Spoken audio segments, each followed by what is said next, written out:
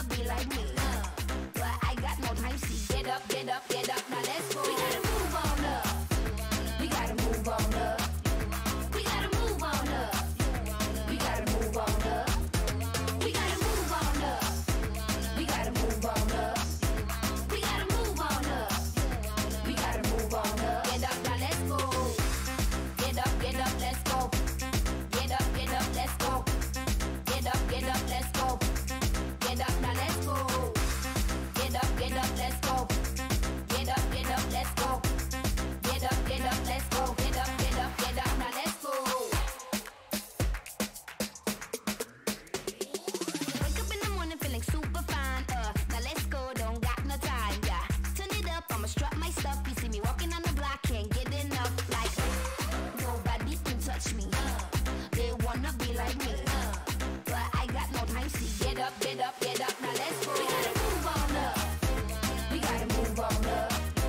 We gotta move on up. We gotta move on up. We gotta move on up. We gotta move on up.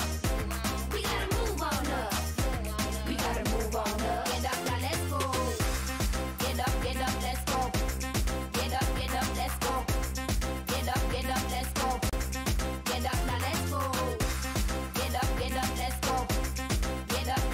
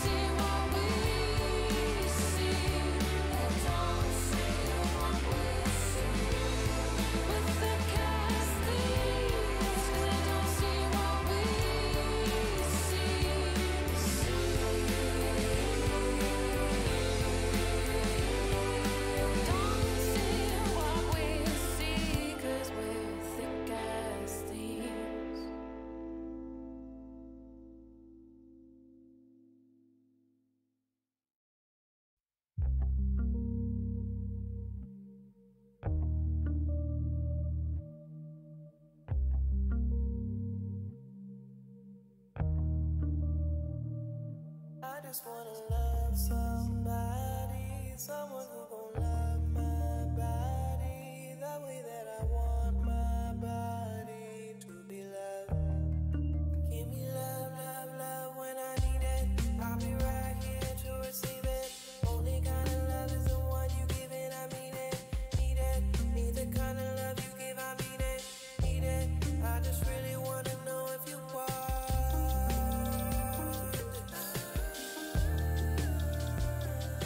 Are you that somebody?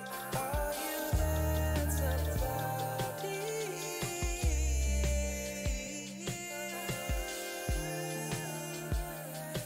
Are you that somebody? Are you that somebody? Think about my body like the ocean. I know that the deeper that we go, the more I open. Emotional motion, on me roller coaster. Round and round we go till we find the resolution. Some people need diamonds, some people need gold. I'm not materialistic, I just need your love. I don't wanna wait to figure out if you're the one. While you're on my mind, I think I'll call, I got a question. Tell me, are you that somebody? Tell me, are you that somebody? Tell me, are you that somebody?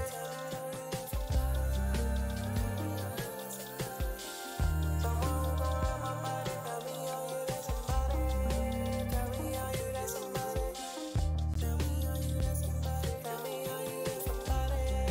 Tell me, are you that somebody? Tell me, are you that somebody?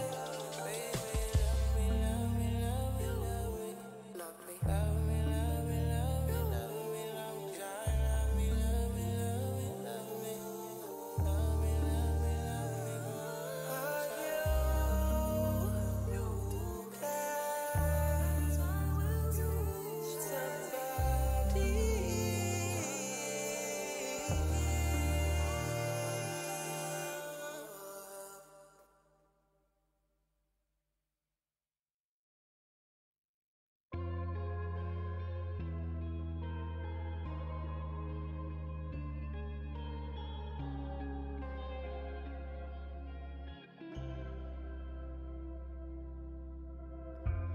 Remember when you ended me? You left with a big smile on your face. In death there's no guarantees. I'll cheat it just the way you cheated me. Cheated me. Whoa.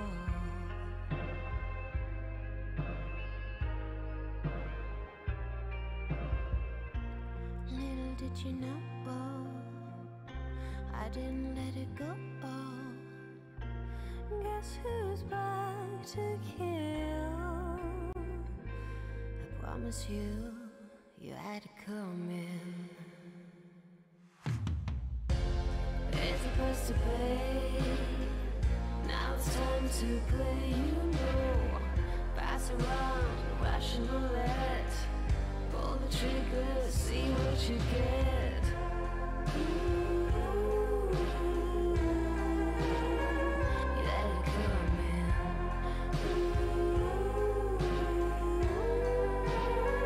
You let it come in.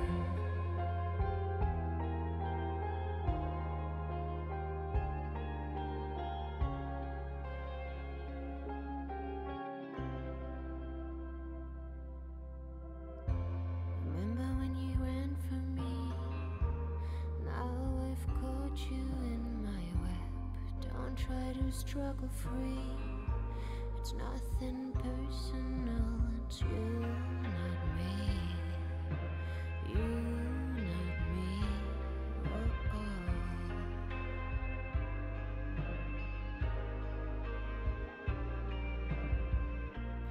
Little did you know,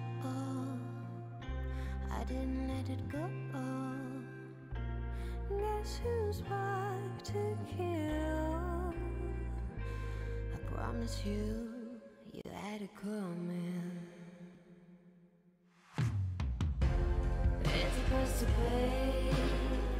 Now it's time to play. You know, pass around Russian roulette. Pull the trigger, see what you get.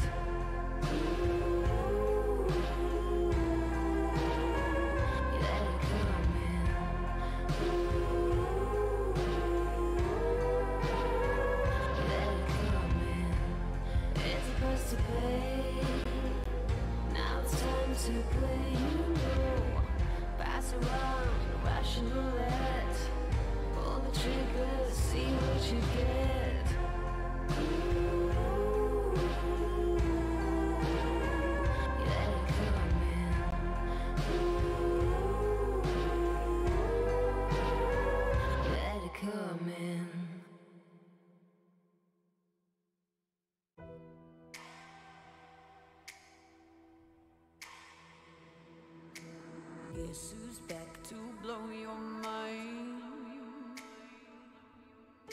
But let me warn you one last time. Guess who's back to change your life? But it's not gonna be just fine. Whoa, I've got you under my spell tonight. Whoa, we're both heading to hell tonight. So don't ever listen to a word they say. It's time that you found out that I'm gonna get my way. Gonna light it up, then I'll burn it down. I'm gonna make you feel like you're invincible when the one's around. I'm gonna build you up, and then I'll strike you down. 'Cause you're about to know it's nothing personal. Sometimes good people do bad things.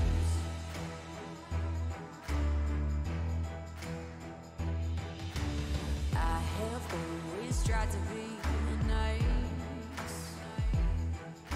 I've sat right back, I've tried to be quiet. But I can only take so much, and then I just explode.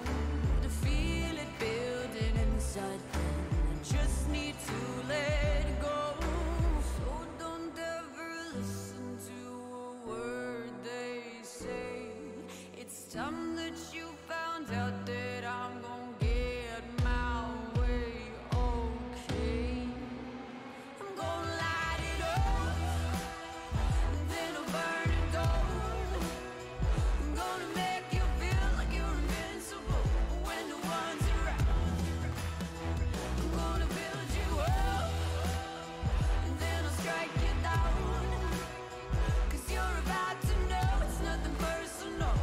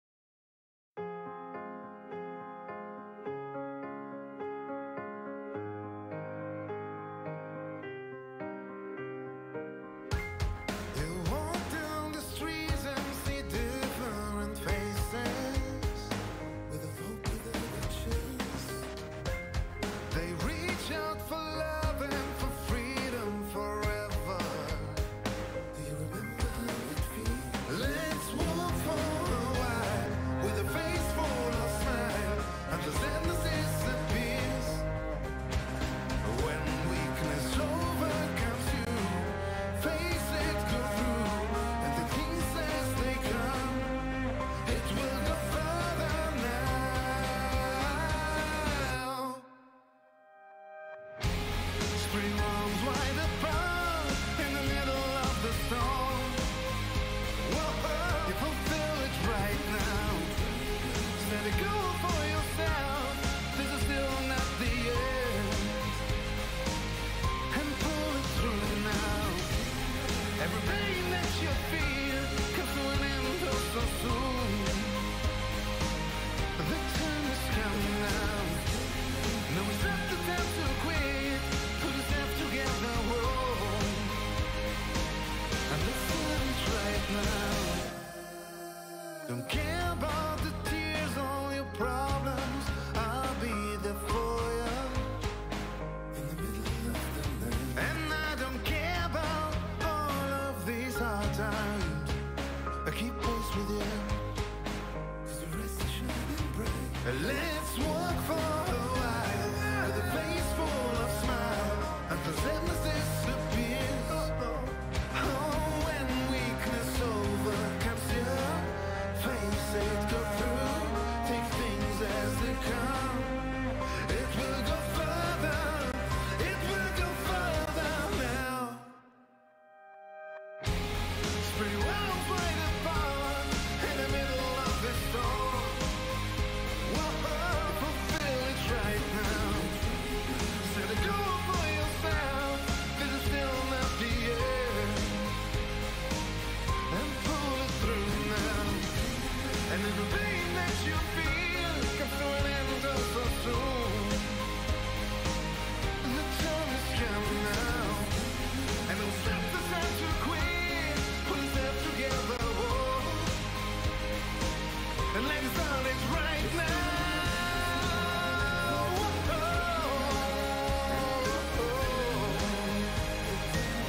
The time has come now, yeah. And pull it through now. The time has come now. The time has come now. It's come now.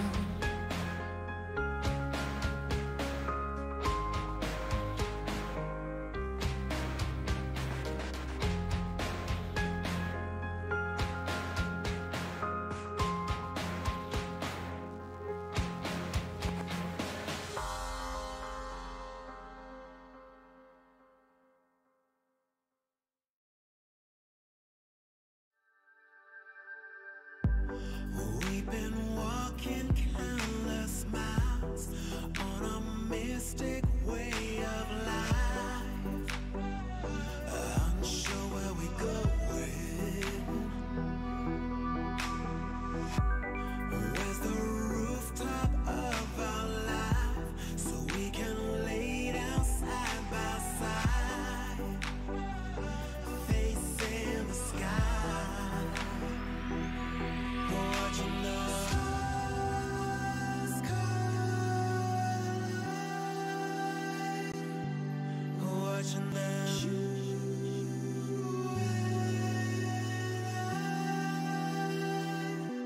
watching the stars collide, watching them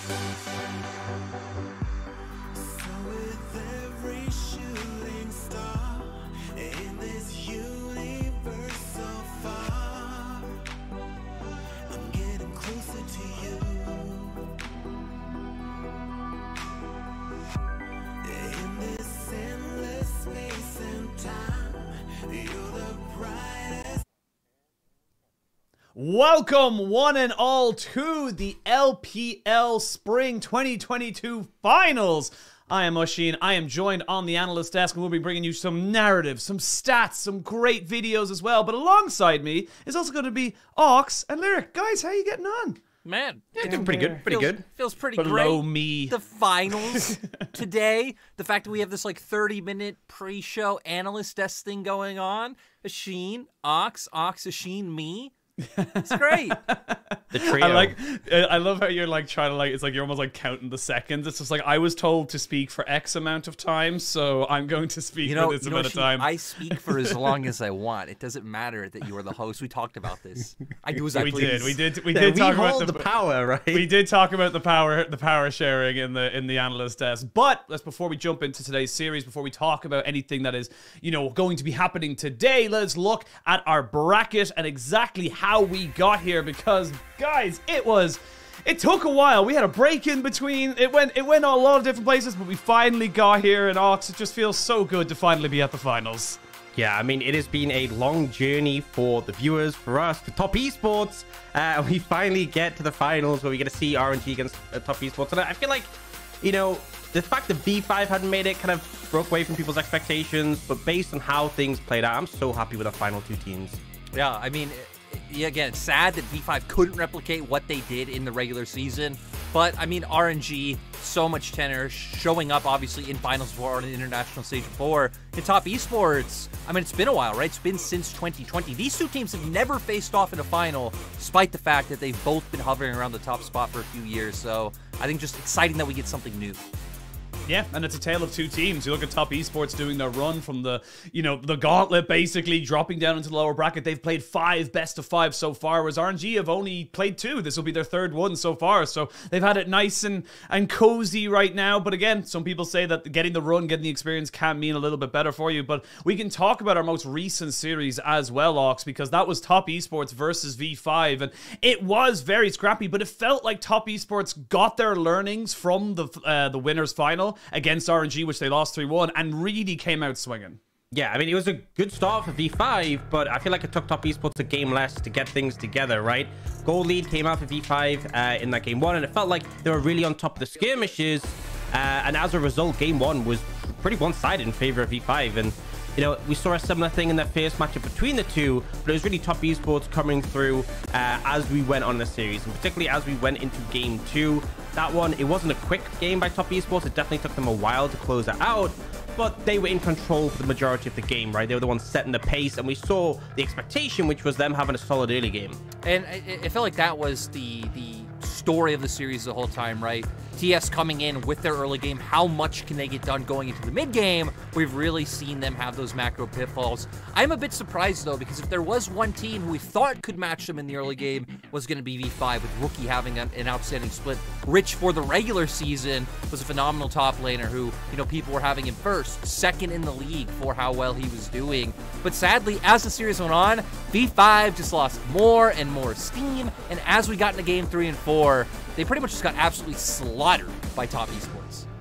And I love how you say that as well. Like it was. I love how you say it as well, because it was like losing steam, because it did feel like V5 just kind of dropped every little bit of, they tried. And this clip here is one of my favorites, but it doesn't lead to anything. This is kind of like how you describe the series to someone. It's like you get a massive 4-man ultimate, literally the perfect one, and you get a kill.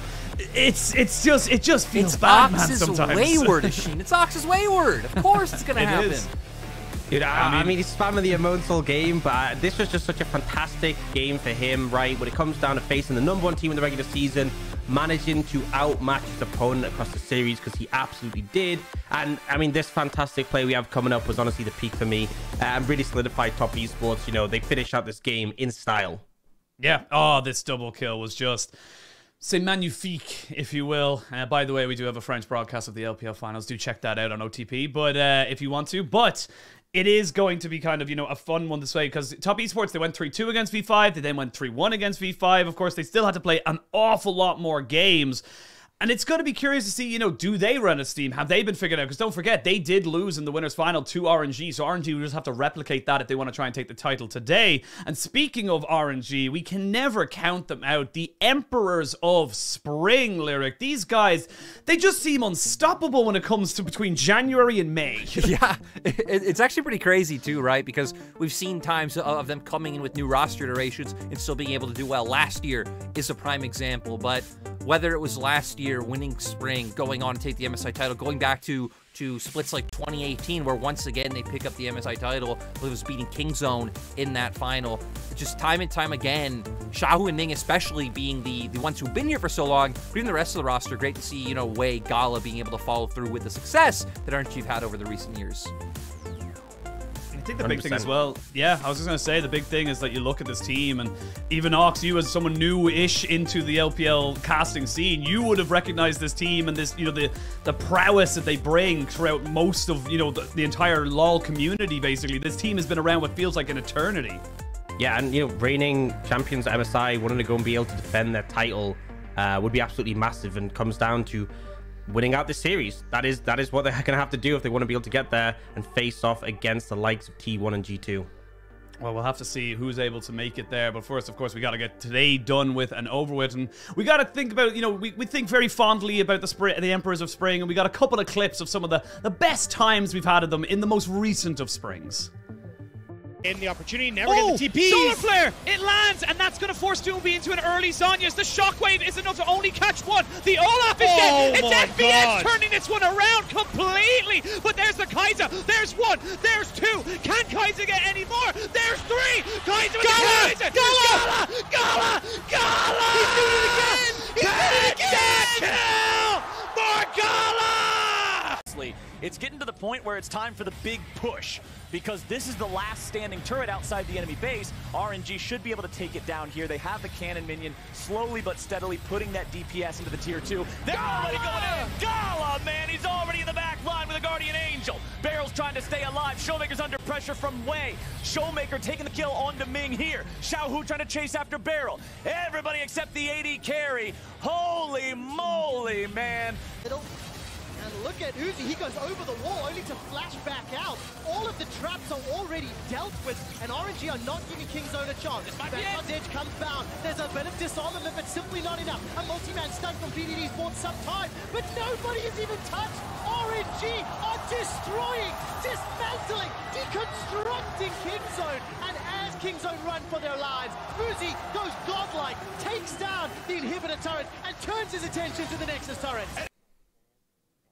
Such great memories, honestly. I love looking at all those clips. I love looking at all those kinds of... It is funny as well. I got very nostalgic for crowds when I was watching the MSI 2018 one, just kind of getting the stuff set up for that. But honestly, it's incredible as well, Lyric, because this is... You look at some of those clips and you know something very simple and very clear as well, that Xiaohu has been there throughout the whole of RNG's, basically kind of like, spring success, and in multiple different positions as well. Yeah, I mean, going all the way back to 2015... where Xiaohu was playing on the GAMT roster that relegated Starhorn Royal Club, the RNG organization, coming in, picking up the roster in the slot.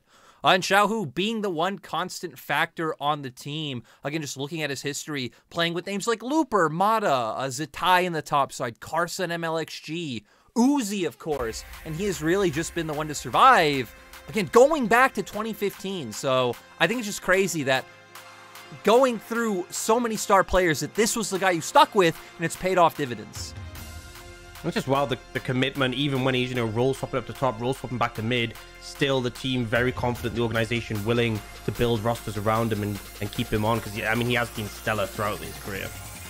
I mean, he's just been the core, despite, kind of like when Uzi was on the side, he was the unsung hero and the, kind of the glue, basically, that keeps this together. And it does feel like he is the little tiger who could. He's the guy who has won MSI on 2 different positions, top and mid. He's done it with several different iterations as well. He's just been a very fantastic success. And I think a lot of LPL faithfuls will know that this is finally, a time for RNG and the world to celebrate what this man can do, Lyric.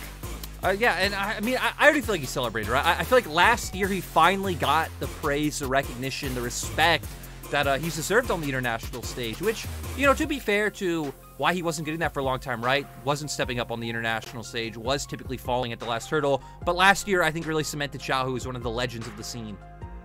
It really did, and I think we look at this, obviously we can't talk about mid lane without talking about the other side of this, the heart of top esports. It is Knight in that mid lane, and honestly didn't start off great in terms of this split, but has slowly but surely been building up momentum and steam and Ox. It just feels like he's finally back on form. Yeah, I mean, we had such a fantastic performance from him last summer, right, where individually just eclipsed the competition and only Doinby could hold up. And although it hasn't been as long as a journey as we saw from Xiaohu, he has been an instrumental piece to top esports, rebuilding around him, even rebranding around him. You can see, you know, that the helmet featured as their logo now, something to represent, you know, Knight as their star player. And he's just been an exceptional piece who's continuing to impress and looking for the opportunity to return to the international stage. And he's the same story as well, right? Constantly the pieces around him are changing, whether it's going back to 2019, 369, Moyu, having people like XX, Loken, and until further iterations. We saw Qingtian come and go. Obviously, Zoom having a short bit of time on the roster. Photic was here before, but Knight being the one that has remained. Yeah, it's just been the constant for this team, and has basically said, look, we're working around this. This is our player. This is our catalyst, if you will. And honestly, it seems to have worked. They've won an LPL championship. They've been to Worlds. Obviously, they want to get a bit more consistent success Won an as they MSC. move forward into that. MSC. Don't ever forget it. Just always important to make sure we get those accolades in when we can. But it is going to be very curious to see if he can make that next step to go to MSI. You know, again, we talked about, you know, the likes of Caps, Faker. We might even see the likes of Bjergsen going back as well from the LCS over this weekend. So there's a lot of fantastically huge names in the mid lane that I would love to see Knight go up against. And it's just a fun way to kind of think about that this guy is so young and has achieved so much already, Lyric. Yeah, and I mean, it's something that it's felt like a long time coming, right? Going back to his days in like Young Miracles, then obviously the whole kerfuffle on Suning, we didn't get to see him all that much. But ever since being in top esports, I mean, we've known since 2019 that this guy not only will be a star, but is a star from day one. And that's going to be a fun thing to see as well. Yeah, it's just going to be a fun way to see how we move forward and see what they're able to do. But we can stop talking about the past and speculating about the future. Let's bring ourselves back into this series, because at the end of the day, it is top esports even versus RNG. Winner takes all. Loser sadly has a little bit less, more to think about going into summer, and I can't tell you how hyped I am for this.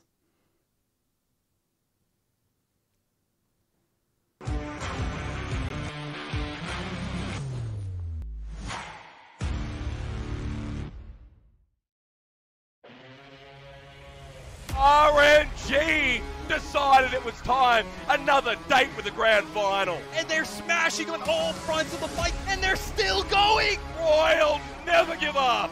But this is top esports after some series where it was hit or miss, getting knocked down. Top esports will be granted their rematch with RNG, and in what a fashion!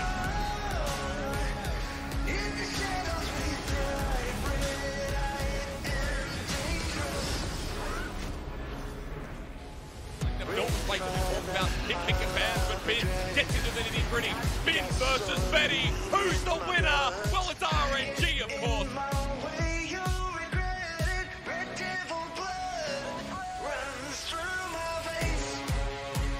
Just a giant top esports burying them alive right now. No, Wayward! You are a monster! 2v1 and he gets 2 kills! Let's go, Wayward! 1v2 under tower, turns it around!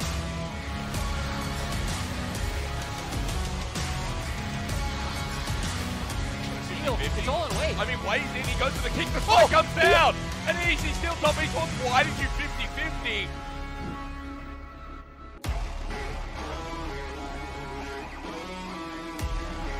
Oh! Carson looks for it. Parsa looks for it, but Jackilo has too much mobility with his flash, with his gale force, everything available. The feathers do a lot of work, but not enough. And that's a double kill going over to the Viego. Triple kill for TN. Top esports will take themselves to match point.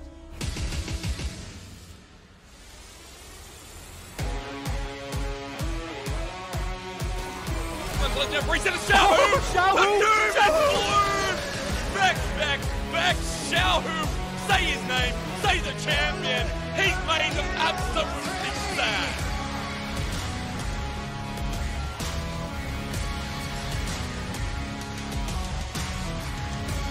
Knight on the backside with an Infernal Soul. He's just going 1v3 on the back, and the rest of his team is winning at the same time. Knight is a monster, and UCal finds it out firsthand. Triple for Knight. Look at Gala go! He's getting these resets! He's getting himself ramped up and ready to go! Shouty needs to try and back himself away. Wait, but you cannot run from this massive triple kill! Gala steps up huge!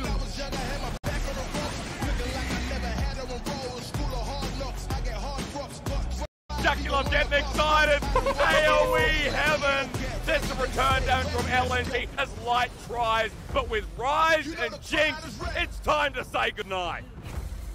You know the crowd is ready, get ready. You know the crowd is ready. Now Ming is here. Ming with a great prediction on the Solar Flare. Feels like RNG have completely read Weibo and what they wanted to do.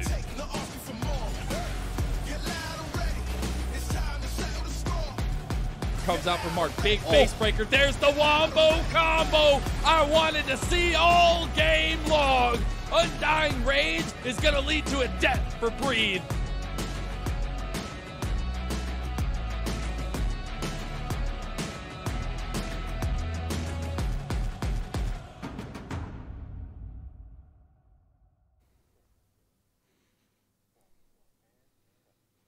I love those clips. I love the build-up. I love the editing, showing all the different stats. You get all the hype from everyone on the air. It's always been such a fun time, and it's crazy to think, Ox, that we're here now. This is the end. It's one best of 5. Winner goes to MSI, loser goes home. It's honestly just comes down to one best of 5, which is nuts to me. I mean, I feel like we have, you know, such a long playoffs in general, just because of the fact we have more teams than the other major regions, but also with the break in between, it feels like this has been a full-on gauntlet.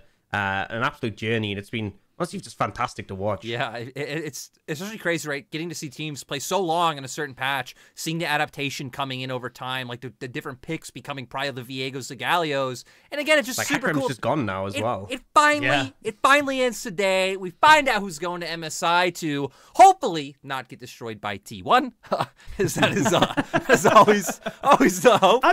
I'm pretty confident in our teams, regardless of who we send. But regardless of that, it's actually important to note, just a little fun fact to anybody who did not know, is the first domestic final with 10 domestic players for the LPL since 2014, Lyric. It's been a while, but we finally feel that we've built a formula. These teams have built a homegrown talent to bring it to the finals. I mean, just going all the way back, right? 2014 summer, EDG versus OMG. Name, the star carry of EDG, up against people like Going, one of the first like top lane carries in the LPL, and Cool on the opposite side. And right, it felt like it was a matter of time before it happened again, especially with these two teams again hovering around the top for so many of these recent years. It's just so great to finally see RNG Top Esports being the final Ox. And I think it's been fantastic as well, seeing Top Esports make those adaptations. You know, early split was going a bit rough. They had this big hot streak when they brought Wayward and Mark in, and Wayward in particular, in his rookie debut split, has just been absolutely phenomenal, showing the amount of talent available to these top teams that they can lean on. I mean, it's just a massive thing to think of Mark, you know, back on LGD, was getting a little bit of flame. Maybe some rightfully so, maybe some rightfully not. No. Asheen, if anyone has ever watched Mark walk out to the stage, he has the most like apathetic, I do not care about anything in the world energy ever, and that deserves respect. Honestly, but the thing is, he's earned the respect as well, because I feel like the bot lane of Jaculov and Mark, it had some teething issues absolutely throughout the regular season and even a little bit in playoffs, but bit by bit, slowly but surely, it does feel like this bot lane has become a bit of a menace, and we look towards the bot lane of Gala versus Jaculov, but I think it's going to be Ming versus Mark more so in terms of the greater map, Lyric, because this is going to be such an interesting matchup to see what they prioritize. But it's a matchup we've already seen before. Top Esports RNG played a best of 5 not too long ago, and that one was so weird to like think about and project into today what we should expect, who should be the star carries, because we came into the series and I mean, Top Esports were doing super well in the early game. That was really the story of like early game Top Esports, Crazy's our game, the patented LPL team versus RNG, who were struggling early, who were having to rely on the late game to find advantages, and sadly TS just weren't able to hold it together past game 1. Yeah, and I think there's a fantastic quote from Dom about how Top Esports followed this series but lost 3-1. And it's just like every game they came out ahead, looked so convincing in their early setups and getting the ball rolling, but consistently when it came to those team fights, outperformed, and particularly whether it's them overstepping or whether it's just RNG delivering better, or even sometimes in a lot of macro decisions like how they play around the side lanes, ended up really struggling. And I think this game 3 in particular, it just slowed down so substantially, and then they just brought it to a Baron flip, which they lost, and suddenly it's game over. It was a bit disappointing to see, in all honesty.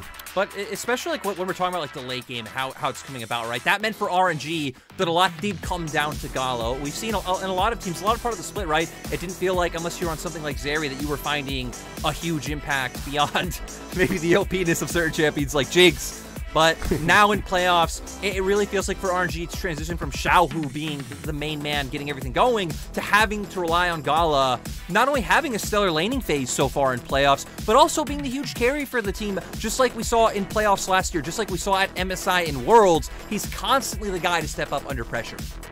Yeah, particularly in this final game of the series, when they lent on him so heavily, they gave him the Lulu, right? Which obviously we see LPL supports love to play things like the Nautilus Leon and be those big instigators. Ming took a step back, and then it paid off when it came to those team fights. He was able just literally to 1v9, had a ridiculous damage share in that game, and really, despite being down in gold, despite being up against the Mountain Soul, still able to find that win.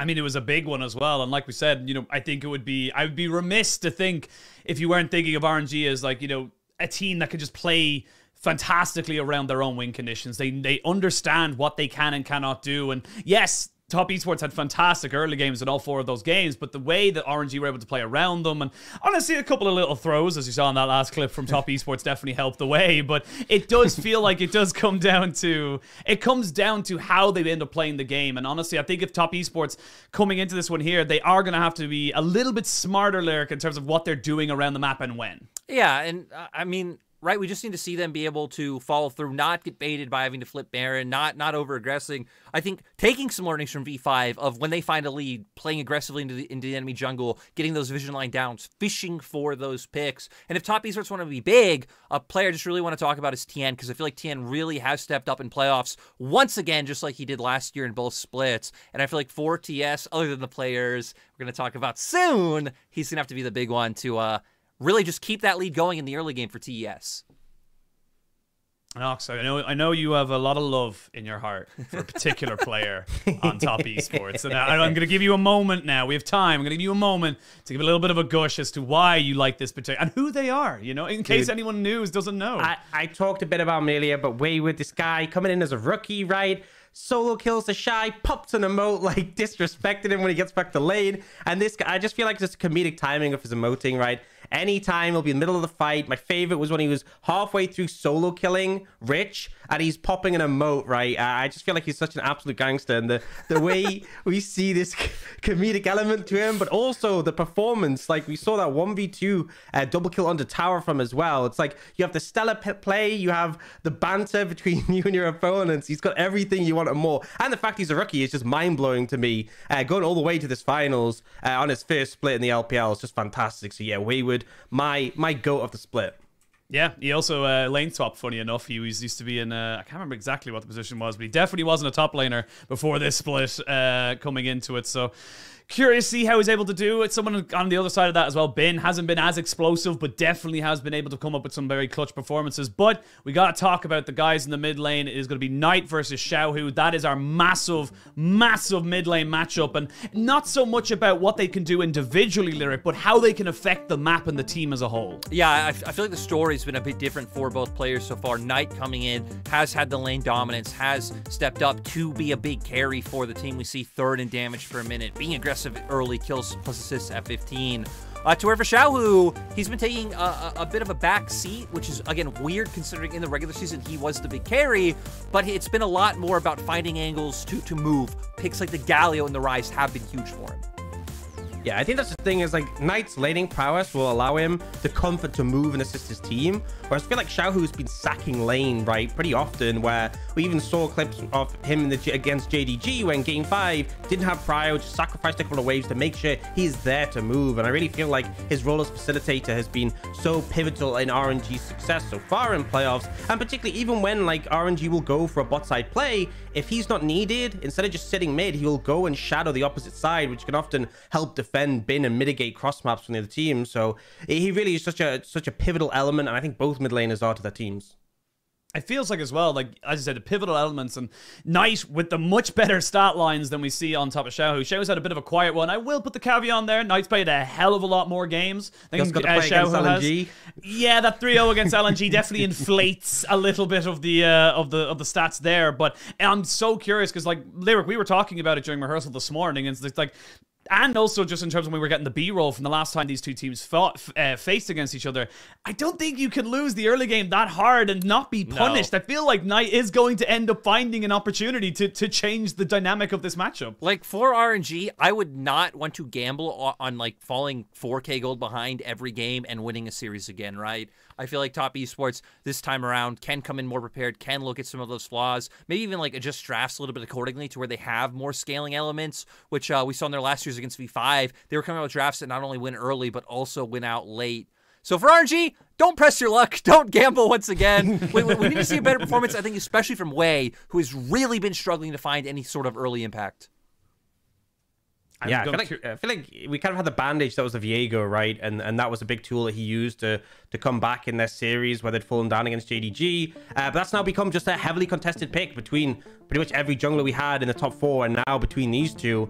We have just some picks to show you, some ideas of what these teams have been prioritizing. The ones at the center are shared picks that they are both heavily looking towards, and then the ones at the side are more lent towards those teams. I think Ryze and Ahri are big ones that we've frequently seen banned, and been those sort of mids that very much can sort of apply pressure to the side lanes quite effectively.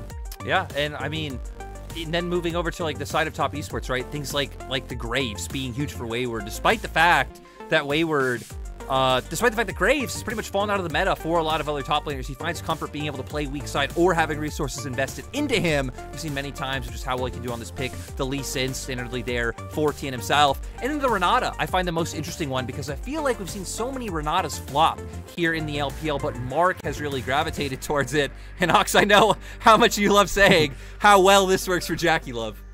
Yeah, literally, I feel like Jackie Love plays as if he always has a Renata, right? He will go in aggressively and look to trade kills, and having a Renata, which means you revive when you do so, is just perfect for him. He's such an aggressive AD carry that suits him so well. And you know, for RNG as well, looking at their signature picks, we actually haven't seen much Camille because it's been frequently banned, and I think it makes complete sense because this Galio has been such an instrumental pick for them when they want to have a mid who can affect the skirmishes, the side lanes, and be happy to drop waves and use Predator to make up the difference. Having Galio as such a prio pick and Bin being such an exceptional Camille player means, you know, if they have the opportunity, if they're ever open together, it would certainly be such a big pickup for them. It could be huge, and I think the big thing as well, like you said, is that for the RNG key picks, they are very team fight orientated. It's very much the Galio, the Nautilus, things that can have those big team fight powers. And on the other side of it, it's the Lee Sin, it's the Graves, the Renata, things that are much more, you know, I suppose, well, maybe not the Renata, but definitely the Graves and the Lee Sin, more kind of, you know, attuned to those 2v2s, those skirmishes up on the top side of the map, maybe even around the early Rift Heralds or the Dragons. And I just want to know where this adaptation goes, because like we've talked about Lyric, I don't want to see RNG go down and again. I don't want to see it happen and then they have to make it come back, because not only does that feel bad for any Top Esports, but you know, we'll see what they're able to kind of work with moving on into this series. But we're coming up to pick a ban very, very shortly. Going to talk to you guys about the predictions and who we think is going to be coming out of it, because it's a bit of a split desk here. We got 4 for RNG, 3 for Top Esports, and I will put a caveat on that 3 because Ox is terrible at predictions. Yeah, but I won my most recent one, right? That is true, you did. We're correct on Top Esports, and ultimately I think Lyric will agree with me. 3 people have the correct prediction and 4 people have the wrong prediction. Yeah, 100%. I think for Top Esports, just again, RNG cannot get away with it again. Honestly, if I was going to be biased and come in, I would pick RNG. Xiaohu's my boy. I have an RNG jersey, but RNG cannot be allowed to just get stomped that hard early and pull off another series. They need to step up in that first 15 minutes. Again, Wei needs to show up. I don't think they can do it. I think Top Esports are going to come in. I think Wayward and Knight are going to have, the time of their life, and TN is going to do whatever he wants all over the map. I'm just gonna say, RNG and Gala gave me my most favorite call ever. So I have to keep him. I have to keep him going with that. So Guys, I still believe. Bias. I have to be biased. I'm not biased towards Top Esports at all. I definitely have not sung Wayward's praises constantly, and love is a mug game enough that I'd vote for him in any situation. That is absolutely not true. Hey, you're voting for Top Esports for Wayward. I know that. But it's almost opening ceremony time, boys. We're so close. It is indeed. We're going to be throwing it over to the opening ceremony, and when that's finished, we're going to be jumping straight into game.2022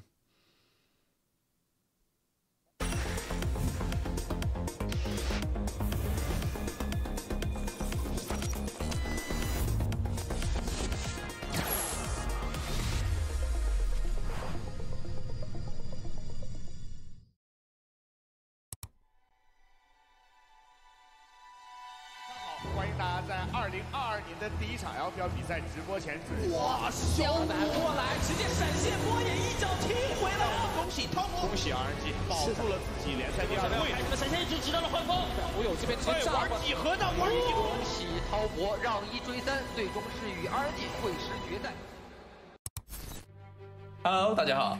大家好。Hello， 嗨，你们好。Hello， 真的好久不见了，好像很久没有见到大家了。好久不见，你们好吗？我为RNG出战了617场比赛，赢了391局，输了226局。我为 TES 出战了223场比赛，赢了144局，输了79局。赢了当然开心啊，输了就不想赢，想赢必胜，必须赢，拿下比赛吧。当然是赢。我没考虑过，不想，不会的，我不会输，不错，难受吧？我不想输，我要拿冠军，冠军只会是我们，我不会输。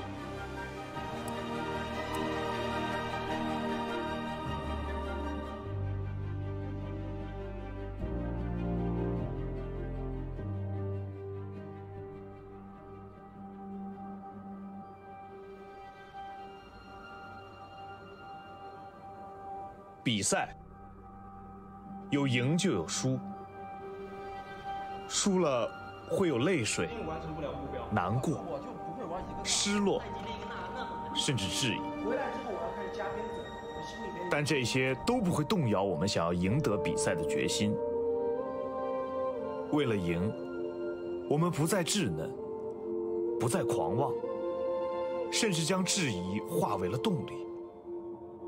为了赢，我们收起了锋芒，磨平了棱角，成为了一个团队。1、2、3，加油！你是否还记得那些指引着我们去拼、去赢的瞬间？那老骥志千里的初心，那末期少年球的锐气，那迈步从头越的雄心，那北上赴中原的骨气，那千里夺敌营的信心，那背水力追三的霸气，那金色的落羽，登峰的极境，涅槃的凤鸣，和重铸的骑士之心。四海翻腾云水怒，五洲震荡风雷击。还有很多让我们振奋的瞬间，你听。我想决出一次 LPL 队伍参加的决战，我想看到 LPL 队伍捧杯一次。我就是我自己，我就是天神下凡一锤四，神兵天降。真男人外狂澜于击刀，扶大厦之将军。西北玄天一片云，黄金杀入了凤凰群呐！剑气纵横3万里，一剑光寒19州。捧杯吧，拿起那个属于你们的冠军 ！LPL No.1，我们是冠军。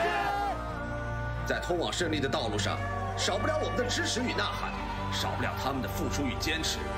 那些对胜利的追求与渴望，那片对荣耀的执着与执着，那份永不言弃的精神，那种博智无憾的信念，以及那颗梦想过无数次的夺冠之心。给大招搬下来的话，砸手对面2个人，路人骑手，注意你们喜欢业绩。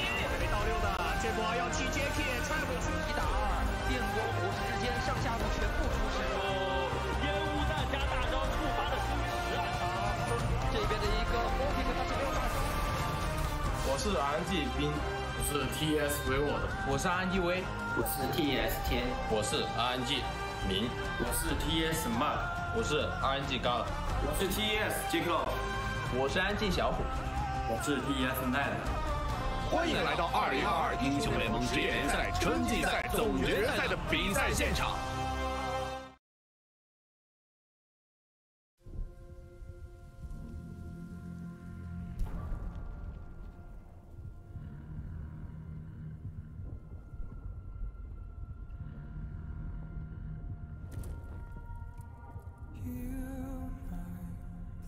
To the fallen, leave to be with the broken one next time before I go.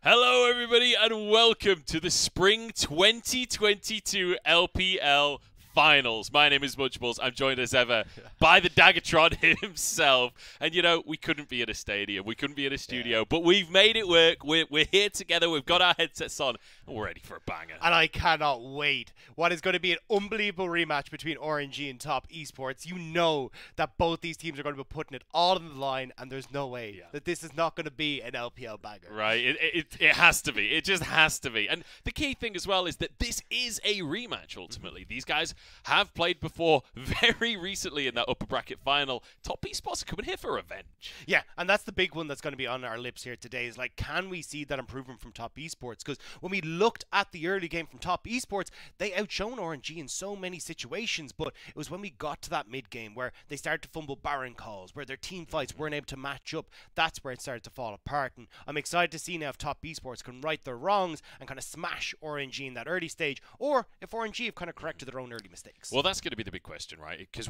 it's a little while since we've seen RNG. RNG have been able to watch the footage of Top Esports, who looked pretty good against V5 the other day. It feels like RNG have more tools in their arsenal to get ready for this series. Whether or not that happens, we'll have to wait and see. I believe we're ready to jump straight into things, though, Dagda. So we're going to get our first picks of bans underway for our finals here in 2022 spring. And straight off the bat, mid lane is being targeted by RNG. Yeah, so we are actually getting RNG already taking the Rise and the Arya off. I thought we might see the Rise left open. They felt comfortable to do that in game 3 and 4 of the last series we saw, but this Graves ban has been a standard ban for them as well. On the opposite side, the Zeri, no surprises, Camille, and chances are the Viego, this was pretty much every single game banned away from Way by Top Esports the last time these two teams faced up, and I wouldn't be surprised to see them at least keep that. Well, but no, it's actually going to be the LeBlanc ban. Yeah, LeBlanc banned away alongside that Ari, which I would see as two of the main power picks in that mid lane. But already, so many of our kind of picks to watch we were looking for have been banned off of the board, but Lee Sin, the first lock in here for And Wei. this is the exact same that RNG did in Game 4, where they wanted to go towards the Lee Sin early, and it had that big impact where you can kind of give Wei a bit more coordination, a bit more of a better time in the early stages of the game. And now the question is if TN wants to try and answer with something like the Viego, will give him not the best of matchups, but I think taking the Xayah here could work out great. But we're actually going to have the Galio again for Knight. Blind pick Galio as the first lock-in. Not something we were expecting. Maybe some kind of crazy flex. Maybe we could see that going to support just to try and subvert expectations. I don't know. We'll have to wait and see. As AD carries being hovered right now, would be normal to see an AD carry, and then I'd expect we see the Viego from TN for the third and final lock-in for top esports. It has to be, right? Yeah, I imagine we get the Xayah here, but the big question is then, like, what does Xiaohu want to try and bring out in that mid lane? Because when you've got things like the Galio, maybe you open up things like the Corki if you really want to go for kind of like taking it easy. We've seen like the Twisted Fate can do like a little bit of like matching that mobility in the early stages as well, so maybe that's an option, or we'll have to see exactly what they want to go for. Aphelios, though, hovered by Gala. This was basically the trade back and forth in AD carry, so I don't think anyone's going to be too surprised to see this locked in. It's kind of crazy, isn't it? Because when you think earlier in the split, Jinx was the story for so many teams, often prioritized over Aphelios. That's no longer the case since those early nerfs came on through. So now it's Aphelios and Xayah most of the time. For RNG, though, I would say likely a support here for the third pick. Yeah, at least to like... I was kind of wondering if they go for the mid just because you could end up with more bans coming through here.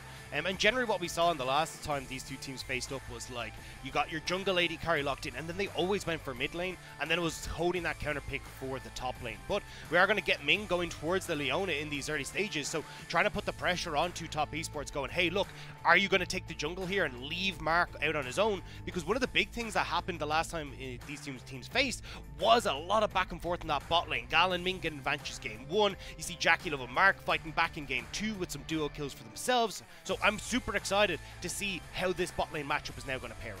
I do feel like it'll be... I'm assuming this Viego will be locked in. There it is. I'm curious about what Mark ends up on, right? Because you can anticipate some support bans out from RNG. Yeah. The Rakan, obviously, because we've got the Xayah. Things like the Nautilus that Mark is super comfortable on. But then where do you go for Mark? Even the Renata, I think, could be great here just because of like the super short-range composition RNG are running right now, right? I think you get a ton of value out of it. So I wouldn't be surprised to see something like the Nautilus maybe or Rakan, but I think the Renata could be a good takeaway as well. But also it just kind of sets up really nicely for top esports. You definitely want to try and have like a good amount of engage tools here with the Galio. You'd probably imagine something for Wayward, actually probably on the tankier side where he's got something like the Gragas or something like the Ornn on the top side just to try and start off these fights and give the Galio a little bit of breathing room to be a bit more aggressive. Let's see if that's going to be the lock-in. As it was a top lane ban in the end for RNG. There's Orianna taken off the board here by top esports, trying to get rid of some of the safe mid laners from Xiaohu. And we'll see if they're going to go for the double mid lane bans here or whether they're going to change things up and go for a solo lane ban as well. So we are going to get, there's the Corki and there's the Orianna as well. So still kind of going, hey, look, these control mages that can do relatively well against Galio, push him in, and kind of have like good late game scaling taken off the board. So for Xiaohu, you don't really want to go towards things like the Syndra. Maybe a Victor could be the option, but I mean, I think Victor, again, like the big issue is just giving so much control to the opposite mid jungle. Would Azir not be the answer? True. Doesn't Azir just completely body Galio? Yeah, I think Azir actually could be a really good pick here, especially when you look at like the ability to just like deny the engage, kind of put pressure into the fights, and just having that push that can be facilitated with the Lee Sin as well. And Lee Sin in that case can even look for invade, so maybe we see a bit more of an aggressive way than we have in previous series. But I mean, a lot's still open with the Rakan ban coming through. I imagine a Nautilus, or actually maybe even the set here for Mark that is kind of creeped up as this counters the Leona. To see the set being hovered right here. Technically a flex. I could still see the set going top, the Galio support, and then we have a counter pick for maybe. But I think it'll be really nice on the bot side. You got a good matchup with Leona with this set, and now you've got that tool that can still set up for that Galio that we're looking at, right? Like grab one of the front line, bring them in, and bring Galio along with you. So I think for top esports, kind of rounding out nicely here and still holding that counter pick for Wayward. We have to see Xiaohu hovering the Vex. We know how good Xiaohu is on this champion, and I'd be super excited to see this. Just the opportunity to try and again like double up on this engage. But I have to say, when you're playing like Lee Sin who wants to get in top of you, Leona, Vex, now an Aphelios who's super short range as well, I think Knight's going to get a lot of value out of this Galio. I mean, for my money, Xiaohu is the best Vex in the LPL. We've seen so many insane highlights, like so many fights that he has individually won. And we have another Yordle locked in for that top lane for Bin to finish it out. But Wayward, he's not interested in this swapping around on the map here. He's looking for a counter pick. I mean, we just saw what he was able to do against V5 on this pick with the Aurelia. Maybe he wants to go back towards it. I think the Tryndamere could work wonders here as well. You've got great side lane pressure with the Galio. Now you can add that with the Tryndamere. Same idea with the Aurelia. And yeah, we just saw the double kill he picked up against Carson Rich. So, I mean, does he get take 2 here for Wayward? That'll be the big question. Wayward on Aurelia. And this is a champion that Bin is individually known for as well. Like, Bin has a reputation for being the best Aurelia in Chinese solo queue. So, Wayward kind of taking one of Bin's signature picks against him here. Very exciting top lane. I'm really curious, though, how these mid laners are going to interact. Because, first off, it's just Knight versus Xiaohu is always going to be exciting. But the blind Galio, I feel like, is a very controversial strategy. It's something that I don't know a single analyst who would recommend blinding Galio. Yeah, I'm not a big fan of the blind Galio, but I think the thing that you have to watch out for here is, like, especially because you're taking that Galio in the mid, the push that can come through from Vex, right? She pushes you under a tower, suddenly you open up Lee Sin maybe for some invades. Like, the problem that I'm seeing is that, like, where RNG struggled in the last Top Esports series was in these early skirmishes and with the pressure that was coming through from Top Esports in the early stages. It doesn't feel like you're going to have that same impact here for Top Esports when you've mid so heavily shoved in.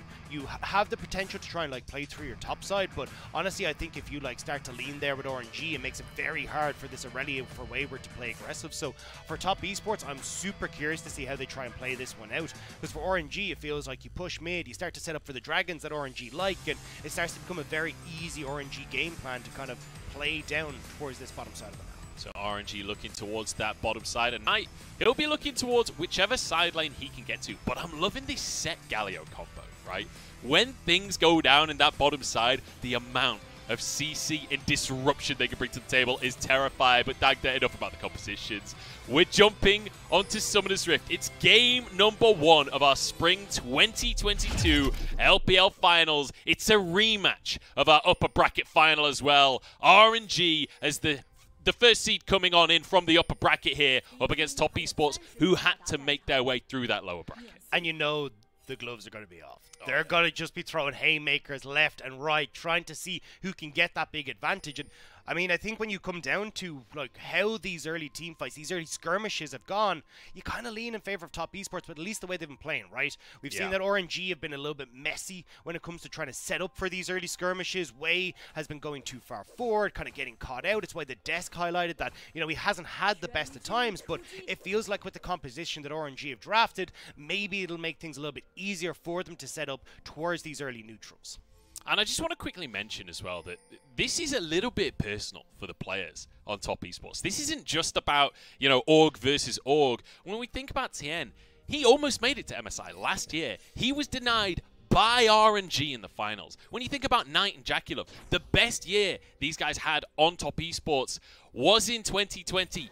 Guess who knocked them out of the World Championship? It was Bin in the top lane back when he was on Suning. So there's a lot of personal rivalry that's going to be coming in. So Top Esports, they're going to have to try and keep a cool head and not get too aggressive. Yeah, and I mean, speaking of Bin, it feels like Tien and Knight are definitely going to be trying to play around this top side, right? You got the Aurelia. She wants to play aggressive in this matchup to try and force back the Gnar. And I mean, having things like the Galio here to try and support that, Tien potentially being able to play up towards this top side is going to be wonderful for Wayward. And we know what he's capable of doing when he's able to get ahead on this Aurelia. So I think a lot of what Way is going to be trying to do in these early stages is, hey, look, if it can make a gank happen, great. But honestly, I think kind of trying to coordinate yourselves to deny TN access into that top side and trying to pick up some of these dragons in the early stages is going to be your best bet. Yeah, we did also mention that Way possibly could play towards his bottom side. Speaking of which, engage straight onto Mark. Gala level 2 here. Mark forced a flash. Ignite was used, but Mark will survive. And this is what we've seen so consistently in this bot lane for Jaculov and Mark versus Gala and Ming. Aggressive plays very early to try and blow those summoner spells. See if you can be more dominant in the 2v2. And it's actually interesting to see how Gala and Ming have kind of progressed as a duo, because last year it was all about Ming roaming up towards Xiaohu in the top lane. But now when we look at Gala and Ming, there's so much more about this duo in the bot lane. Like, if you look at our round 4 onwards carries in the bot lane and their supports, they've got the highest duo proximity out of any other team. Yeah, it's kind of insane, honestly, that 2v2 prowess that we're so used to seeing. And, you know, I'm just going to take this opportunity while we have a quiet early game to talk about another bit of a rivalry that we have on this one. Kind of frenemies, if you will, because Gala and Mark, they talked about it on the analyst desk. These guys played together for 701 days as a duo. That is an insanely long time. But it feels like for Mark, he's had a turbulent time since those two parted ways, right? He bounced around a couple of teams, LGD, BLG. He was all over the place with the LPL. Whereas Gala, he jumped onto RNG and immediately went on to win MSI. It's a tale of two divergent paths that totally changed. And now I feel like Mark wants a bit of that love himself. But maybe Knight will be the one receiving love as Way hovering in the mid lane. I don't think it's going to happen for now. No, just as Knight, like, trying to get this wave shoved in, but Wei is going to back away, try and get his first reset in. Ming already, though, doing a nice job of, like, trying to clear out these wards, but I think the timers will already be there for Knight, so, like, a good amount of information now for TN to see exactly where Wei is going to be, but I think the big question is what happens when we hit the level 6 in this game, because that feels like when, you know, Knight has access to that ultimate, Xiao, who can be a little bit more aggressive with the roams. I think that's where we're going to see a lot of early action. So I want to talk a little bit about this set support you can see on your screen right now, because Mark obviously known to be a fairly aggressive player. Set definitely an aggressive pick, but I feel like a lot of our audience won't necessarily know how this Set Leona matchup interacts. How does Set influence the game as a support? So the real nice thing for the set is that Leona has to kind of hop in on top of you, right, to make sure that you can make those plays happen. So you end up having the face breaker, which can oftentimes end up stunning the Leona. You get this big old shield that makes it really hard for you to be the engage tool.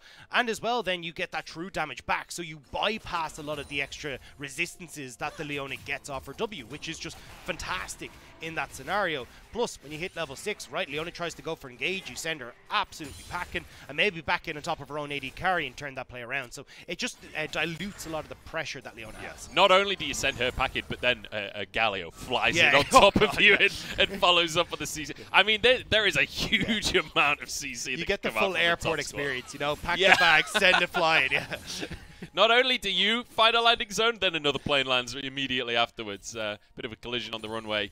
We've got a Dragon starting off, though. Speaking of flying things, top esports, first ones on the board here. As you can see, a reset coming through from RNG's bot lane. Yeah, just a really nice timing here from Tien, kind of going, hey, look, you know, we've got the TP coming in from Knight into the mid lane. Xiao, who hasn't really got the push there, and he's using the fact that Gala Ming had the first reset in bot to actually push this in while have Jack and Mark push in bot so they can then rotate over to Dragon. So nice job here, but we said already that Wei did want to try and see if he could keep Wayward in check, and that's his goal right now. We've seen Wayward in 2v1s under tower on Aurelia before. We saw it in the last series of the LPL, and he got 2 kills off the back of it. These two champions as well. It might well be that it happens again. Wayward gets the double stun. Obviously, can't really follow up. Doesn't want to leave the tower. Is level 5 currently, but he's got to be so close to hitting that level 6 mark, and it looks like RNG back away, and immediately the Amumu comes out. Wayward and his emote game. Name a more iconic duo. Yeah, I mean, look, you can see the sad guys at RNG run away, but you also had Knight leaning there, so kind of rightfully going, look, this is going to be a bad time, folks. So they back away out of that top side. Now Tien, though, going to try and respond on this bottom half of the map, and if you can get control here at 6.5 minutes, I mean, sets up for a potential rotation up towards that Rift Herald as well in just a little bit of time. Forget this Viego, one of Tien's most significant champions. Gala might be in trouble here. In they go, looking for CC. Not really able to go forwards. It's actually just Mark taking a whole heap of damage. And honestly, that was kind of just botched from top esports. Yeah, not able to get it going as much as they would like to. But Mark getting the Hex Splash, failing a little bit, and then not being able to get him in to get the stun means that whole play falls apart. Still, though, they do get push in bot lane, which if they can crash it, could set them up for the rotate up towards the Herald. But, I mean, you actually look at Gala and Ming, who kind of held that wave in front of their tower, so now they'll be the ones with the slow push and boss. Going to be in a good position in that 2v2, and we keep on talking about how strong that 2v2 is. But across the board, everything just about even. There's an ever so slight CS lead for Gala in the bottom side, but as you say, like, that'll push towards. But that's the big thing for Gala, right? Like, when you look at how good he's been over the course of playoffs, right? 40% of the team's damage, but Gala and Ming are the only people in playoffs on RNG who have had that positive gold lead, right? You're looking at 690 gold on average for Gala ahead at the 15-minute mark, which is absolutely insane. This is the lane that is performing from RNG, and you're seeing it once more in this game. Could be in trouble. Wayward dodging it. That was gorgeous. I mean, it's only a trade. It won't lead to anything, but just, it's so fun to watch Wayward play Aurelia. I mean, it's fun to watch Wayward in general, right? Yeah, like, true. I know Ox has become absolutely infatuated with him. Loves this man. His emote game is on point. He's been an absolute carry. Rookie of the split as well. And to see Wayward, like, going up against names like Bin, like the Shy, like taking on legends in the LPL and coming out on top. And it's his rookie insane. split. It's his rookie split. He got rookie of the split, and now he's made his way to finals. Tien wants to try and set him up, the man in the top lane himself, but won't find the opportunity for now. Just going to be shadowing, hovering. Remember, that Herald is up right now, and you can see 80 carries moving up towards the top side of the map. Dagda, we may have a fight on our hands. Yeah, and this is where I get a bit nervous, because we talked about how RNG haven't been able to find these early skirmishes. This is where we get to see how much they've improved leading into finals. That's a little nerve-wracking for Mark. That Zenith Blade was a hair from landing. Top Esports, though, pressuring from the top side. Now Jackie Love has arrived on the scene. Fear goes on. Mark just goes in. In comes Galio, but Mark's already fallen. First blood for RNG, and now the follow-up from Top Esports wanting to answer. They find one for themselves. It's an even trade. It was a nice attempt from Mark, but the stun comes in before he can get the Haymaker shield, and he falls. So now, RNG still with Jungler, same with Top Esports, and they're still standing here. They certainly are, and Bin not too far away from hitting that Mega Gnar. Knight has his ult on cooldown. That's a huge tool for Top Esports. They're being surrounded. They're going for the engage, though. Stuns onto Ming, but he's damn tanky. He's difficult to kill, but not hard enough. Bin in the middle of everyone, trying to cause disruption, but it's too little and it's too late. RNG forced away. And Top Esports once more winning out on these early skirmishes. You get the quick pick onto Xiaohu, and with no mid laner, there's not enough damage for RNG to carry that fight. And Top will get their bounty of that Rift Herald. And I'm not going to lie, that didn't look that great for Top. When I was seeing RNG concave around them, it felt like RNG had the positional advantage. But I was wrong. Top Esports were the ones to pull the trigger. I actually got a bit nervous here. I feel like with Mark and Knight being able to just sandwich them, they're going to be in trouble. But you can see, not able to get the extra little bit of CC down, or at least get the shield onto Mark, means that Wei's able to get him out. You end up losing Xiaohu as part of the equation, though, and this means that when you come to this, you've got a mid laner, you've got that 80 carry as well here for Top Esports, and Wei already forced to the fight. No kick means he doesn't really have the extra damage you need, and Gala is only sitting on that Noon Quiver. He's not enough damage to try and take this fight. And Wei would just destroyed Wei at the end of that fight as well. The damage is crazy, but I just love watching Mark play. Like, the fact that he goes for that engage, he knows that they're all in that brush. He just flashes in. He's like, bring it on, boys. And sure, he goes down, but setting the team up for success. I just love watching that kind of players. Tien going to be trying to get this Scuttle Crab. Will spot out Ming, force him away. Second Dragon on the map here, Dagda. Feels like Top Esports all about objectives. Yeah, and I think it's great because when you look at Wayward, who's actually he's just TP'd into the top side. But I was going to say Wayward, Blade of the Rune King completed, but here we go. Oh, Mark starting yet another fight. Who could have seen this coming? The Haymaker comes out this time, and he'll survive. Nobody dropping for the time being as Tien will grab the Drake, trying to back away. The taunt comes out from Knight, though. The CC chain sets up a kill for Jackie Love. And now RNG wants some revenge. Ming goes into the back of the fight. Xiaohu there, but low on mana. Still going to be able to follow up, though. Mark steps forward, buys space for his team. The Haymaker, the sacrifice, but Top Esports got the Drake. Yeah, they just had no TP. Wayward used his teleport to get to top side, so Bim was like, fantastic, I'll TP to mid turret, I can join into this fight, and we'll have the advantage that we need in numbers. So 2-for-1 trade, but as you say, second Dragon going across. A couple of turret plates probably going to go across on that top side of the map as well to Wayward. So, I mean, the gold going to be relatively even, but having that second Dragon is going to be super nice for Top. And that's one of the things that can be brutal. When Aurelia stays in that top side, she could stack her passive on the minion wave, then get onto the tower. Like, it's easy 2-plate shred, at least. If he gets more time, then maybe more, but I think he'll want to go for the reset. And that's the thing, right? You already got Wayward, who's going to be taking a obnoxious amount of gold now into that top lane, right? But because you've already got 2 dragons, you don't have to fight dragons anymore. Now, it is Top Esports. They're probably going to fight the dragons. But what I'm saying is you don't have to fight the dragons in this scenario, right? And we've seen Wayward and Knight, like, before, where they kind of link up in a side lane and they try to play as, like, this duo where you catch people out. And especially if Wayward is so far accelerated, that could be the play. But I think one of the big issues that we've seen with Top Esports is that they're not very comfortable playing in these side lanes. It's why we see them going for team fights a lot. So we'll have to see if they can try and play some sort of 1-3-1 or, like, double up in a lane to cause issues for RNG? I mean, that would be the big question, right? But as you say, realistically, the way Top Esports has won games is just brawling. And if there's one thing you can say about this composition, it wants to brawl. Like, I feel like they've set themselves up to just say, look, we've got the lead, we'll power forwards. My question then is, what do you do as RNG, right? You're 2 Drakes down, you're behind in gold, you've taken a couple of skirmishes, but neither have really quite worked out for you. That last one was the closest to a victory, but ultimately too late for the Drake. Like, what's the change in game plan for the rest of the game? I think the biggest thing that RNG need to do is make sure that they're setting up vision control around these objectives, because when you think of like people that can come in on a flank and absolutely ruin their days, you've got this Aurelia, but you've also got the set, right? And if the set finds this flank, maybe ends up cupping up Gala, slamming him into the team, well, now you've got the Galio that's coming in on top of him. Now he's got more issues than he can really deal with. And Xiaohu, we've seen him carry, like hard carry on this this Vex before, but the big issue that you're seeing is that, like, hey, look, we don't always have enough in the tank, right? Like, if you end up having Top Esports who are all super healthy because they've just had this 1-2 punch that has decimated RNG,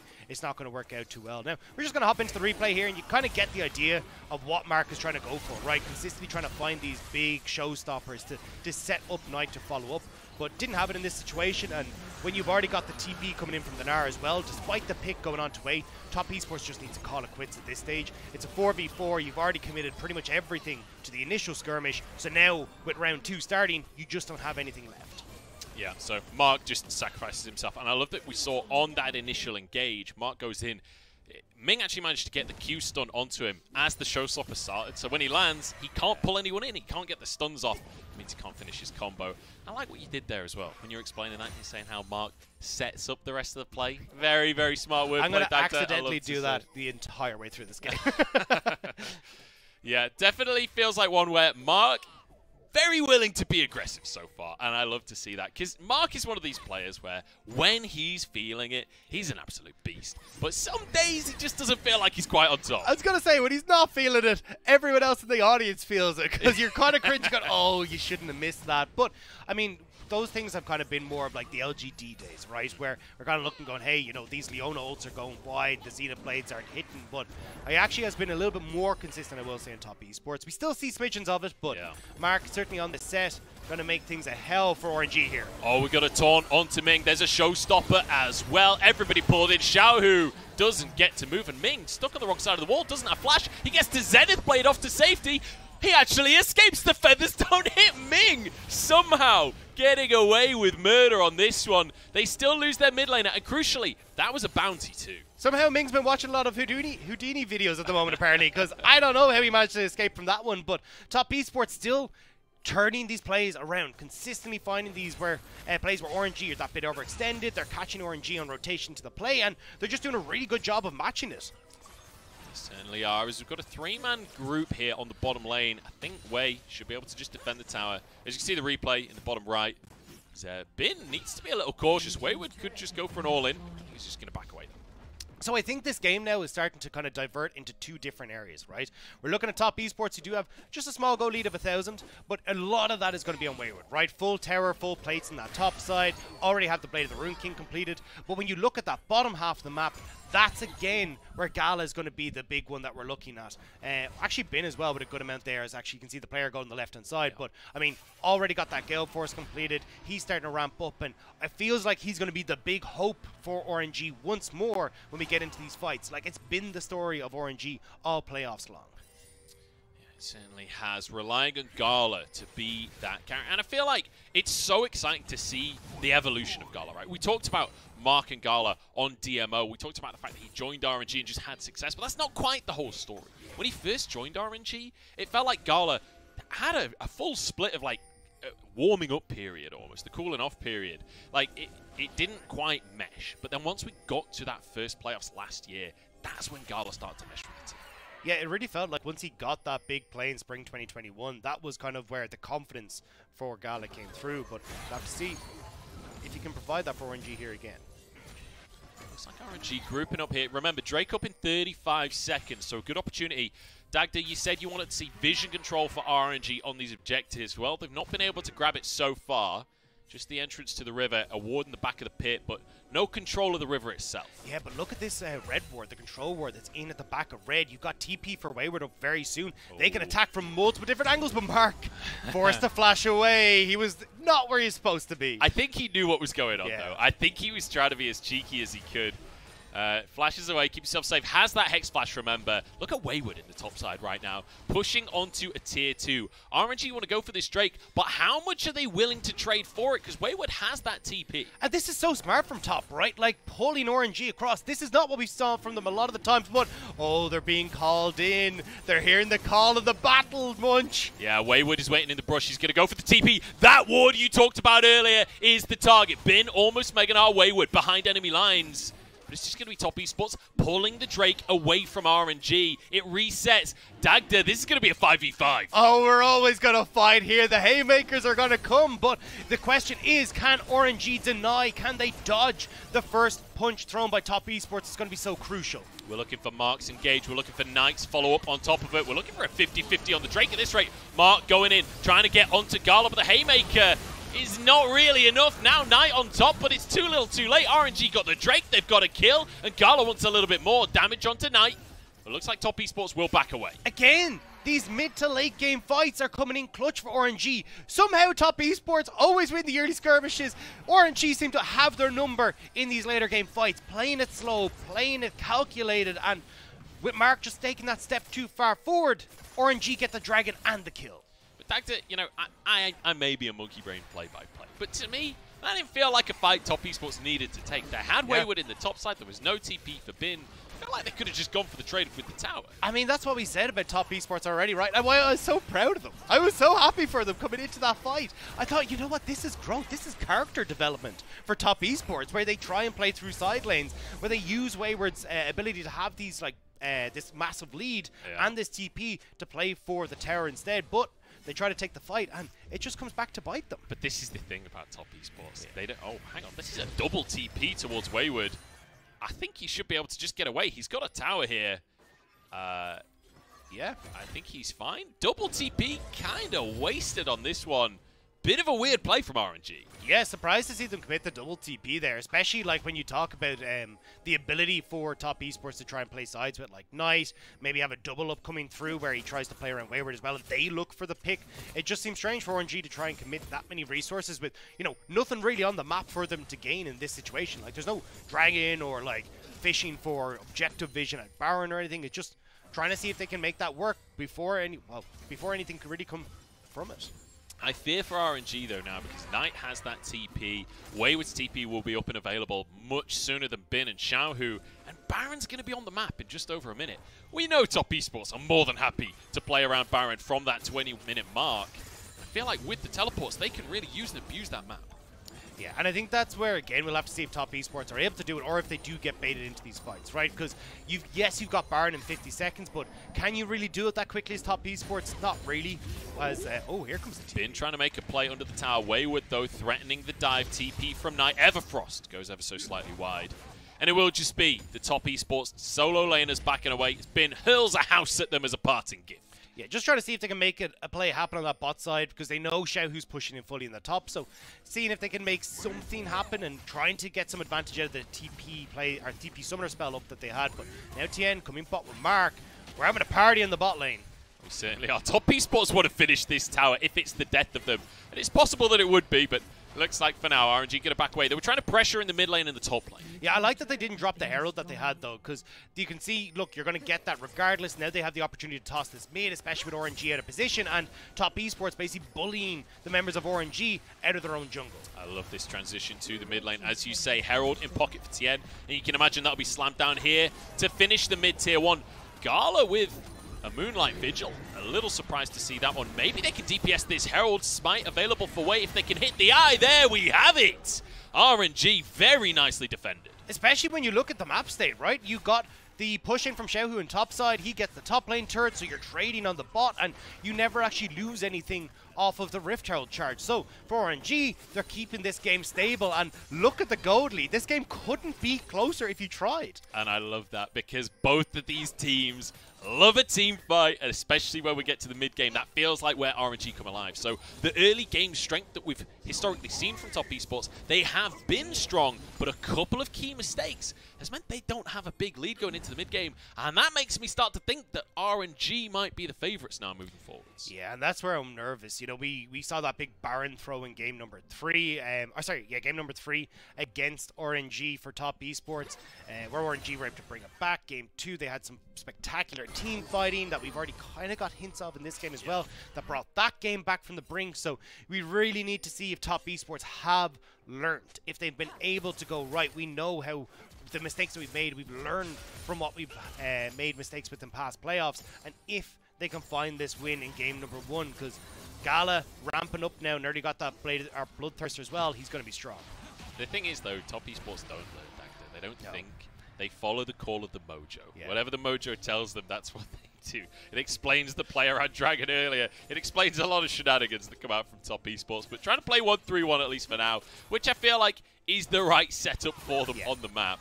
But the question, honestly, like, this game, I feel, is going to give us an idea of what's going to happen for the rest of the series on this decision-making from Top Esports. Well, it's not about the Top Esports decision-making. They're taking Dragon. RNG would have traded for the pick on Wayward and maybe Baron after. Is this worth? Wayward goes for the flash. Xiaohu gets the fear, though. This should be one dead Aurelia. Can Wayward get the resets? Absolutely not. That's too much CC. Locked down and taken down. Top Esports with a Drake, trying to threaten the mid lane as well. Perhaps can get a tier 1 tower.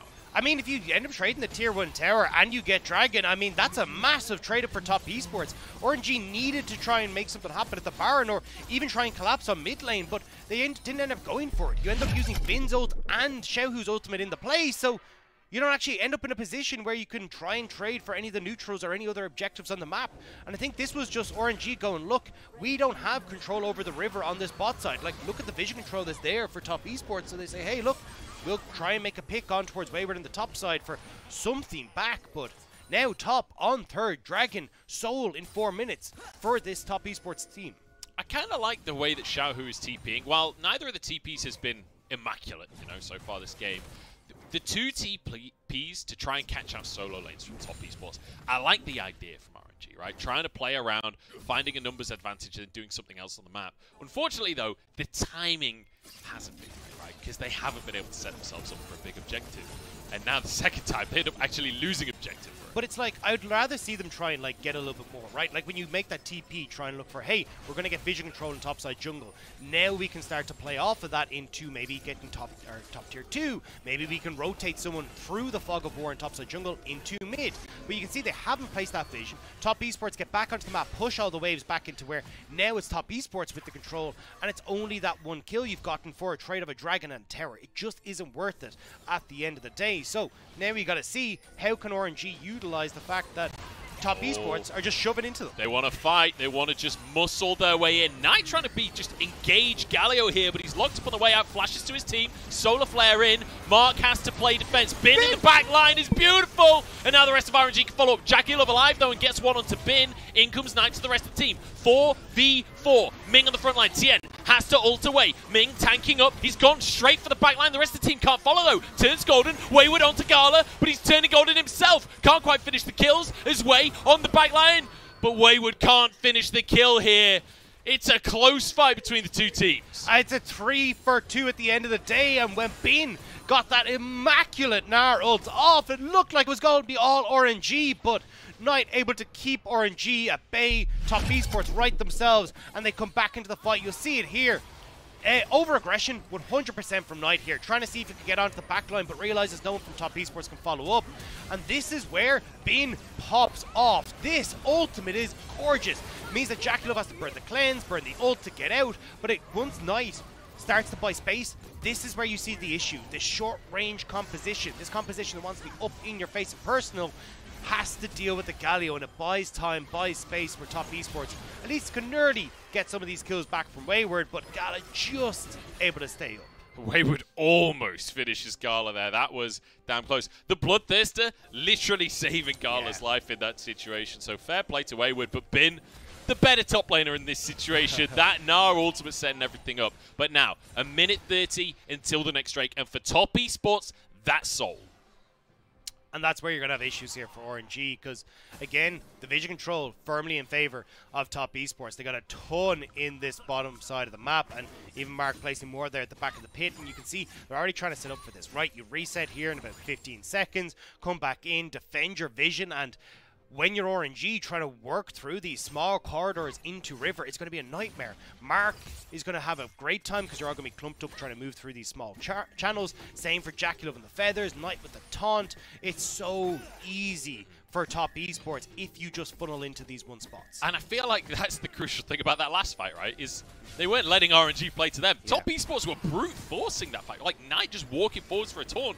That's not usually how you're meant to play Galio. Oh, hang on. This is how you're meant to play Aurelia, though. Going forward, Ming the target. Shadow Surge in. Here comes Xiaohu. But Knight in to save the day. Wei trying to get a kick, but it's Wayward knocked sideways instead. Bit of lifesteal there. Finally falls, but Top Esports winning the fight. Haymaker from Mark to finish another one. But Gala stacking the shurikens. Finds one. Dodges the feathers. Moving forward. Staying with his team as TN has to back off the bottom side of the fight. And somehow it's a 2-for-2.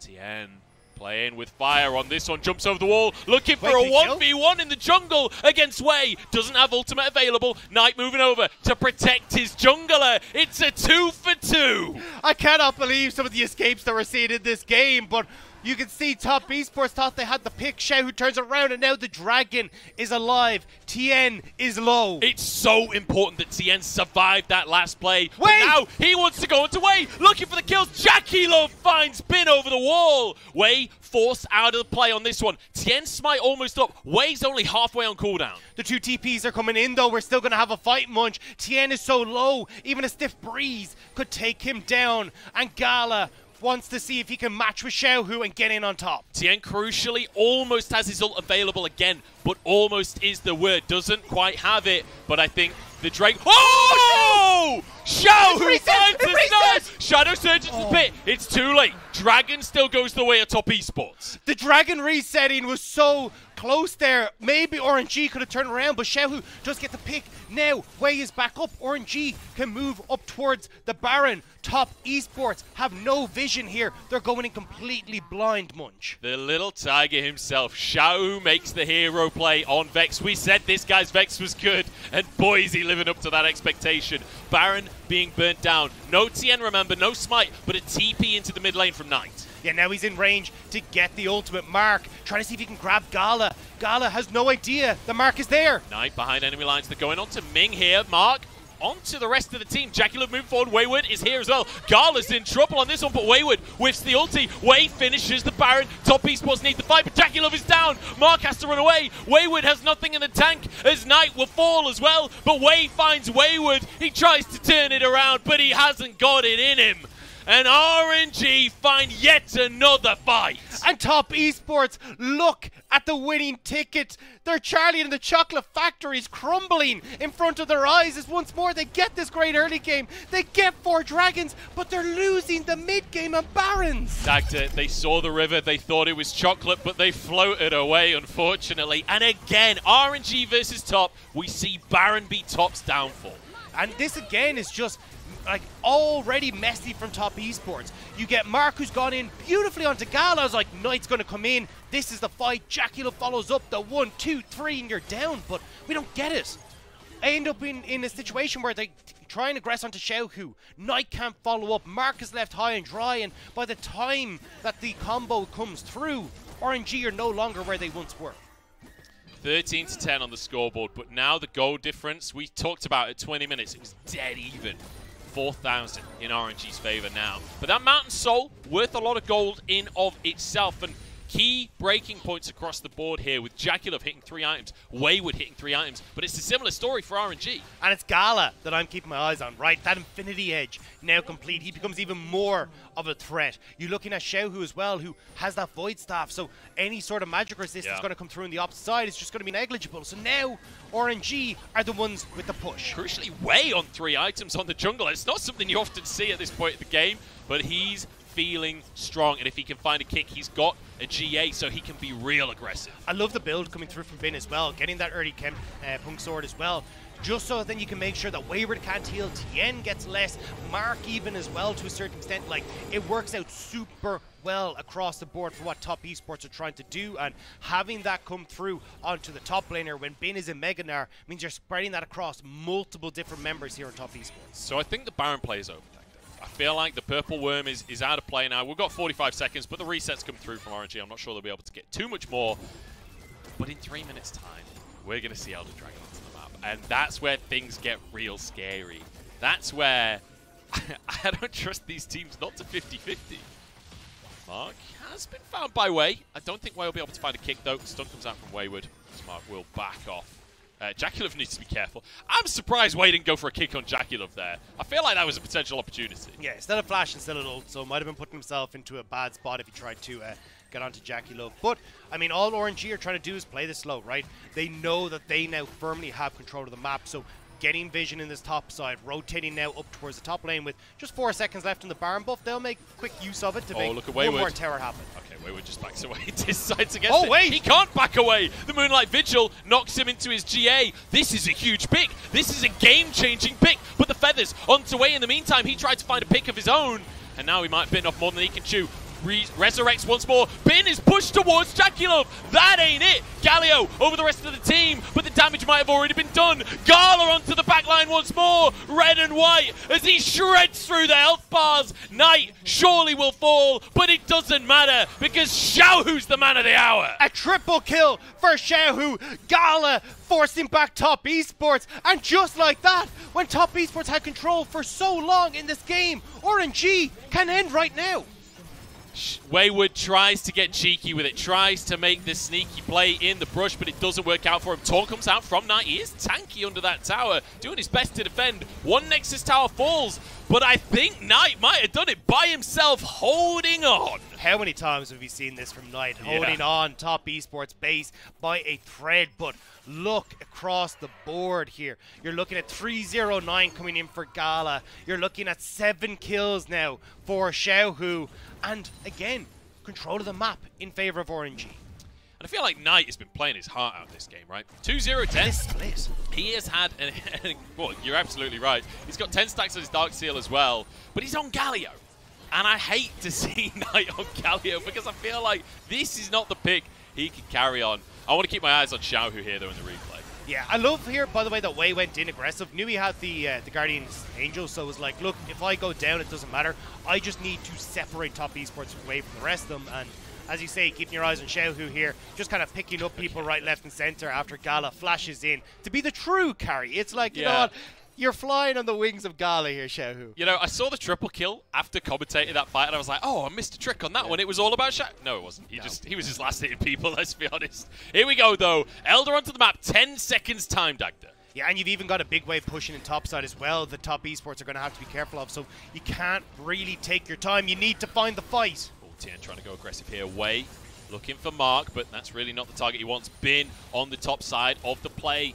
Can turn Meganar shortly, but it's a little while. Shadow Surge in, looking for Jackie Love. The fear is there. Moonlight Vigil, the combo from the carries. RNG, they do it again. And there's the Xiaohu trick. Pulling out the ultimate from Jackie Love and just waits that little bit of time before he follows up on his own ult to get into position onto Jackie Love, and just like that, Elder Dragon now for RNG. And it feels like the longer the game goes, the stronger RNG get. Top Esports felt like they had the number in the early game, but once we get to these team fights, once we get to map play, RNG have had complete control. And we're seeing why these carries have been touted about so often on RNG's side. Xiaohu has taken a step back and kind of letting Gala take the main role here, but Xiaohu can still pull off these incredible plays, and it's because Xiaohu's taken on like multiple roles of trying to play more utility, trying to protect Way, trying to facilitate side lanes, and it's been Gala who's been the main benefactor of that. And the 1-2 punch there from Xiaohu and Gala, kind of a pat on the back from both of them to just show what they can do when given the opportunity. And it's a bit of a heartbreaker for Jackie Love as well, because he actually ulted in time to dodge the Shadow Surge, but it hits the end, so there's only so much you can do, you know. Cleanse available for the next fight for Jackie Love, though. And honestly, I feel like he's suddenly the man we've got to watch out for, right? Because not in terms of carrying the fight, in terms of can RNG just take him out? Because consistently, the answer has been yes. Yeah, and I mean, it's been tough as well, because at least in my mind, right, I imagine Knight kind of comes in on top of that, makes sure that you're able to get that big magic shield. It kind of denies a lot of follow-up, but when you're being like hit by this 1-2 punch so quickly, it doesn't really give you the opportunity for Knight to follow up. And now RNG, with firm control, able to push in onto this tower. There's just nothing they can do. The tower's gone. Yeah. It's gone in a split second. Look at TN. He's going to hold the wave. He's going to deny the push from RNG. I love this creative play from Top Esports, but there's 2 melee minions. That's enough for RNG to end the game. Remember, there's only 1 tower remaining under that Nexus right now. In goes Way, looking for a kick on Jackulov. Solar Flare in. Remember, they have Elder Dragon and more than enough damage to proc it. Double stopwatching. Wayward looking for resets, but he'll find none of them. RNG start their finals strong and take over game 1. And it's a similar story to what we got last time these two teams faced off.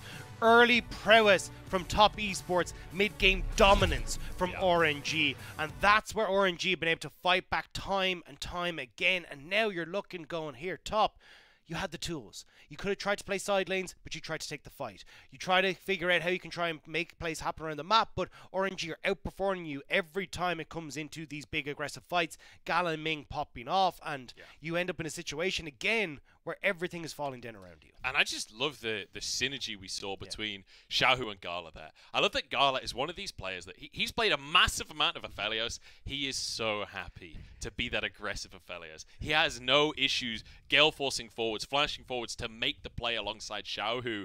And time again, it's something beautiful to witness. It's to the point where I wonder whether Aphelios is allowed to be given over to Gala. Well, that's the thing. Like, they're not surprised by the draft that we got here, right? Because even when we look back at game number 4 from the previous series, it was the exact same basically opening segment, right? Where you're looking at, oh, we're actually...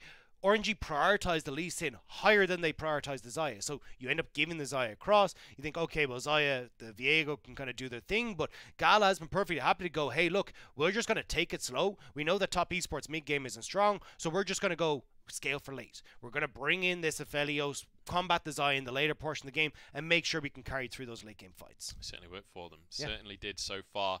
As, I don't know, the blind Galio, once again, I'm not necessarily on board. Just Galio for Knight, I'm not really on board with, because I feel like Knight has had such a good split. Knight is this player that can be the carry, but it feels like this Top Esports squad feel that he needs to be a facilitator. Like, consistently, we've seen across playoffs that Knight is trending towards things like the Galio and more supportive mid lane.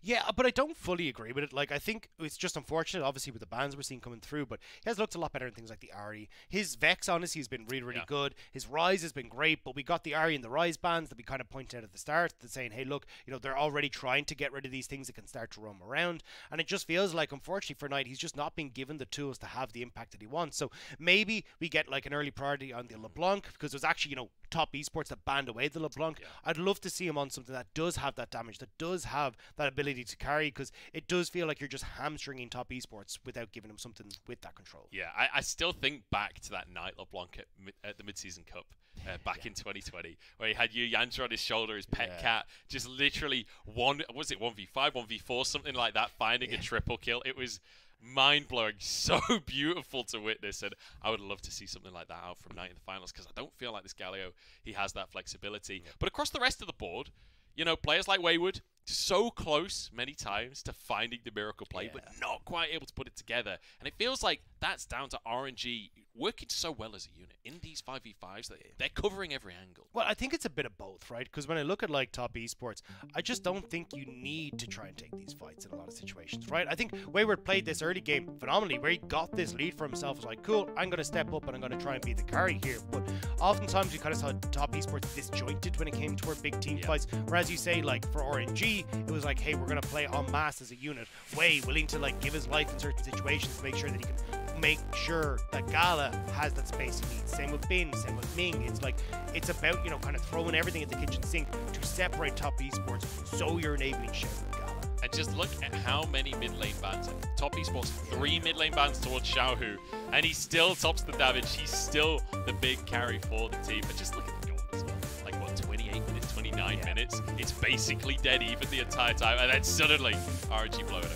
And I think it was really well played by RNG as well, and specifically Xiaohu, because like when you look at this composition, right, when Bin, Wei, Xiaohu all jump in on top of one spot, Knight has that big setup with the ultimate. It becomes a lot easier for top esports to find these fights, but I gotta give a shout out to Xiaohu because he did such a good job of like waiting until people were separated, finding moments where Knight wouldn't be able to kind of facilitate some sort of turnaround play, and was consistently picking off Jackie Love, like setting up for Gala. It just felt like Xiaohu again shows why he's such a strong Vex. He's an absolute monster, honestly. I can't get enough of watching Xiaohu play the Vex. That's game number 1, done and dusted, and RNG off to a golden start, as it were. We're going to jump into a break, and then we'll pass it to the analysts to break that one down, because there is plenty to talk about.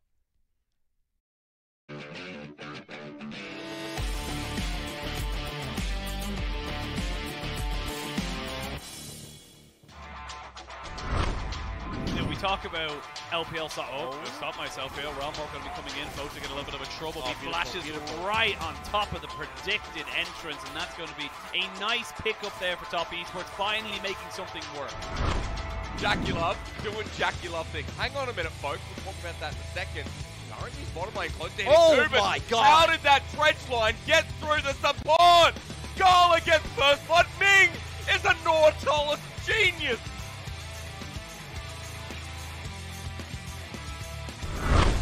With the bounties is huge right there, and honestly, with Rookie here, they might just try and turn this one, but no, Rich will be killed. They will get themselves a TP out for Wayward.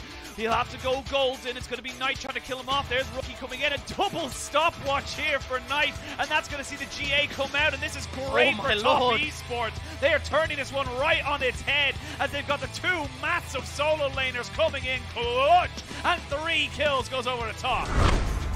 Even with the end. Mid's even, bots in a lead.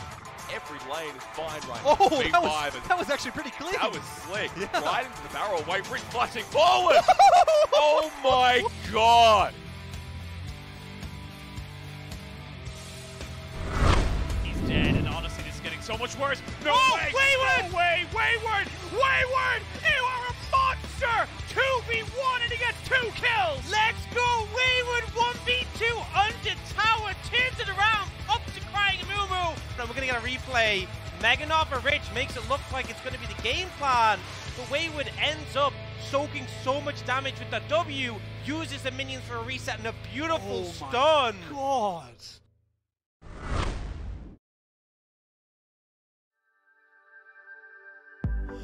We've been walking countless miles on a mystic way of life, unsure where we're going. Where's the rooftop of our life so we can lay down side by side, facing the sky,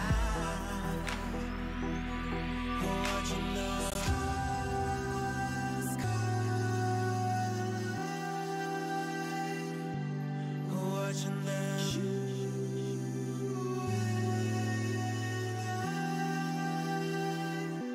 watching the stars collide, watching them.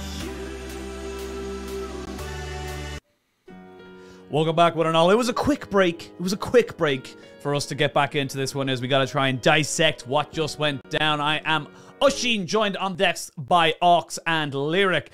And we're going to be bringing down a little bit more about what happened on that game, because honestly, we were chatting. We were, you know, talking to ourselves, between ourselves amongst the game there. And Lyric, it felt like Top Esports kind of had all the answers and used none of them correctly. Yeah, I feel like especially coming out of draft, like when I looked at it, the only thing I found really questionable from RNG was that Vex pick, because you look at Top Esports, the tools that they have, like you just said, having the Galio, Vex not wanting to go to him can get locked down, hard to see, he can follow up very easily. The Zaya feathers, tanky set, Viego's going to get, a bit of health, a bit of resistances. Like, I find it very hard to function, but my God, the team fight execution from Top Esports was absolutely atrocious. They never found a way to get on top of the Aphelios, and RNG just took over. I mean, I feel like Gala in that game, you're in a Felios, you're into 4 melee champions. If you're untouched, you will just absolutely shred through them, especially when he got so fed. And there were so many fights for top esports. I'm like, okay, gun in this one. I have an idea of how this should go. And then they're like, oh, let's engage in the Leona. I'm like, maybe not the optimal. Oh, and then a Gnar jumps on top of you and slams you into a wall. Yeah, maybe not ideal. The settle from on Bin right on top of Jackie Love was a bit egregious, I will admit, but as you mentioned, it was a bit of a betrayal, as you tweeted out about the last betrayal we saw from TN and Jackie Love. But if we're talking about the Elios and how he just did his job, and honestly, Gala, the MVP from that game, exactly as you said, Ox, he did his job. He kept himself safe, and honestly, it just felt like Top Esports were laying themselves in front of him to be taken. I think this is why there's that big aspect when it comes to those later stages of the game. RNG feels so comfortable just relying on Gala. It goes into team fights. I feel like Jackie Love, even on the Xayah, who's a very safe pick, there's a lot of moments where he couldn't position effectively, right? Threatened by the solo lanes, in particular of RNG. But Gala just felt untouched. Untouchable as well. Did so much damage and was just able to shred through anyone who came close. Yeah, and I want to give like the special shout out to both Ming and Wei, who I feel like played really well at setting him up and enabling him to have space to find these plays. Wei putting so much pressure on the back line, Ming always standing right in front of him, right next to him.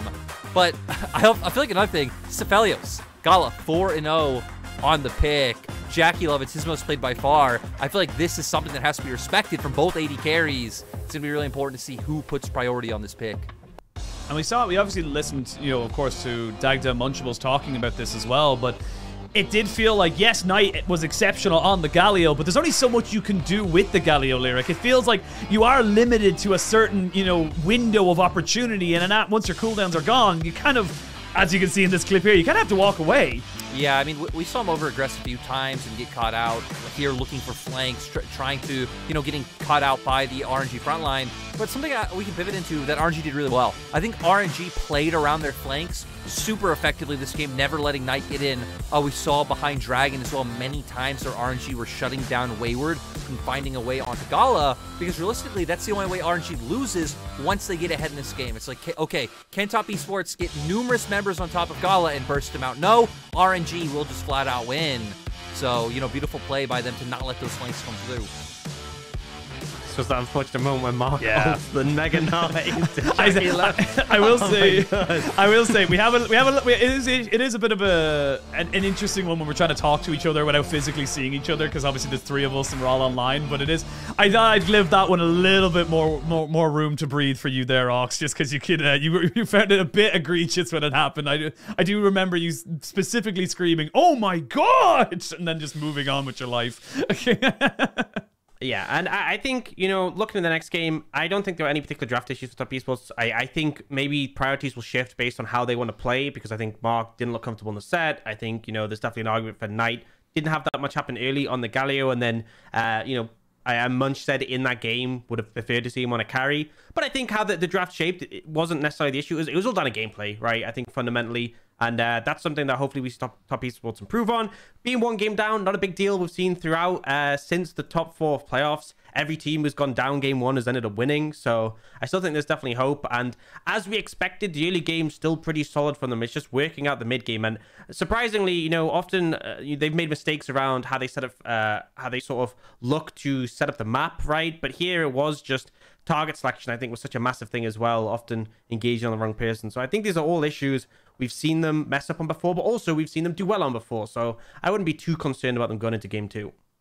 It was a very different setup as well for Wayward. I think he kind of saw the Lee Sin and Gnar, had flashbacks to his previous series where he absolutely bossed it and we highlighted so much. And it didn't really happen. I think Bin and Wei were very respectful towards it. I think, even when they went for something, as soon as the Galio started to creep up towards that top side, they backed away. They said, look, we're not going to try and overforce this. And they didn't really give that many of the, the snowbally opportunities. And we're curious to see now, Top Esports have elected to go on to the red side for the next game. We are going to be doing picks and bans here on the analyst desk, so we have a lot more to kind of talk about. But as Ox has just said, Lyric, draft wasn't really an issue. So how do you pivot from this, if you do at all? Yeah, I do expect them to pivot, even though the draft wasn't a problem, right? maybe just matching AD jungle on your first rotation, kind of saving your hand in terms of mid lane for what you can get to see if you can find something that gives you more agency and more pressure, because that was one of the big defining things in the matchup between these teams last time, was that Knight consistently was generating pressure in his mid lane matchup. And again, he was able to match and roam effectively this game. Anytime Vex would go anywhere, I mean, he just has to slightly hover out of lane and he could roam, but get some agency in mid. I think shutting down Gala is huge when Gala has been the key carry. We saw 30% damage last game, almost 40% of the team's damage in playoffs so far. So save your mid pick, get some mid prio, maybe start playing down towards spot, shutting Gala behind. Sure, Bin had a pretty nice ultimate this game, but Bin hasn't really stepped up to be the carry for RNG almost at all this split. Yeah, it does feel like it has been... As you say, the Xiaohu show, Gala and the Gala show and playoff, Xiaohu during the regular split. Bin hasn't really been able to stretch his wings. And again, this is the guy who got the pentakill in the World Finals, you know, only 2 years ago at this stage. So not even 2 years ago. So it is someone who we do have a lot of expectations on. And again, we've brought it up many, many times throughout the entire year about our expectations of him. And for this one, especially for this series going forward as well, like, I am curious to see if they do try and like hard focus on that bot lane. Because again, you like the set. We like the set in terms of like into the own and everything like that. Mark did play a little bit fast and loose, maybe bring him back on something else. But if we do see, I'm going to go to Ox with this one as well because we talk about the bot lane a lot. But if we do see them start to ban away things like the Aphelios and such, where do you expect them to start to lean towards? Where does the meta kind of lean you back into? Do we see the Jinx coming back again, or somewhere completely different?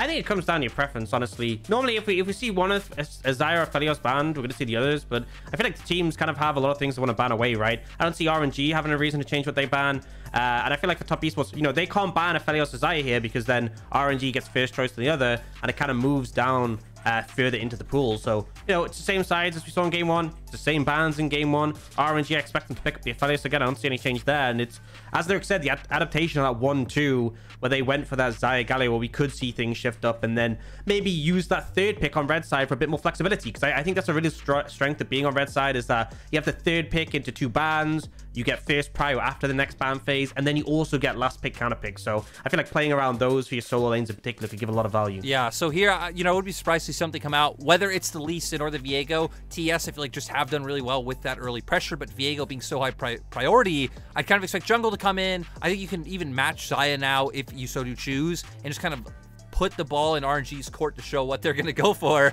But top esports seem to have the same sentiment. Run it back. Run it back. We said the draft didn't really have any like inherent issues. Like top esports definitely could have played out that game better and won. And heck, they're just going to keep going forward with it, Ox.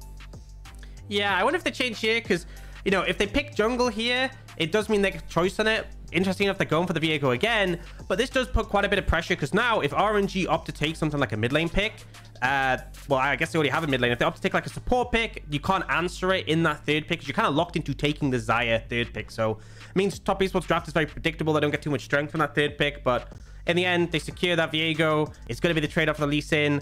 Interestingly enough, it looks like we might get the Leona coming out from RNG, and we're just getting pretty much the same. The ordering is slightly different, but nothing much has changed. Yeah, and looking at, you know, where TS go from here, right? I feel like it's expected that they go towards the AD carry. Jackie Love, I don't feel like had the best performance on the Xayah. A lot of times I think the way he was utilizing his ult could have been done better, but still that game was very hard. A lot of times him not having his sums up made it incredibly difficult to reposition. So maybe this time around TS could get a bit more done.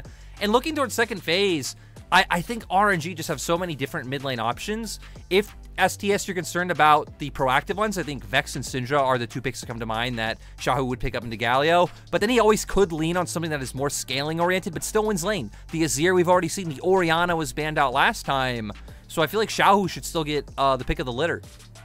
Yeah, I will say, though, the Corki ban, I felt like that was a big throwaway in the last draft. That's something they banned in the second rotation for top esports. I really don't think we see RNG play that. As much as they put heavy prio on it early in the split, I don't rate it when we're seeing such a more proactive mid meta. Even the scaling picks, you want to have some agency early, which Corki doesn't. So I feel like banning the Vex out here, actually going for the Sylas as well in this situation. Things that are able to match a bit more easily. And obviously, the Sylas can steal away the ult from the Galio. So, you know, those are the adaptations we've seen so far. Those are the only changes to those mid lane bans coming out from RNG. And now we see them go for the Nautilus here in this situation instead of the set, which I 100% agree with, right?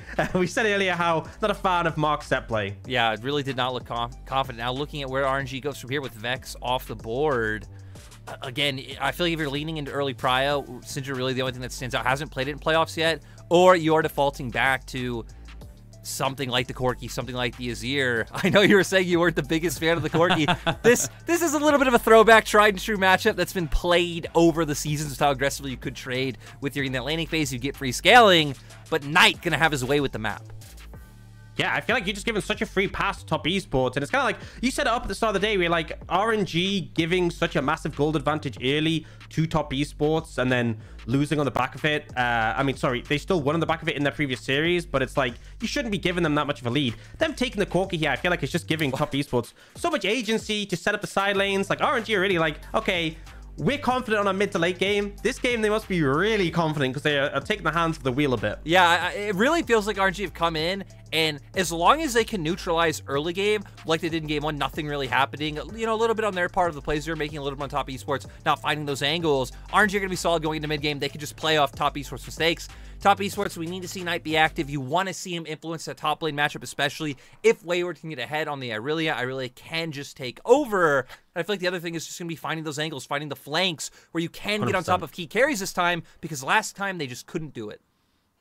Yeah, it did feel like, again, RNG played very respectfully, and the execution, like you mentioned, from top esports, very much not together in the, you know, in the first game. So we'll have to wait and see how it all ends up going. But we're going to send it over to our casters, Munchables and Dagda. Please take it away. Thank you very much, guys. Yeah, we're back on the Casters S. We're here for game number one. Sorry, I mean game number 2.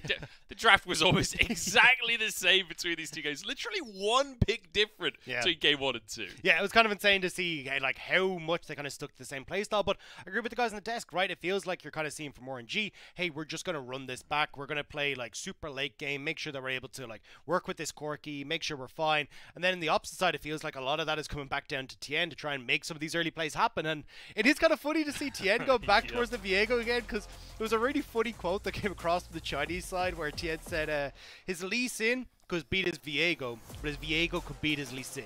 So now we got to see if he can put it. Nobody knows what it means, but it's provocative. It gets the top esports going. All right, well, TN very confident coming in here, picking the Viego once more. Top esports, pretty much a salty run back on this one. We'll see if they can make it work for game number 2. 1-0 down, and that's crucial. The fact that RNG have the advantage in this series, because when you look at RNG versus top esports over playoffs, 3-1 in 2018 summer for RNG. 3-1 in 2019 summer, 3-2 in 2021 spring, 3-1 in 2022 spring. Every single time RNG beats top esports. But you don't know about the curse. The curse that is 2022 spring playoffs. You win game 1, you lose the series. So who knows what way this is going to go. Does history repeat, or is the curse for real? We'll have to see as we are. You know what? We're talking a lot of superstition here because we're LPL casters, and I feel like you got to just believe in the vibes when you're an LPL caster. But let's talk actual analysis. How are we anticipating these two teams playing out? Because I remember Lyric saying on the desk he wanted top esports to play towards Wayward this time around. And I feel like you've got the tools to try and do it again here, right? The Viego can do quite well here with the Irelia, try and set up onto the Gnar. And even if you leave Wayward kind of to his own equations, I mean, last game he picked up 2 kills early, managed to get that turret for himself. Like, Wayward is in a really good spot. If we look at the last game, we just have to see if they can enable him more to try and be that big carry.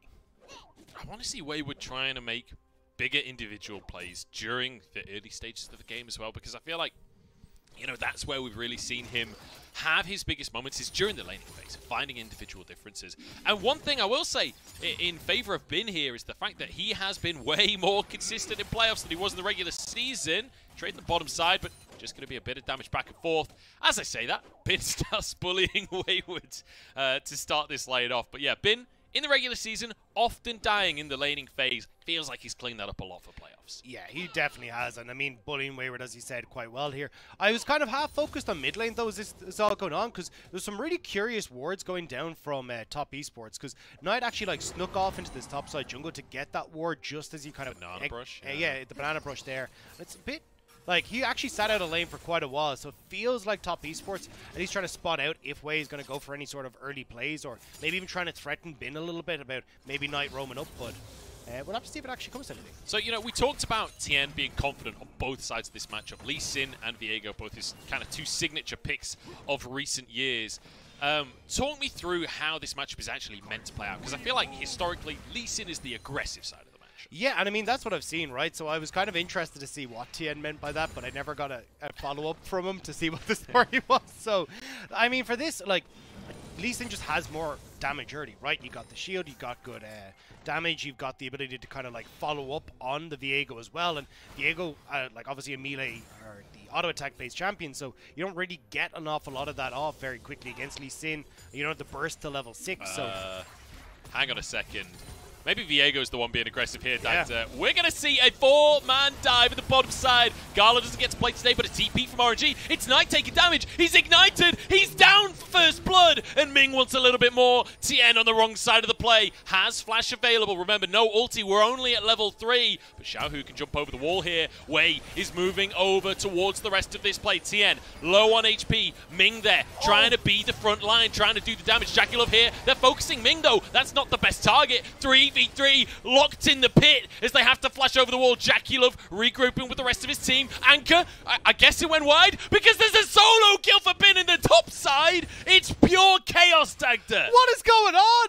This has been absolute bedlam in these early stages. Knight dies the tower. They got the kill back onto where you've been. In the counter matchup is winning in the top lane. And Bin just reminds Wayward who he's up against. Bin's been here before. Remember, Bin has actually been as far in Worlds as he has ever been in LPL. He wants this win today. I was going to say, Bin hasn't been here before. Bin has never been to an LPL Finals, but hit a World Finals. And that's the veterancy that Bin is bringing to this RNG roster. And you can see it there, putting the rookie of the split in his place. But we're just going to get a replay of this top side. And yeah, I mean, Wayward gets the stun, but now you've actually got no stun for when this kind of goes underneath the tower, tries to heal, and Bin predicting the dash 4 beautifully there to actually make sure they can get the damage. And yeah, Wayward just not respecting it. Yeah, bit of a fumble from Wayward, it has to be said there. Walks into the wallop and gets taken down. So nice advantage in the top side for Bin. And crucially, Wayward had the counter pick. He chose this matchup. Getting killed in the 1v1. It's not a great situation. And he's the player we were looking towards to be the carry. He's the guy that we want top esports to be playing towards. They have a totally opposite game plan. Yeah, and I mean, look, at this stage as well, is Wave's in a really bad spot, which is why you can see Tien and Knight like trying to push in here, see if they can get pressure off of Knight's push in mid to make sure that Wei can't interact on that top wave and Wayward can crash it in successfully, because now it's kind of damage control on top. No. But this is the matchup we were saying. A level up for Wei as well. Tien didn't manage to get the Wolf. Tien low on HP, no flash available. Wait a second. Oh, the Q goes wide. Tien confident in the matchup. Either way around, a level down. And he almost finds a solo kill. I mean, he proves it there, right? His Viego beats his Lee Sin, apparently, and we're getting to see playing beautifully around that Wolf, not allowing Lee Sin to actually get the Sonic Wave, so crucial to the Lee Sin's damage. And such a good job from Tien. All right, I mean, now I get it. Now I get it. Like, if there's anything you could say about Tien, it's not that he's unconfident. Like, that play, he just stuck around. I thought he was just going to commit to farming wolves and dying or something the way he was playing it, but just wins the trade, has the sustained damage, dodges the Q. Beautiful stuff. Now Ming could be in trouble as Mark. Posturing. Tien moving over. Wei's half HP right now. Stuck in the back of Dragon Pit. Has flash. He'll just safeguard over to his teammates. And this is really good from Tien, right? Like, getting into the face of Wei, making sure that he's actually able to turn that play around. Now Wei, low health, can't contest onto the bot side scuttle, so Tien again controlling this jungle matchup, even when traditionally we see this as the Lee Sin favored matchup. So really strong performance from Tien, at least to get this game started. Tien just going straight into another jungle clear here, not opting into that Drake that was sort of accidentally started up there, just going back into clearing up, because he knows that this Viego in this matchup, it can power farm. Yeah, I think as well, like, just trying to clear out his bot side here so we can get the reset, go red, and maybe in about a minute and a half's time, look to see if he can gank that top side, right? Because that's when the wave should be crashing back into Wayward, and if Knight can try and pair his wave with that, maybe that's how top esports can open up this game. But you can see Xiaohu already, like, just trying to see if he can spot out where these camp respawns are, so Bin knows how he needs to play the lane. Yeah, he certainly does. I mean, Bin, feeling very confident in that lane, right? 13 CS leads so far up in that top side for Bin. Wayward struggling so far in this game. But again, a fairly quiet early game. This is what we saw in game number 1 as well. And it feels like for top esports, that's really not the best course of action. For top esports, their success has been aggressive early games. I still think we will get to see it, especially now that Knight's level 7, access to the ultimate. You can see TN up here on this top side is actually Wayward's going to reset, so it feels like we're setting up, but it's Mark. Yeah, the Valkyrie going to be used. The anchor just goes wide, so continue with your setup. Alright, well, we're not actually going to see it. Instead, I was wondering if TN was going to try and make the play top, but instead, he's going to start up Rift Herald. Push in mid for Xiaohu, though, and Bin has push in top, because Wayward didn't has no TP to get back up to top side, so I think he's going to be forced off this if Wei comes up. Xiaohu's here, Knight alongside him, Wei moving over, and Wayward is a little late to the play, just going past red buff now. So it's a 3v3 for now, but look, the bot laners all starting to move up as well. It's Gala and JackeyLove remaining as the supports meet each other in River and give themselves a high five. Yeah, Wayward's hurting off this play, though. Look at the wave. He just lost the tower that Bin had shoved in, so he's now falling further behind in CS, let alone the kill that already went over to Bin as well. So that call from TN actually hurting Wayward even more, but now Top Esports again established control on this top side, so they should be able to get this Rift Herald. It's just a question of, like, what does Wei do on the opposite side? And the answer is Dragon. I guess the question is it a worthy sacrifice, right? Losing that wave, grabbing a Herald, trading it for a Drake. Is JackeyLove, I'll spot this one out. Remember, the Hextech Drake does a lot of damage, so actually JackeyLove is enough by himself to threaten Wei and reset that Drake. While the Herald's still going on, Wei able to meet it halfway, stop it going all the way down. So it will be the Drake taken, I believe. Wayward in a 1v1 with Bin here, and he's low on HP once again. Drake taken finally, as Wayward looks at a potential opportunity. Just going to clear that wave up. The play from RNG in the bot side getting a little risky with no mana on Xiaohu, but he's just going to reset now in a second and be able to pick up the wave after he picks up this wave in mid. So we are seeing a lot of trading back and forth, but again, this isn't the fast pace that we wanted to see, right? TN, yes, he's getting into the face of Wei and stealing away some of these camps, getting a nice lead for himself, but you're not actually getting kills. Now, though, we'll have to see if they can get Bin. Wayward going to go for the dive. Knight is here alongside TN, and the flash comes out. Wayward's low on HP, but not low enough. That's going to be a kill for Knight, and a nice little setup play from Top Esports. No answer on the map from RNG. Yeah, Wei was in base, only coming up to the top side to realize that all his camps have been stolen. Rift Herald is in the back pocket of TN if they want to try and get some more gold back into Wayward, but gonna hold on to that. So at least Wayward getting some help in this top side, and you're just gonna see it. I mean, pushing mid, Xiaohu not resetting in enough time to kind of be able to help out on this top side because he had no mana. So again, just nice job from Top Esports working off the timings around what RNG were doing. And just look at the CS numbers in that top lane now. That has completely revisited and rechanged the way that the matchup was working out. Obviously, off of the kill early on, Bin had a big advantage in terms of that CS, but now Wayward has managed to equalize things. Obviously, Bin does still have that kill, so he'll have the gold advantage slightly, but nice little turnaround from Top Esports. Good team play to get their top laner back onto things. And once again, Dagda, you know, we're beyond the 10-minute mark, and we're dead even in gold. And I mean, look, for RNG, this is kind of where you want to... Oh, Jackie. Oh, JackeyLove has his ultimate available. Will do it to stop the Zenith Blade.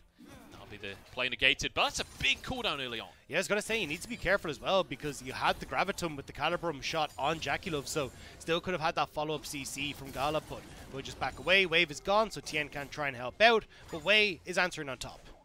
And here's Wayward's going to get dived. We've seen this before. In comes dive. Oh, wait, he's too late. What was the damage out from Wei there? Just destroys Wayward under the tower. Yeah, it just blink and you miss it. Wayward completely gone. Now Knight's out of position. Gala fishing with Xiaohu, but can't get the Moonlight Vigil. Certainly can't, so it's just going to be a kill on the top side for RNG. They tried to make plays on both sides of the map there. This is exactly what the desk was talking about, though, with Xiaohu, like, trying to answer the opposite side of the map to Wei is, but now Top Esports know that they have a advantage on the top half, but won't be able to get on to RNG. But again, this is something that we love to see from Xiaohu, where you'll have the play from Wei top, but Xiaohu will move to the bot side to stop any sort of counter play. Nearly works out for RNG as a two-timer on both sides of the map, but not quite able to make it happen.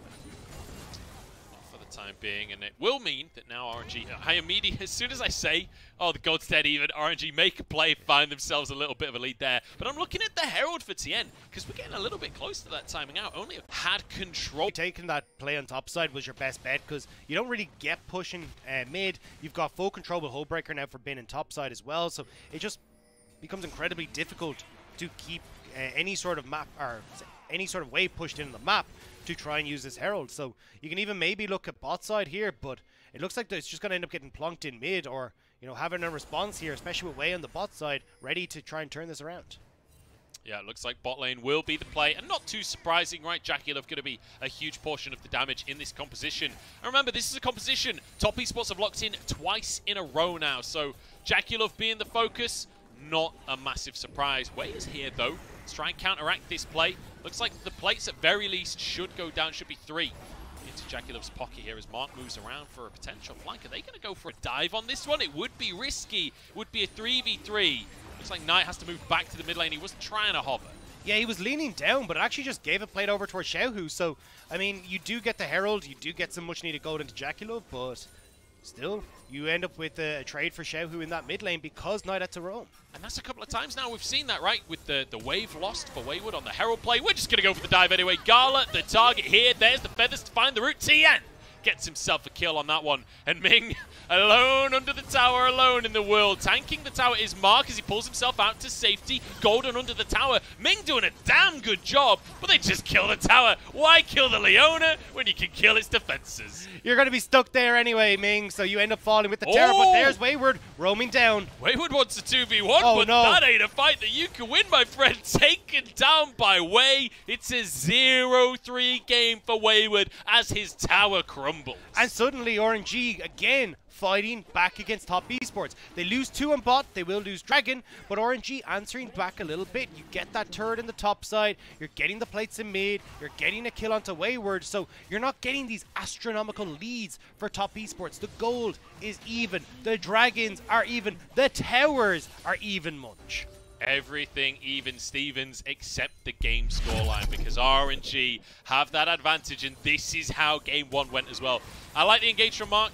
I like the tower dive to the bottom side. I like the play for Top Esports. It's just the rest of the map fell apart. Yeah, and that's the thing, right? They bring Knight into the equation here as well, but he's really not needed. Like, by the time he shows up, they're already making this play happen. Like, this doesn't affect anything, but it does give the extra numbers advantage in the mid lane for the play onto Wayward. You know that you're going to have this narrow pushing topside, but we're rinse and repeating in bot lane. Presence of mind there from Wei to know that was happening. Oh, Gala, he doesn't have his flash available. Tien jumps straight onto this Aphelios, and he knows he came out more recently. Ming. He's got more damage. Ming goes in for the play, but that's suicide, my friend. You cannot protect Gala on that one. The reset is there for Wayward as well, as it's 2 more kills for Top Esports, and honestly, an uncharacteristic mistake from RNG. Yeah, Ming trying to see if they could go, hey, look, if I can tank this, then maybe we can get Gal out, maybe we can hold on to the play, but too much damage in the tank from Top Esports. RNG will trade for the second Rift Tower, but you're starting to see JackeyLove is getting these kills. He's getting a nice CS lead for himself, and this Feathers can hurt and fight. So can Ming obviously spots the play before it. Galo is just too far forward. I mean, the actual play itself, fairly self-explanatory.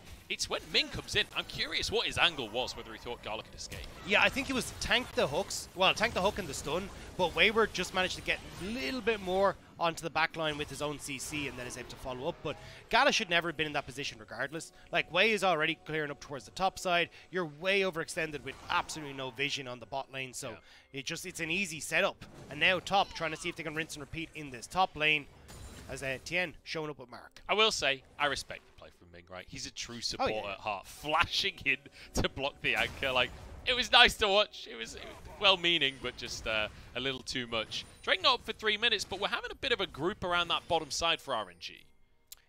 Yeah, just trying to see if they can get that turret for themselves, because you imagine that you're going to see Bin back away from this top turret, but Top Esports actually showing him mid, so Xiaohu's going to be the one that has to try and retreat here.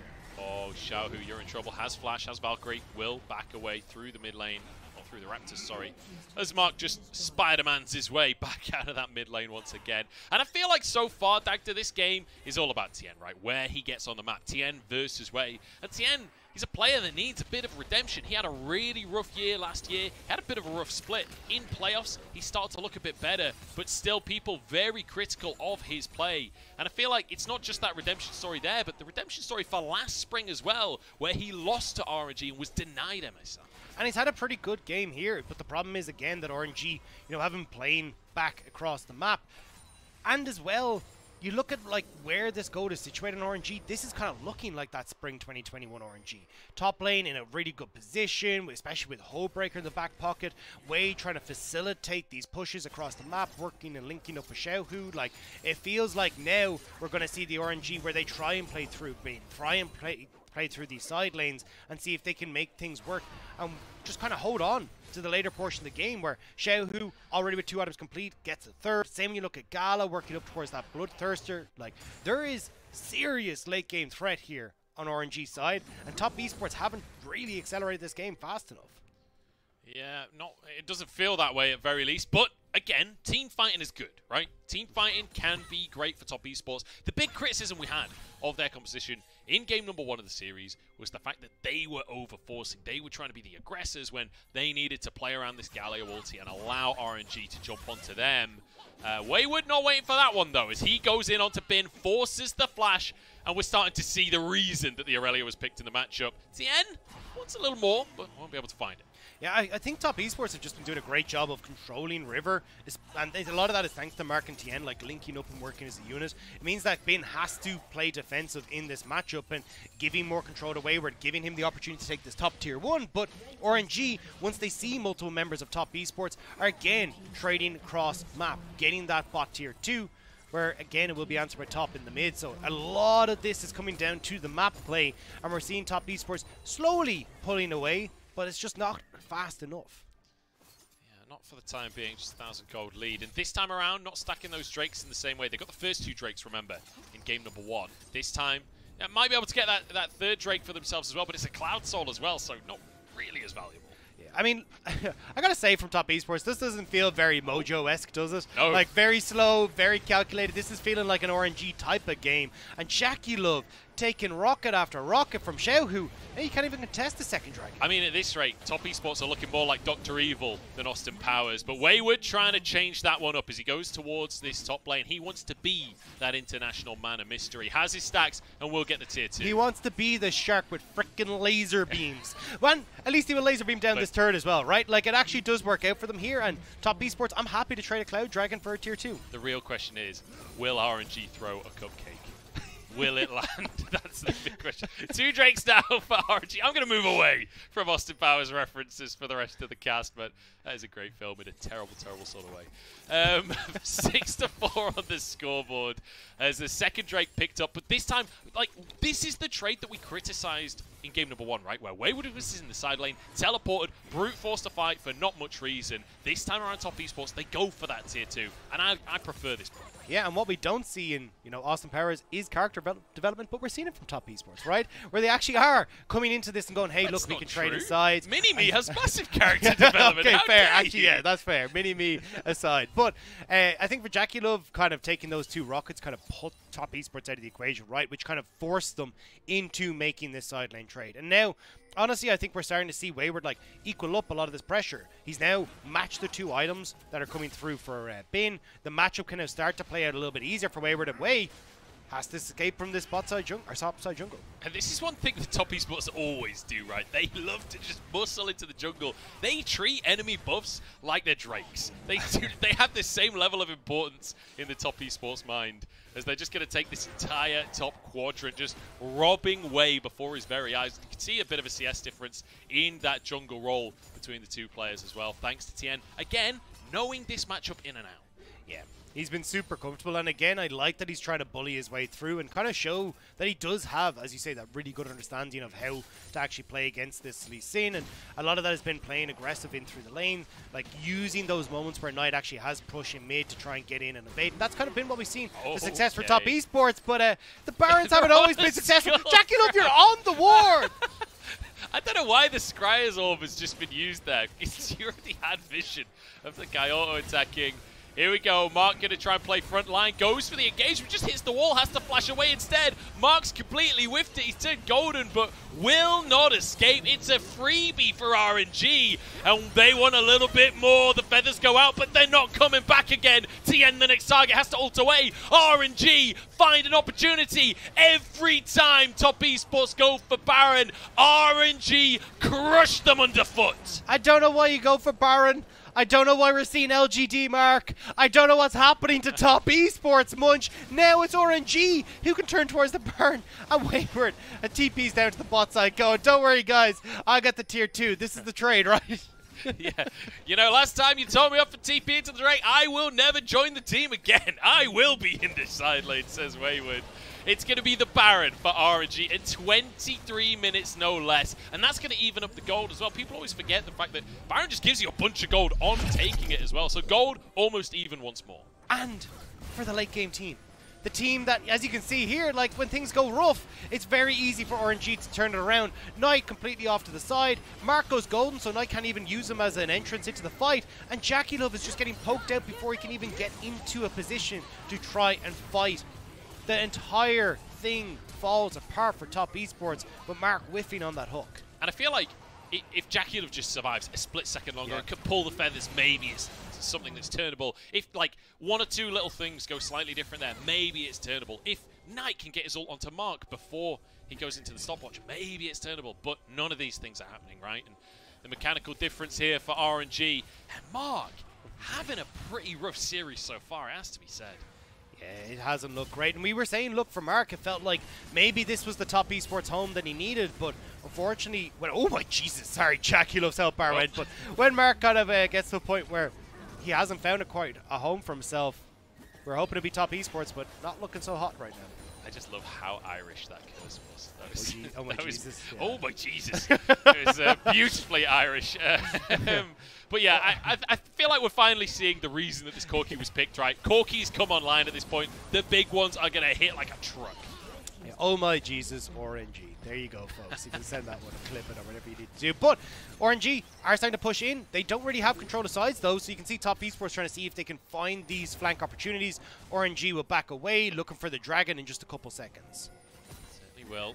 Mid-prio first. Mark has to be the one to face check. Gets a hook in. Going for Way here. That's the target that they want, but he has a stopwatch. Oh, and the Gnar from Bin sets it all up. Wayward on the backline, but he just doesn't have the... Oh, they take out Gala. He does have the damage. I was totally wrong. Way trying to survive, but he can't. And somehow, Top Esports turn a lost fight into a near ace. It's Mojo, baby. Top Esports bringing it back. Bin is running for the hills, but there's nowhere to go, nowhere to hide. He will fall as Tien moves over towards the dragon. He's full health with Xiaohu trying to see if he can just be a nuisance with the poke, but with how low he is, I don't think Xiaohu can really do anything here. Yeah, and with Tien having Smite, right, there's no way to truly contest the Drake. It's actually going to be a TP committed. They know Xiaohu's hanging around. They know he's going to try and go for the steal. Knight here, Smite comes down. It's Drake secure. And this fight from Top Esports was gorgeous. We talked about them wanting to try and get the flank, and you get to see it here, right? They commit everything into this small little choke. Knight has a beautiful flank onto the right-hand side as Wayward is able to get access to Gal in the back. And Gal even flashes forward there to try and finish off Tien, try and finish off Wayward, but it ends up flashing into his death. And, you know, after game number 1, I was complimenting Gala, said, you know, this guy's willing to be aggressive. He'll flash forward. He'll gale force forward. He'll be that Aphelios carry. This time it bites him. Wayward and Tien doing way more damage than I expected them to be fair. Gala was like half HP, and then he just vanished before our very eyes. It feels like that was the top lane difference once again. Bin trying to get the big Gnar ultimate, Wayward on the backline, but this time Wayward had the damage to finish Gala. Yeah, there's a thin line between confidence and arrogance, and there's a very thin line between stupidity and bravery, and unfortunately Gala just having that little bit too far forward. But, I mean, you still want to see these plays coming through from him, right? Because these are the things that will separate you. These are the things that will win you a finals, and have won Gala finals in the past, but now it's Top Esports who are benefiting from it. And once more, we look to the junglers, right? Tien doing a great job, but wait, 5-1-0. But Tien has found Bin in this bottom side. CC chain is there, turns into Mini Gnar, locked up and taken down. And that's a bit of a criminal misplay from Bin on this one, because that gives so much control of the map now to Top Esports. Oh, they're still looking here. Why are RNG still here? Min going to go for the engage, but he just drops. Gravitum across the team, but no follow-up from the rest of it. Dagda, I'm not going to lie, I'm a bit confused. I'm right there with you. Baffled is definitely the word that I'm thinking of right now, because you didn't have control of that jungle. Even if you're looking for poke with Xiaohu, you don't need to face check the brushes, and Top Esports just get more. They should get mid tower here. You got push on bot. RNG are just spread too thin. And you know, the Corki pick was criticized by Orcs on the desk, and I'm starting to agree with them because it doesn't feel like Xiaohu can have much influence in this game. Tier 2's taken in the mid lane and the bottom lane. Now gold lead regained for Top Esports. It has been back and forth all game. I will say, I think Xiaohu has actually had like a good amount of impact in this game, just because when you think of like Jackie Love trying to fight for second dragon, poked out of the fight, you're getting this Baron fight that was fought, but Tien will manage to escape. But I think the biggest issue is that they're not giving those opportunities for Xiaohu to be enabled on the Corki, right? We're seeing Bin caught out of position, fighting in close corridors where Xiaohu can't really get this poke off early. Gala is being attacked by all sides. It means that you're not really getting RNG to play to what they want to. And again, they're still waiting on these items to come through. We're only at 2 items still for Gala. Would love a third one for himself. And that's where we're kind of seeing the issues for RNG. Yeah, and you know, I want to talk about the other side of this mid lane matchup as well, because first off, we've not really mentioned it. The franchise players on both of these organizations, like Xiaohu and Knight, both have been with their organizations the longest on their team. Xiaohu since 2015, which is insane to think about. Knight since 2019. But crucially, we criticized the Galio in game number 1. The blind Galio first pick, which I'm still personally not that big of a fan of. But Knight clearly is, and it's working out here in game number 2. He's 3-1 and 3 on the scoreboard, and it feels like maybe they just needed a game to warm up for this composition to start with. Well, I still think we're seeing the issues with the blind pick Galio, right? Like, you're not getting control over the mid lane, you're not being able to influence the map early, and like, this was a very slow burner, similar to game number 1, where Top Esports just couldn't really figure out how to get a grip on the early stages. And in theory, RNG had this game, right? You start to see them, they get the early Baron, they win that big team fight. Knight can't have that influence with the Galio ult, but then we see the mistakes from RNG slip through, and that's where Knight is able to, again, find the good flank. Wayward popping off in the Aurelia to kill off Gala. So I think that's where you're kind of seeing, hey, look, you know, if you can prey off the mistakes of RNG, Top Esports can shine. But I don't want to just put this down to like, hey, you know, this is the Galio popping off. It's like, well, this is big mistakes from RNG. Yeah, and punishment from Top Esports, right, crucially. But I will say, just as a fan of League of Legends, we've got Xiaohu and Knight here. I know. It's Corki versus Galio. Come on, guys. Give me a LeBlanc Ari game. Like, give me a matchup where we can see these guys. I mean, the Vex was amazing for Xiaohu game number 1. I want more of that. Less of the Corki, less of the Galio. I want to see these guys fire on all cylinders. But, to be fair, you know, it's not my job to draft, and I'm not trying to win a championship right now. So it's kind of a fake criticism, right? I'd love to see more of that, but I want them to play the way they think they'll win. Yeah, and that's the thing. I think that's why RNG have gone with this draft, right? You're seeing a super early game composition coming through on Top Esports side. Like, Zaya, lethality is going to fall off after 3 items. You're looking towards the Galio as well, not going to have that big damage output later. So you're kind of going, hey, well, Aphelios scales wonderfully. We're going to have the same when you look towards this Corki. Strong frontline, phenomenal. Narc can cover that. Leona can do that for us as well. And it's all built around these team fights, but you have to set up for those team fights. Make sure you're getting that front to back fight. Instead, what we're seeing is, you know, giving multiple avenues of attack to Top Esports that has given them the turn, and now Bin gets caught off on the bot side. It just feels like, again, Top Esports, when we're looking at like them trying to strike revenge against RNG, when they're trying to like come back into this game, it's the carries of TN and Knight, the guys that are looking for that moment, that are actually finding them. Yeah, the people that are looking for revenge, right? Looking for revenge onto Bin, onto RNG.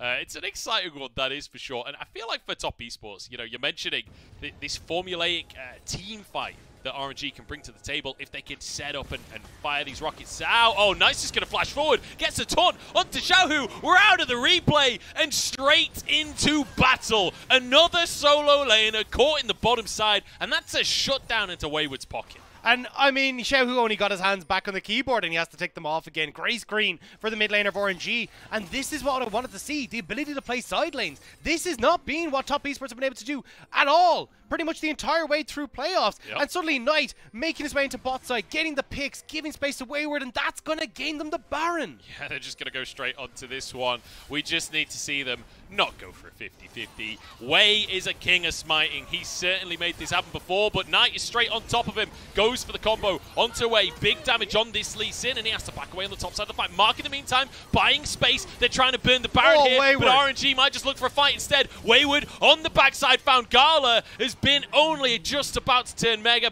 Backs out of the top side of the play. It's a 2-for-1 trade, and it's a Baron for Top Esports. 0-3 on Wayward to now slapping RNG in these team fights.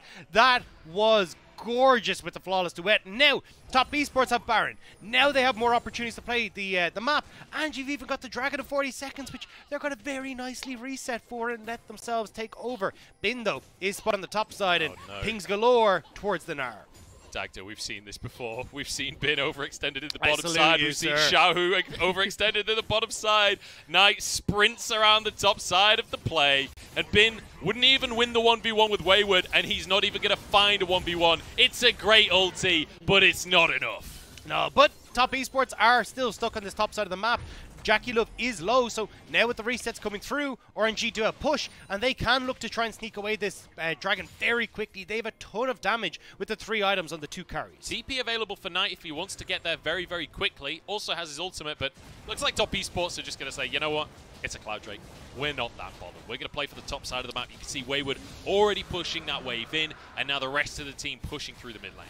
Yeah, they just want to look for towers. They want to look for control on the map, knowing how valuable that can be against this RNG squad. The ability to try and play off of multiple different lanes in front of the base. And now, RNG backs against the wall. No top laner, and Top Esports have come a knocking. One thing I will say, this comp from Top Esports, not good on the siege. This Baron is necessary, right? Xayah basically the only one that's ever going to be hitting any towers, and even Xayah isn't particularly long-ranged on the base auto attacks, so feels kind of difficult for Top Esports to just brute force it. Well, you've lost the Inferno Mangala now, so that'll make things a little bit easier. So Xiaohu, kind of the only person you really have to worry about. You've swapped into red and white, though, so if a fight kicks off, I'm not sure if that's better.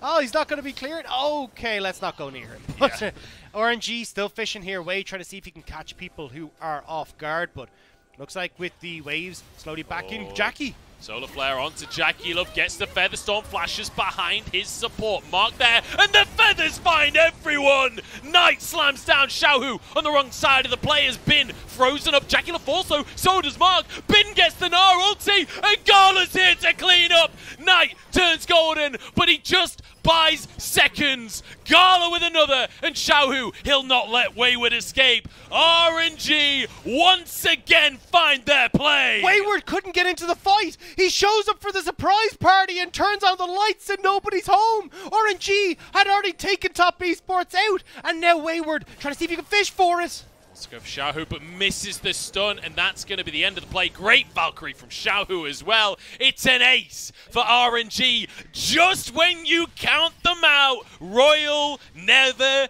give up.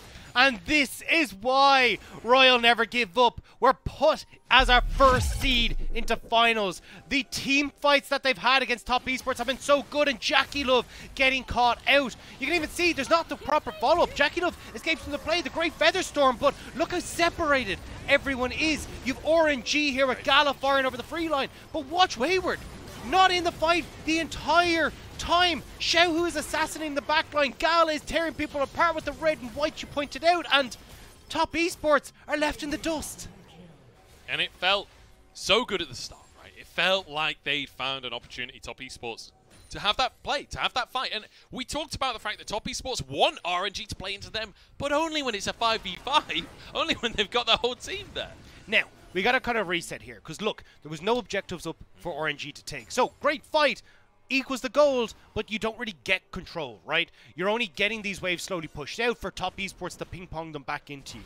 Now they've established vision control once more in this top side. Jungle on Top Esports side, because they're looking at this Baron in just under 2 minutes time. So you've still got to do this again as RNG, and this time around you can be sure that Top Esports are going to make sure Wayward can join into these fights. He'll have his flash, he'll have the ability to try and get into this equation. Same with Jackie Love, going to have that cleanse available, so it's going to make things even more difficult to try and catch him out. 14-17 on the scoreboard here, and as you say, gold almost dead even. It's 1,000 in favor of Top Esports, but realistically at this point in the game, that kind of gold difference just isn't going to matter. I'm looking at Gala's items though, because 3.5 right now just finishes that Infinity Edge, as I mentioned it as well. 4 items on both AD carries, but 4 items on Aphelios is not equal to 4 items on Xayah, right? Aphelios is going to be hitting way harder than this Xayah is, and honestly, weirdly enough, I feel like Knight is the guy to look at because he's got a full build. I mean, so does Xiaohu. Xiaohu's gone full build as well. Like, yeah, I mean, Knight, cool. It's really nice going for your classic, like, Clapio. Sunday morning... Clapio, yeah, your Sunday morning read of the Magi Soul Stealer. But realistically, Xiaohu is going to hit like a truck now that Void Staff has sealed the deal. So you have major carries on RNG side. Top Esports need to take them out fast. Ming moving forwards. He's going to be stunned up by Wayward as the rest of the team jumps in. Top Esports Oh my want God. the fight, but they're gone. They've already fallen. Gala still completely untouched. This was 3v4, and RNG still managed to win the fight. Flash forward from Gala, but it's not going to find anything. Or Gale Force, sorry, as Way tries to follow up the gap. Xiaohu finds some rockets, and RNG, they're untouchable in the late game. Top Esports, not even Mojo could save you. Or maybe I'm wrong, because Jackie finds an extra pick. At least it's one on the board for top, but it's a Baron spawning for RNG. No Mojo here for Top Esports as RNG crack them down. Baron has spawned, and Top Esports try to take that fight in the jungle where you're setting up perfectly for the front to back that RNG want. You don't get a flank for Wayward. Knight has no access to Gala, and he absolutely explodes Top Esports. This damage from Xiaohu as well is monstrous. When they're grouped up in a choke like that, one big rocket is enough to just wipe everybody off the face of the earth. And remember, RNG got that Drake earlier on. Well, that means this Cloud Drake is now their soul. And, you know, plenty of ultimates here that benefit massively from the Cloud Soul. I mean, look, Xiaohu's got the Rafflecopter, but it's only RNG that's happy. This replay, you see it here, right? You set up Wayward and Mark here.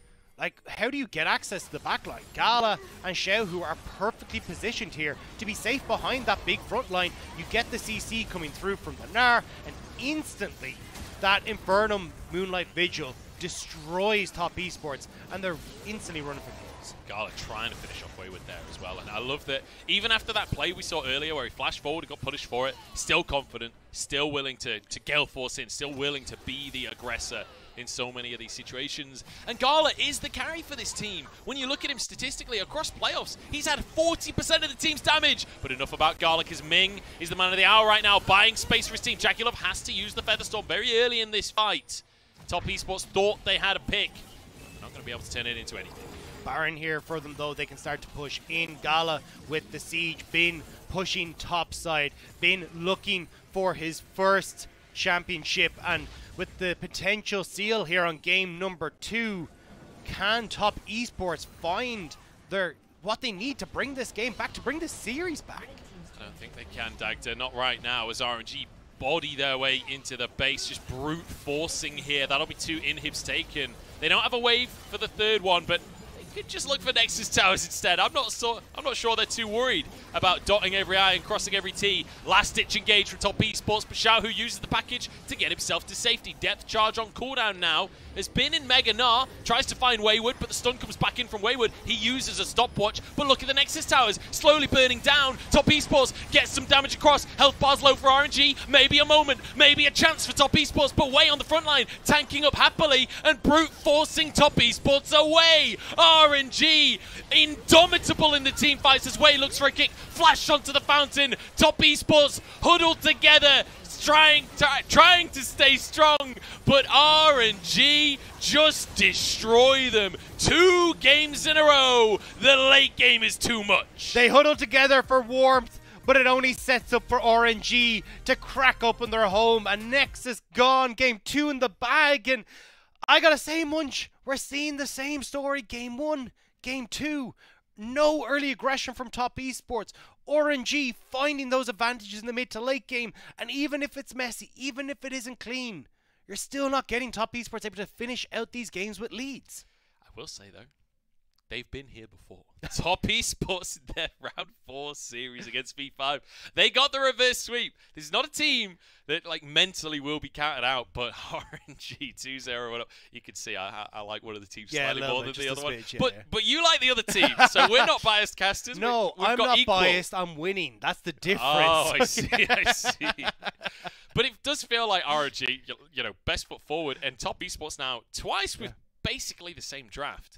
You got to change something up, surely, for Game 3. Yeah, I mean, look, I think this guy is going to go. I don't know why you're hamstringing Knight. I mean, every single fight, like the one fight where we got that big turnaround, yeah, Wayward with the great Aurelia flank, but it was also Knight getting that big flank on the Galio. If he has a damage dealer in that situation, that just opens up things so much more. It feels like every single time you're given easy counter pick for Xiaohu, where he picks the Corki here, scales into the mid game, or into the late game. You got the Vex in the last game that you had to ban away from top esports. Like, I feel like you're just trying to shove this square block into the round hole, and it's just not working. Yeah, doesn't feel good right now for top esports, but RNG looking great, especially when it comes to that late game. I will say top esports, at least in this one, almost won. Right up until they lost, they were winning, to quote Scara. Like, it looked so good for so long, but then it felt like they got to the base with the Baron, they were like, we can't actually step up to the towers. We can't actually break this base open and win the game. It doesn't feel like, and that's been the story for top esports for most of the playoffs, right? They get a big lead, and then they hit a roadblock. They can't quite push it further forward. And that's where RNG's had their number every time. Yeah, and I think that's why we're seeing these kind of drafts from RNG as well, right? Where it's like, hey, look, we'll take it easy in the early game. Not really too fussed about it, because once we can take these later game fights, once we can kind of match toe-to-toe with these later objectives, we know that top esports won't really be able to finish out the game. And you're seeing the major issues where every time we get to like 3rd Dragon, 4th Dragon, Barons, it's, you know, top esports, well, throwing a Baron here, honestly, in this game, but not really being very analytical or like strategic about how they want to try and approach the map versus just butting heads with people at the Dragons. You know, I take back what I said about the 80 carries. I said Gala's going to be doing way more damage to Jaculov. Apparently not. Pokes eye, I heard. Somehow managed to do a lot there, but Xiaohu still topping that damage. 2nd game in a row. This Corki looked fantastic during those clustered up team fights, but you can see how close this one was. Like, yes, RNG had a lot of control towards the later stages, but top esports had a lot of control for most of the game, and it feels like it was a little back and forth, as you can see in the goal graph, but realistically top esports had their foot in the accelerator most of the time. Yeah, but it just feels like, you know, what would have happened if Wayward wasn't 0-3 at the start of the game, right? Like, big fumble from him at the start, and look, he is a rookie, first time at a finals, but you're starting to see the cracks form for Wayward, right?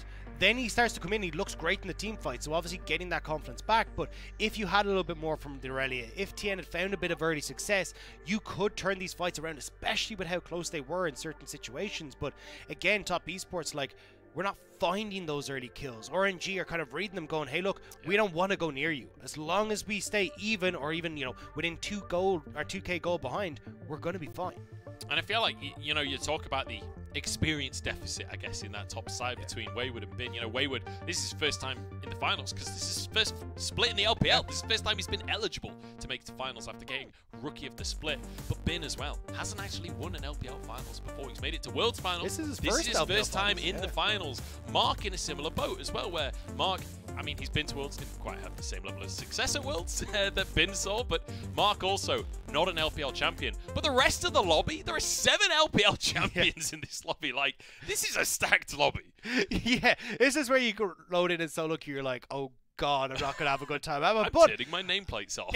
Yeah, but for RNG, I mean, it doesn't really matter, right? Like, again, they're kind of leaning into that veterancy in certain situations. Bin getting the advantage in the top side. You're seeing Xiaohu perfectly happy to go, yeah, if you want to take Galio, I'm going to be fine in mid. Yep. I'm going to carry late. And Gala as well, again, we talked about the confidence from this guy. Came back to bite him a little bit. When we got to those late game fights, it is Gala popping off once more. Yeah, beautiful stuff. Great package in the big turnaround fight as well from Xiaohu.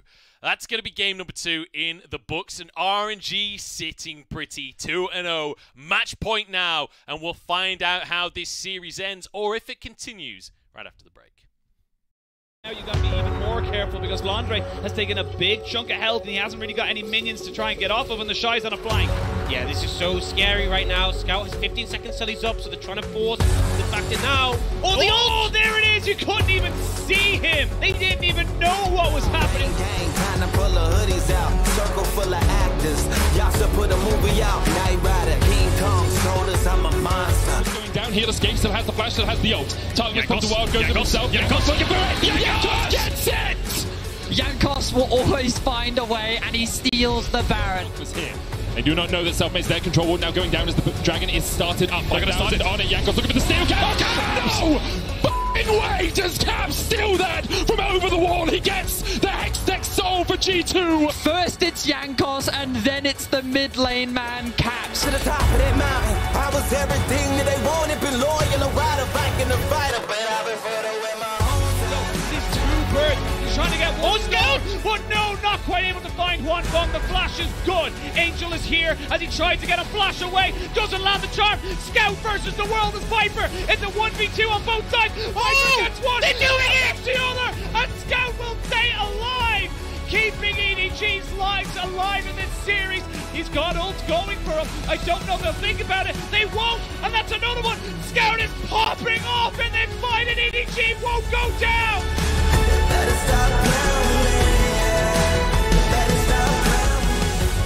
Os Reinos chegando, não veio com ninguém, ficou pra trás agora o Jojo, a pela lateral, o Gui vai saindo também, o Barão foi abandonado por enquanto, Matuta gastou, que belo ultimate! Do combo! Inflamatilha foi a caça!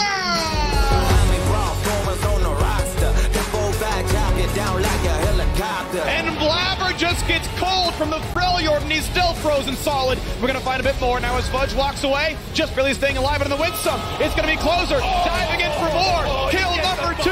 Kill number 3. 100 Thieves is walking over Cloud9.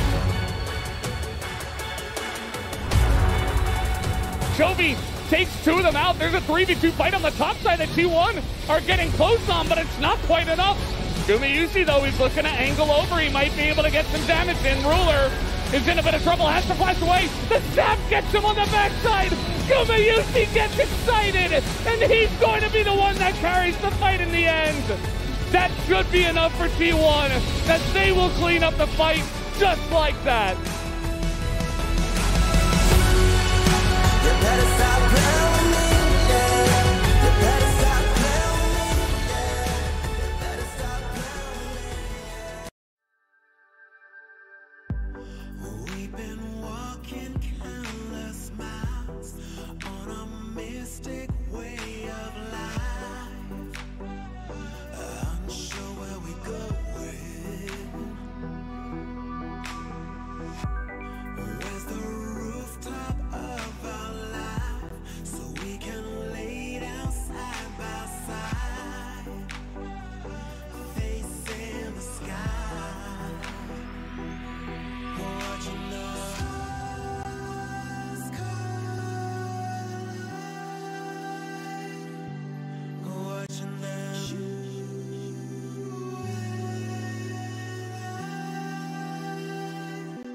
watching the stars collide, watching the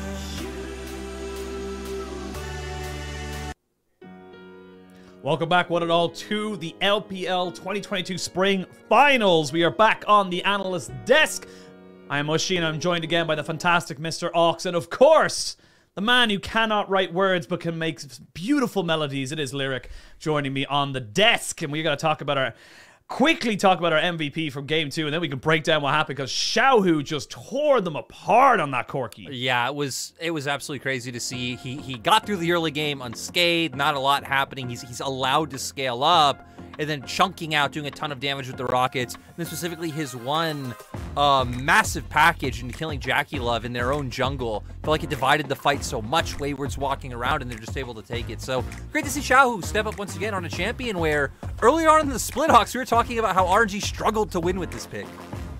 Yeah, but I mean, I feel like against top esports where you can feel confident going to the late stages as RNG, consistently they've shown that despite early leads from top esports, they're still fine to take it in the later stages. It's working again for them, right? There are definitely teams like, I think, V5 in my mind, who I think if you did fall behind early, it may become really problematic.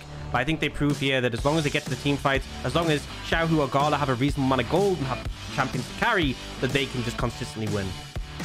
It does feel like it is going to be top esports got to change something. We will say they have opted to go on the blue side for the next game, which could be their final one in the finals. I don't think any of us were expecting it to be such a dominant setup here from RNG, but even though it's dominant in terms of the scoreline, Lyric, it hasn't been dominant in terms of the play right up until it hits about 30 minutes, as you can see on this minute mark. And then Top Esports just seems to not really fundamentally understand what their composition's good at and what it's also bad at. I'll be honest though, I feel like RNG came in with that plan. Like, I feel like RNG came in, they know they could default to more, I'd say, like, standard lane setups. Like okay, you have Narda, Aurelia, very volatile matchup. Aurelia gets ahead. She's going to stay ahead, but he feels fine in that matchup. Xiaohu going with these scaling picks. Gala, just so huge on the Aphelios. And then, you know, Wei and Ming just have to play kind of keep away and play peel and do their job. So RNG, I think, are factoring in Top Esports mistakes. They're playing well around the early game. And, you know, for TES, I wonder where you pivot now. I wonder if they, now on blue side, opt to pivot to maybe a bit more scaling, get Jackie Love on the Aphelios himself, and have more of a buffer in the late game, or if they're just going to keep trying to double down on the strength that they've had all playoffs. I feel like with the composition they've had, which has been very similar from both games, right? Pretty much like super similar drafts. Both of them were kind of relying on you finding flank angles, whether it's the Galio or the Aurelia. And we saw in those clips time and time again, they've just approached in such rough scenarios where, like, they're walking through a choke through the entire front line of RNG, where there's like a Meganar and a Leona who are playing Interrupt, and they just never get onto Gala. And that was a consistent issue in both games. The only time they really consistently got into Gala was when he flashed in that one team fight on the bot side. So I feel like for Top Esports, you know you can get a consistently daily game. Just pick a composition that is easy to execute on, right? You're being met with a front to back. Maybe take a front to back yourself, or have some different tools, because I think they're just struggling to conceptualize how they need to approach these team fights. And it means, despite the leads they're getting, they are just getting absolutely flawed. So for me, that's what needs to change, right? Make the team fight and make the compositions you pick there easy, because that's what you're just struggling on at the moment. Yeah, well, Top Esports will be moving over to the blue, so the Zeri ban should be freeing them up a little bit as well to try and maybe change something up. Do we expect massively drastic changes from RNG, or are they going to be happy to play a little bit more reactive, Vox? I feel like they'll play reactive and adapt to what Top Esports pick. Like, I think Top Esports have to change things up. That's why they go on blue side, right? Because, like, we've lost twice on red. We might as well do something different before out the series. And they'll just try and reapproach how they're battling RNG. And RNG, I feel like they're in a comfortable position, especially on red side, right? They can just adapt to what comes at them and just secure good lanes and a comfortable team fighting comp, and they should be golden unless Top Esports really shake things up. Yeah, and I feel like for RNG, like, we've already seen numerous looks. We've seen Bin playing the Gragas this playoffs, playing Peel, playing Keep Away himself. I mean, we know Ming can play, you know, the Leonas, the Nautiluses. He even has, like, the, I'd say, picks that are more accustomed to him, like the Karma he's more willing to pull out. The Rel is there available. So I feel like as RNG have a lot of options in terms of draft, so I expect to see them wait it out. I guess, like, I wonder if they're also going to prioritize the Galio as heavily as Top Esports has, but with how the series has gone so far, I definitely don't think you should as RNG. I think you should go in standard, you know, again, like, 80 carry, jungle, support your 1, 2, 3, kind of wait out your soul lanes unless TES show early, and trying to get Xiaohu and Gala in a good position once again. And it is a little bit of a dire straits as well for Top Esports. Like, we were talking just in the break about their blue side win percentage. Not exactly high. They've been very much relying on that red side for counterpick for Wayward and getting themselves those first 2 picks on the first rotation. So things are going to have to change. They're going to have to try and pull something out now if they want to try and make this one work. Yeah, 3 and 5 on blue side. Again, I think a lot of it is going to hinge on that Aphelios. I think they're going to get it in their hands. They're going to feel more comfortable once they get into the mid game, having Jackie Love on the aggression, but also having him on something that does scale. So going to be looking at Jackie Love if they go for it. Well, we'll have to wait and see. We're going to send it back over to our casters, Munchables, and Dagda. Take it away. Here we are, Munchels and Dagda once more. Daggles, I suppose. We're going to stick with it. Yeah.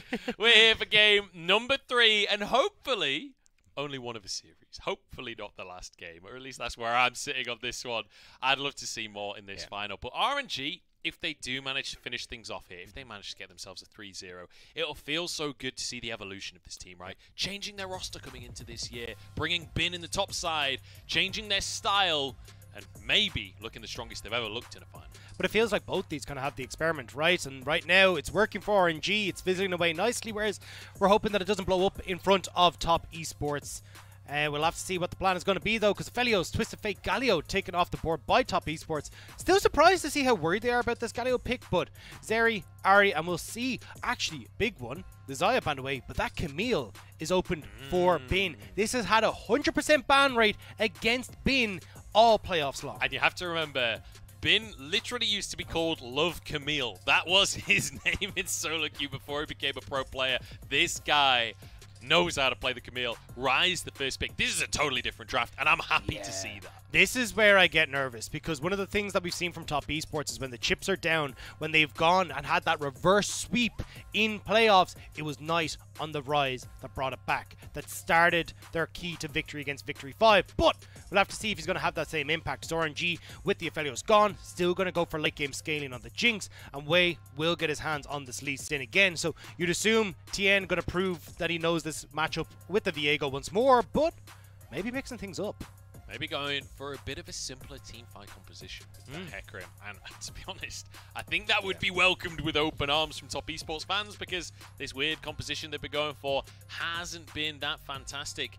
I'm a little curious where Jackie Love's going to go as well, with the AD carry pool pinch so hard. Oh, that's where he's going to go. The classic Jackie Love Draven. I mean, you had to say it. You had to ask, and Jackie Love answers. And now you've got the Nautilus paired with it. Jinx is going to have a nightmare if this depth charge hits, because she's not going to be able to get away.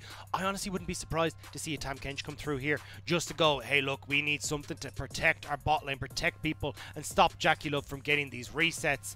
But we'll have to see if that's going to be the plan, as Xiaohu will actually look towards the Vex. I was about to say the LeBlanc is open if Xiaohu wants to go back towards it, but was happy with the performance in Game 1, wants to see if he can repeat it in Game 3. Yeah, so the Camille, crucially making it through this whole first part of the draft, but, you know, not necessarily wanting to just go for a blind pickup at the top side for RNG. And now these bans, Dagda, where you're expecting the teams to focus. You got no jungle for Tien. Viego off the board, Hecarim off the board, Volibear taken away. Like, you have opportunities now to really pinch this pool for Tien. And when you've got a Draven, honestly, I think you get rid of Volley, get rid of the Viego, get rid of, or actually maybe even the Jarvan. Just things that can, like, play aggressive in the early stages, facilitate this Draven to actually be a carry, and make sure you've got the advantageous matchup with the Lee Sin. Do you know what we've seen from Tien one time this split? Poppy jungle. He's against the Lee Sin. He's against the Vex. I'm just saying, it's an option. Okay, I'll stop being silly now. But the Volibear ban, you can expect another ban in the jungle. It is that Viego that you mentioned before. Irelia taken off the board by top esports. Wouldn't be surprised to see something maybe like a Jace taken away from Bin as well, or just that Camille ban. Yeah, I think either way, Bin is just going to be able to like wait for a counter pick here. You're going to go towards like the Leona or something for Ming here. Go towards the Tam Kench that we were talking about. Like, make sure you're able to actually have a good matchup in that bot side. And then I think you'll probably see, okay, there's the Camille ban, but the Jarvan I think will be the best answer here for top esports with the Volley and the Viego taken away. You don't win the 1v1, but just having the opportunity to like play to the opposite side of the map of Wei and like help set up Jackie Love on the bot side just seems like such a good plan. Does as RNG look towards their support role here to find the matchup up against Mark. And, you know, Leona versus Nautilus, this has been very standard in that bottom side for quite some time. Both of these players actually preferring the Nautilus side of this matchup if you look at their match history, but Leona Nautilus, it's here or there. Now over to Tien, what jungle do we go with? You need aggression. You need early game. This could work for Tien if he wants to, but I just feel like something like the Jarvan, the Rex side, these things that can spike hard around level 3, play in towards mid lane, play around your bot side of the map are going to be your best answer, because this is top esports going, look, we want to get the ball rolling. We need to get something going in these early stages, and the Hecarim is locked in, but that's not exactly going to kind of fit that role, and it's something that Tien hasn't really had the best of performances on over the course of playoffs. Now to Wayward for his blind pick up in this top side. And we've seen that RNG are happy to play towards that top side if they need to. So Wayward does need to be cautious. He's been dived a couple of times across this series already. And he's unsure where he wants to go, but it looks like Gnar has been the blind pick across this entire series, this time going into Wayward's hands. And we have seen Bin bring out things like the Akali in these situations for the counter pick. We've seen him go towards the likes of the Graves, the Jaces, the Trindamirs, if we want to as well, is available. Haven't seen the Trindamir from Bin this split, but definitely fits that kind of carry side lane pressure that Bin is like to play. So we'll have to see what Let's be honest, Bin can play Trindamir. Yeah. Even if he's not played in the LPL, like he's one of the best Camille players in the world. He can probably play Trindamir. Mechanically very hard, you know? Your stuff, you know? You do have to press Q at the right time. You have to occasionally press E. It's going to be a Gwen. So, you know, no scissors from the Camille. Different pair of scissors this time with Gwen up in the top side. But Gwen, in the right composition, can be monstrous. And I'd really like it against what top esports are going for, right? Because, look, it's going to have a little bit of a tough time in the matchup. Gnar can bully and push the lane, especially with the nerfs we saw to Gwen on the range. But when you get to the later fights, how do you really deal with this Gwen, right? Because you're looking and going, hey, Jackie Love doesn't want to approach her at all. Like, JackeyLove will get torn apart by this Gwen. Same when you look towards Knight. And suddenly, like, the combination that you have of, like, trying to have this strong front line to set up for Knight and the DPS from JackeyLove doesn't really work because Gwen gets to just sit in front of you in that hollowed mist and take away any sort of that threat. Yeah, it's going to be an interesting pick to see how it interacts in these fights. I will say, though, you mentioned JackeyLove. That's the pick I'm looking at. Yeah. JackeyLove bring the signature Draven. Top Esports are against the ropes in this one. They're 0-2 down in the series. They've been here before in this playoffs and managed to find the win. And JackeyLove digs deep and brings out his signature pick. I mean, it's destiny. I just want to see them play bot side. I want to see them get JackeyLove fed. I want to see him take over. But that's the thing. RNG know that's the game plan, right? You've got the Gnar on the top side. They're going to play weak side. You know all the resources from top are going to be going down towards that bottom lane. So I honestly think we're going to see Wei, especially in these early stages, try and burn like a flash on Knight in the mid lane, make sure Knight isn't able to be as proactive as you'd like, and then work with Xiaohu to keep JackeyLove in check. This is where that early game battle is really going to take shape, and it's one Top have been waiting. Well, we're headed into game number 3 of our spring LPL 2022 finals, and JackeyLove is on the Draven. We asked for a simpler composition from Top Esports. We absolutely have that. It's pretty much front to back, and you can see the trophy in the background, the brand new Silver Dragon that these teams are fighting for, and RNG in their eyes. That trophy belongs to them, and they're just a singular game away from taking it. And they've looked confident so far, playing for the late game, making sure that they can be the carries. And once more, we get the late game, and Mark, oh, he's going to be getting out of there. A bit of damage coming on through. Still has his flash available. Actually, to be fair to Mark, the cojones to hold on to his flash that entire time when you're 2-0 down in the finals. The man's got confidence. Look, he is Peter Marker. He is Spider-Man. He's able to get on out of there with that hook, and he's totally fine. Jesus. But I know that was a stretch. Was rough. But I do like the way we got the ward down on the red buff here for RNG, right? Because all they want to do is like, wait, make sure you're tracking TN, making sure that you're able to make these plays happen, and again, get the early control for RNG.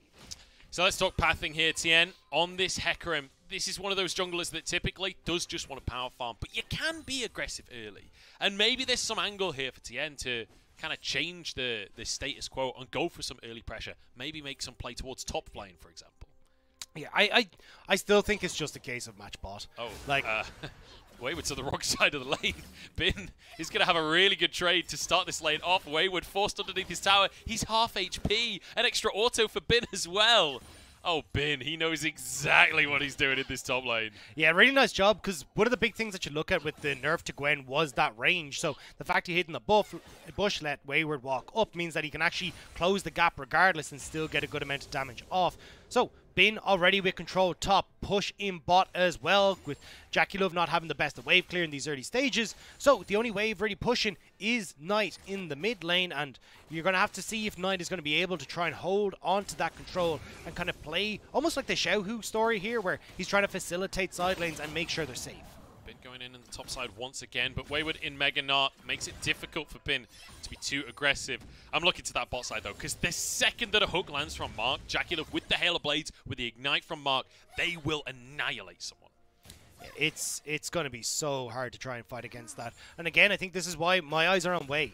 Like, we've set up pretty much all over playoffs that Wei hasn't had these strong early games. He's a player that's really lacked kind of the control that we saw, and I think part of that is maybe because of his rise to stardom very quickly coming off of E-Star, but now without that direction, he has to find himself. And can he find this play bot side, because Tien is here?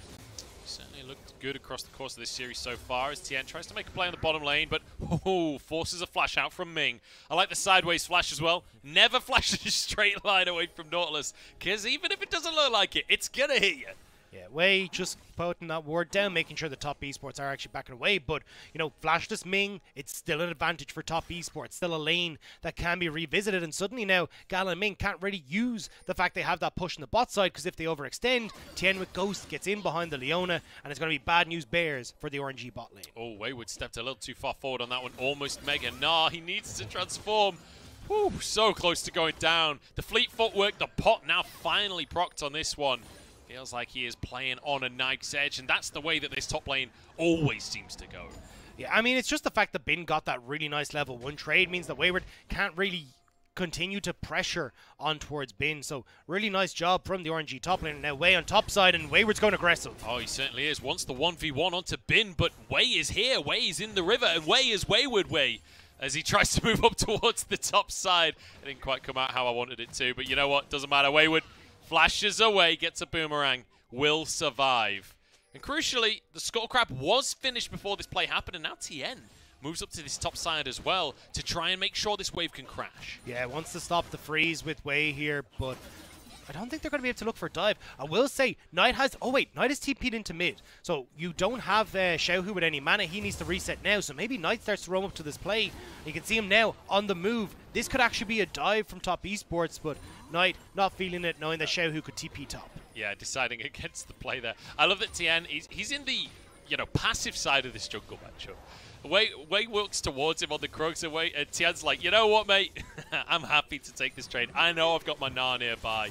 Now an all-in the bottom side as Ming goes for the Zenith Blade. CC onto Jackalope, but he cleanses the stun, returning fire. It's just Mark and Ming basically taking a bit of damage. Knight is here, though, still level 5, and that's why RNG kind of backing away. But nice job from Ming just to trade effectively there when the hook from Mark was down. The wave not in a great spot for RNG here. If Jackalope plays it very slowly, this will push towards Jackalope and Mark. It'll make it very difficult for the side of RNG to even farm. Right now, they're even. But if Top Esports play this lane right, they should find an advantage. Yeah, Way is running down here, though, and I imagine Xiaohu, after he shoves in mid, will start to lean towards the bot side as well. So I think you should have suitable control over the spot lane for the moment, and will allow Gal and Ming to collapse the wave. And that's exactly how RNG need to try and play this, right? Whenever your wave ends up in a dangerous situation like this, making sure you've got key support tools there. Cleanse was burnt on Jackalope, but I really don't think you want to try and go over-aggressive here, RNG, especially as Tien already on his way to the bot side, and you've got the opportunity for Knight to follow. Just trying to clear this wave. Tien moving over, and we've got a bit of a scrap in the river by the looks of things with Knight and Xiaohu right next to each other. I don't think they've actually gone for each other just yet, but checking each other, making sure neither can get the roam for free. Just a little cue out from Knight as he wants to go for the trade himself.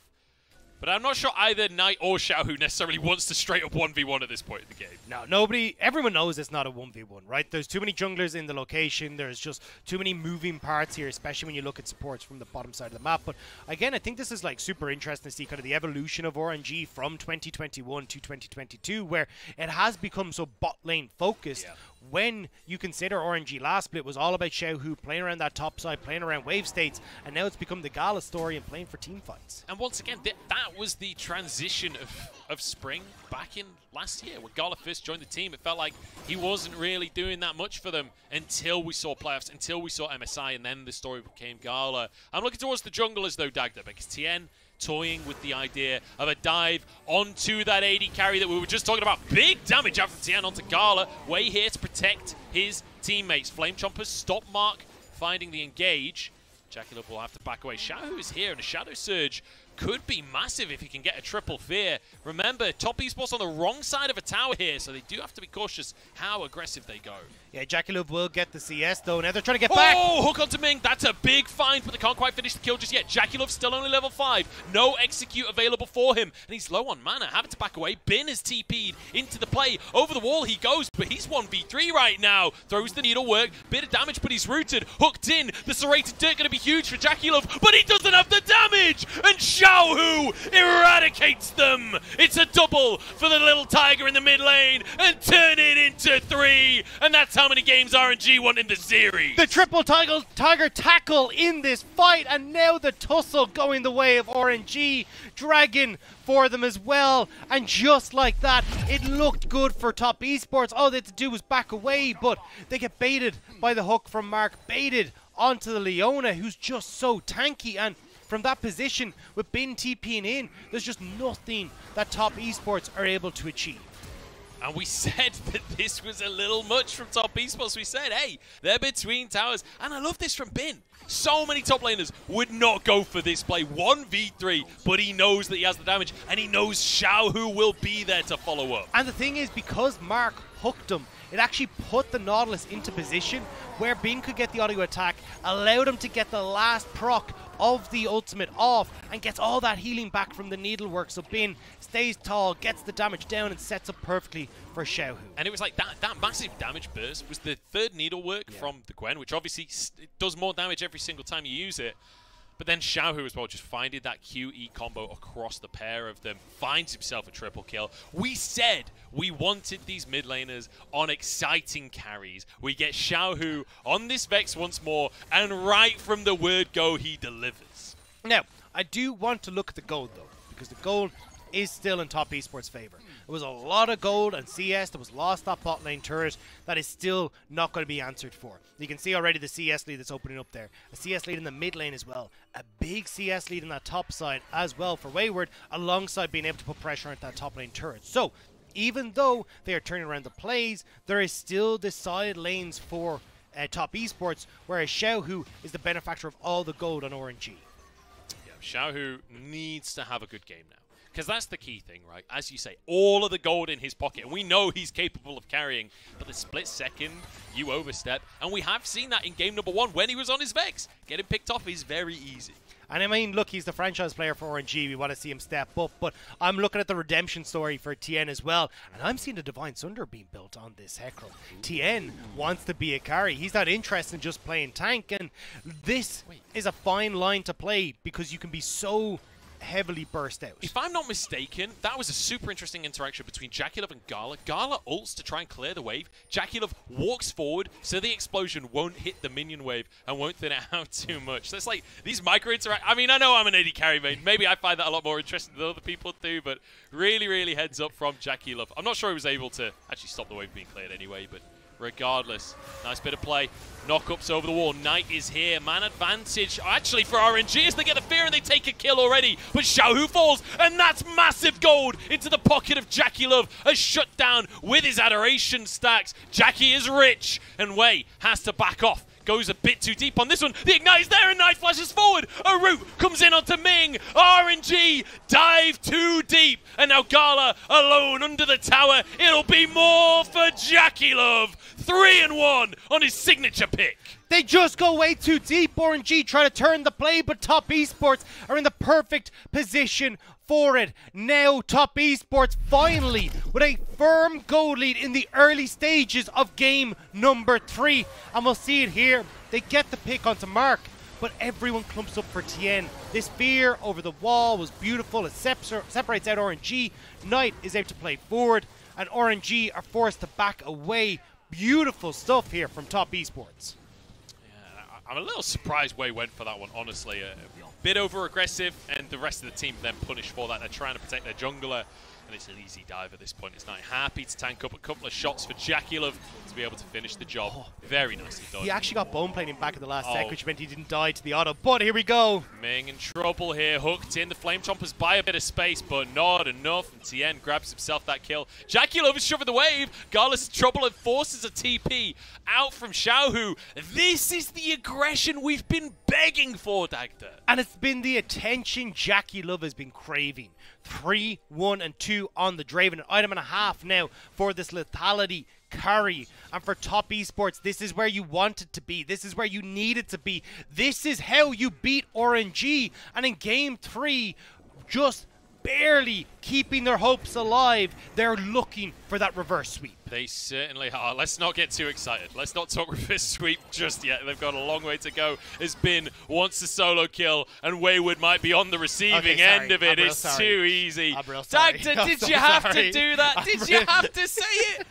I didn't mean to. I just got excited. It was like Top Esports are going to do the thing, but now they're not doing the thing. But Bin is doing the thing, and now we're on the Dragon thing. Once again, Bin finds a solo kill onto Wayward, right? 2 games in a row is an all-in on the bottom side. Mark finds a hook, finds the triple knockup. Tien is there. The blades across the whole team. Knight with the damage, and RNG find a rocket. They're too tanky. Top Esports didn't have enough to finish the kills, but Ming will be a consolation prize. Knight gets that one. It's a 1-for-1, but crucially, Tien went down with Dragon on the map. And you still can't try and go for this as Top Esports because you know there's that TP available for Bin as well. So they're going to back away. So Bin gets turret plates on top right as they're about to fade. You get the 1-for-1 trade, and Top Esports not quite able to make it happen. Now, still a 3,000 gold lead, but we need to see clean execution from Top Esports.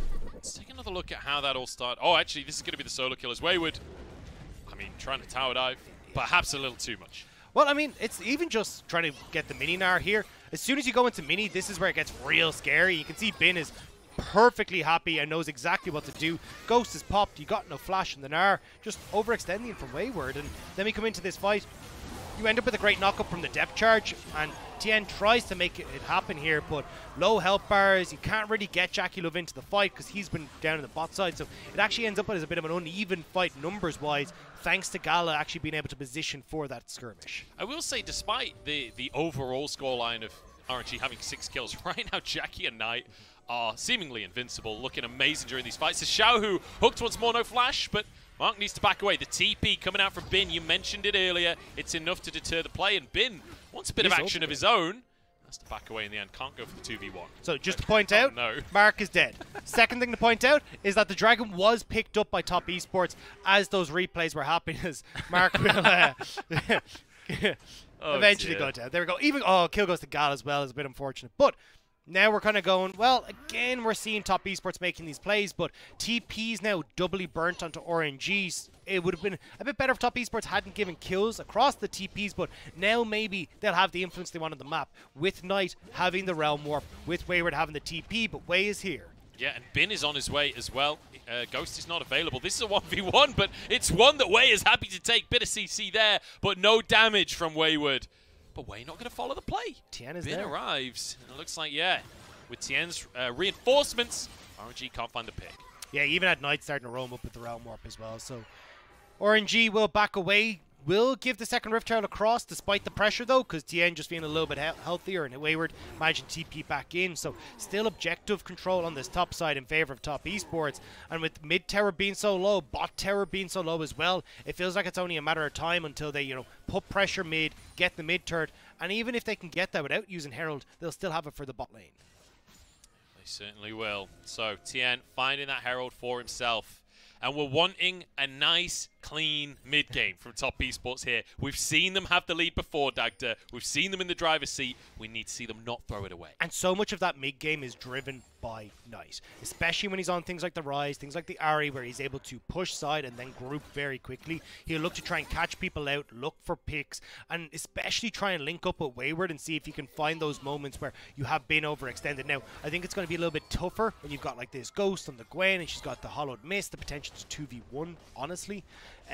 But I really want to see if Nike now can start to play towards these sides, especially as bot Terra goes down. You can group up with your AD carry and support from Mark. Oh, Mark's in trouble. Mark is in big trouble. Way trying to start this play off, but Jackie Love will be here to protect his support. The standard side will be big value here. Nox, none of them actually. Just missed. They decided not to commit. Xiaohu's been caught again. I feel like we keep on seeing Xiaohu knocked back, caught out in the side as the realm up to the bottom side. This is the mojo we've all been waiting for. Knight and Tien setting the play up with Jackie Love following from the backside of everything. Way goes in to buy space for his team, but Jackie Love cashes in those stacks once more. And this Draven is becoming a big, big problem for RNG. And we said it already, the driving force for the mid-game from Top Esports has been Knight for so long. He gets the pick onto Xiaohu, instantly Realm Warp spot, and now you're in a position where you get that tier 2. You honestly could get the charge on the inhibitor turret as well, but you're losing your mid turret as well, as RNG Top Esports have come alive in Game 3. It's beautiful to witness. Look at Jackie Here we Love's go. inventory. Just put a Hex Drinker and a Collector, but Tien is caught. Bin trying to buy space. Oh no, but he kind of fumbles the blast code. He ended up over the wall. Tien, no ulti available. Surely will go down here. Dodges the rocket though. At least he stops Gala getting the gold, but sticking around a little too long. Yeah, and it's just these sloppy mistakes from Top Esports that are letting RNG stay in this. Now, obviously, I'm not going to say they're massively in it. It is a 7,000 gold lead. Jackie Love is bloody bonkers after, as you say, buying the Collector and the Hex Drinker. It feels like he's going to take over fights, but you just need to make sure they're not fully giving moments to Top Esports, or to RNG. But this, beautiful from Top Esports. Great pick onto Xiaohu. Instant Realm Warp into the perfect position. This is why we wanted Knight on something like the Rise. This is what's been missing all series long for Top Esports. And it feels like Knight and Tien working so well as a 2v2, right? That's something that, honestly, I've not really felt has been that stellar for Top Esports. A lot of the time, that's sometimes the thing that's disjointed today, or at least in this game. It feels like finally we're seeing them working as a pairing, and it's beautiful to witness. And once again, Jackie Love, the benefactor of all of that. Once again, Jackie Love trying to get revenge on Bin. He got knocked out of Worlds by this guy, and now he wants to finally get himself a win on the board. And I have to say, like, for Top Esports, this is kind of going back to basics for them, right? Like we heard Lyric talk about on the desk, where he's saying, look, what we oftentimes see from Top Esports when we look at the V5 series was them having early aggression, but with scaling, right? This composition doesn't scale. And this feels like Top Esports are going, look, let's go back to basics. Let's go back to what we feel comfortable with. Hyper aggression. And RNG tried their damnedest to stop Top Esports from bursting through the door, but there was just not enough fortification. Top Esports threw themselves at RNG over and over and over, and now they're starting to get those advantages with towers dropping across the map. And when you've got so much control, it makes it easier for Top Esports to look for sideline plays, to look for Baron, for looking for vision for the Dragon as well, especially with that third one up in 5 minutes' time. And I will say, Dagda, as you're talking about like Top Esports going back to what's worked in the past, going back to the style that has found them wins, we have to talk about the fact that Top Esports, this has been a really turbulent split. The fact that they're in finals at all goes against what most people expected. They have had, what is it, like 9 people on their roster across the course of this split. At one point, they were 12th in the standings during week number 4. It has been a ridiculous turnaround with, you know, they brought in Zoom, couldn't work out in the top side. Qing Tian didn't really work out for them this split. Xiao Peng in the jungle didn't work out. We had Zhuo in the support role, didn't work out. Now they found their final form. And we'll have to see what their finals form is like, because thus far it doesn't feel as like we've seen Top Esports in this series until this game. And now RNG feeling the pinch, exploiting the fact that RNG's early game hasn't been the strongest. And now Top setting up on this in this jungle, looking to get vision, trying to see if they can bait RNG into face checking, and Ming will answer. He certainly will, but thankfully the Nautilus hook just pulls him against the wall, so he's safe. Keeps himself out of harm's way. But again, Top Esports, this is what they always do, right? Muscle into the jungle, try and buy themselves space. But Gala's gone too far forward. He's knocked up and immediately taken down. Shadow Surge, in comes Xiaohu. Can he find the fears? Can he find the damage? Bin in the middle of everyone. He has to carry the fight, but he flees over the wall, and Wayward is there to follow. Knight over the wall as well, and Bin trying to escape. Dashes back over. We're playing Ring Around the Roses, but Top Esports, they're the best at circles. Mark finds the pick onto Gala, and Top Esports now can turn over towards the Baron. TP in from Knight, and with that Top Esports, maybe the fans can start to believe. Maybe they could do it, but Bin is sitting on the wings, and this is very healthy. Tien, the health bar pretty low. God.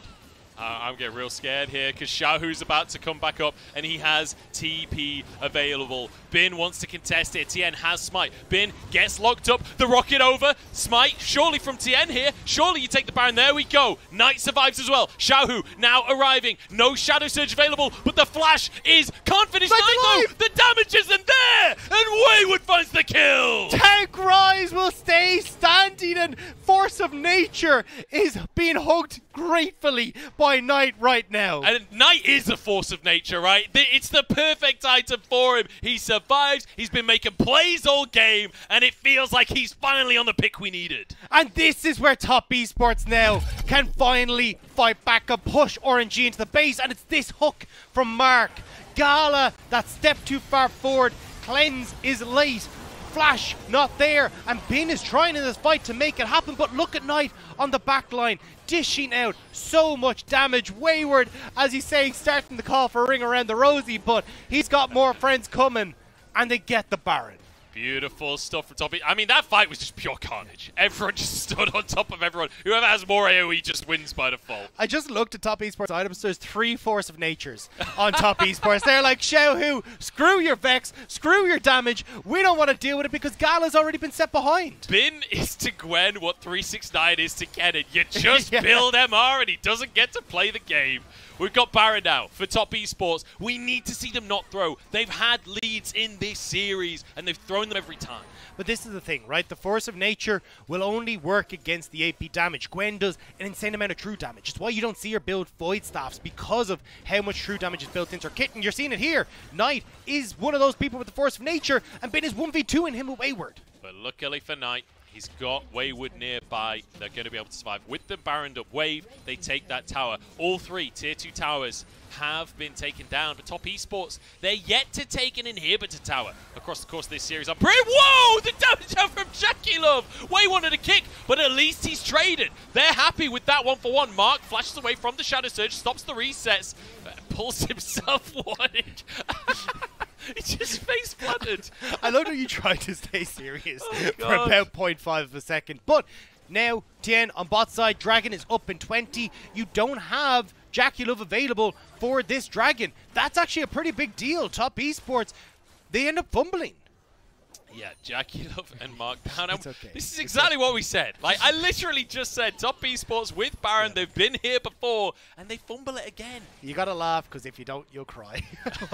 Mark, unfortunately, Why not not both? having the best Why not series. But Knight now, Xiaohu has no ultimate, so won't be able to close the distance. So Knight will just about manage to walk away. Everfrost to keep him safe. Tien is on the Dragon, so RNG trading this for that potential pick on tonight, for that potential gold bounty on the top turret. But top esports starting to move up into that area as we hop into the replay. And this was just really good. Great play from RNG to pick off Jackie Love again, who was separated from his team.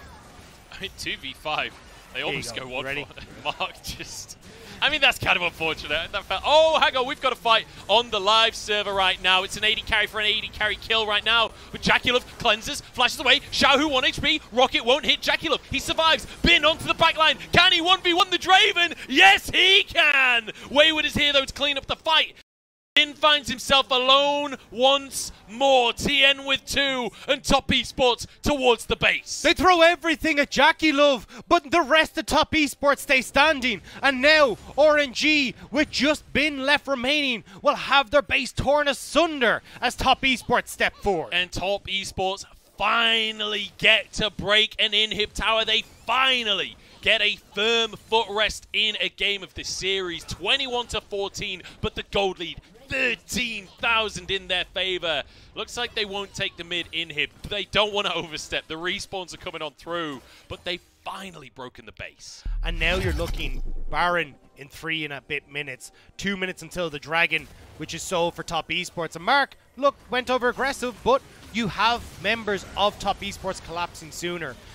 Jackie Love is a menace in these fights as well. The damage that is coming out from this Draven is absolutely insane.